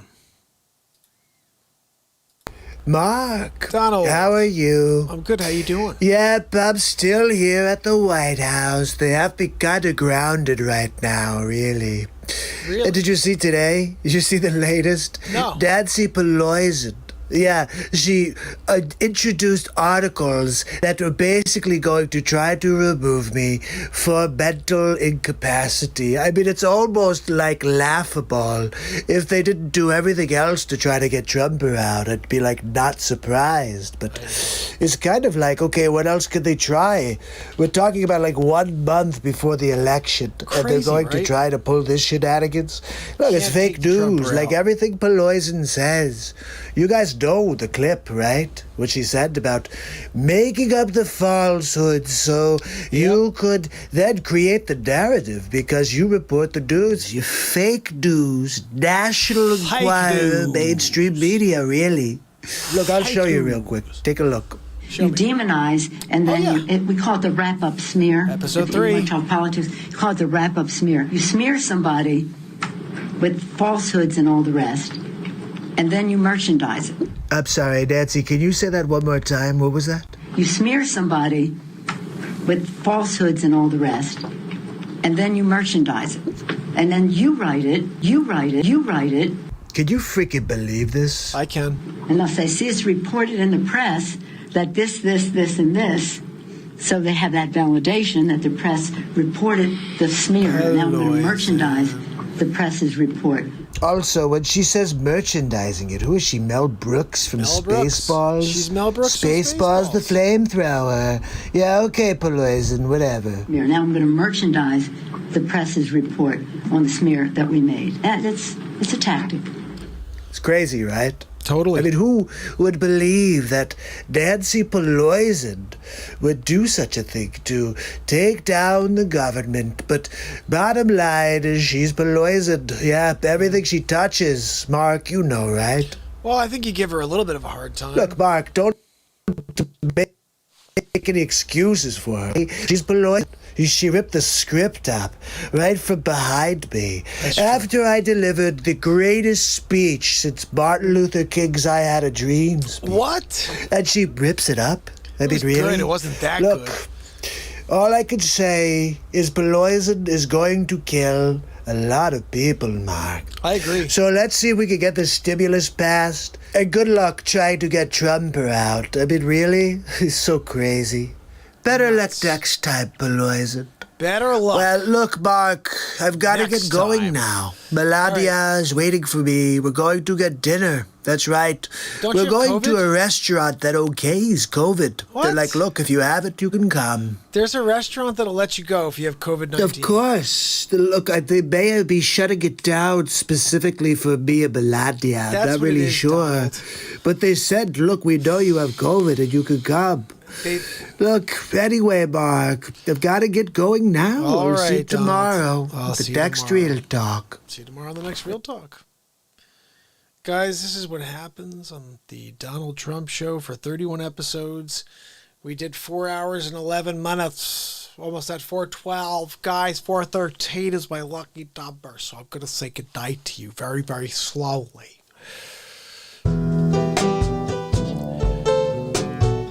Tomorrow, Thursday, we're going to get down again. just like we do every single day. So subscribe, ding the bell, tell some friends because YouTube's not going to. Tell the fam because Mark Zuckerchooch isn't going to. Stand on a mountaintop and scream, check out The Real Talk Show, because you ain't gonna hear it on any social media platform. But we gotta take this world apart one positive day at a time. We're affecting real change here, my friends. It may take us some time, but we will get it done. So until tomorrow, keep that positivity above 51%. And I can't wait for tomorrow's show. Day 669 in a row. It's MARKPIRES. And it's The Real Talk Show. Love you guys. See you tomorrow.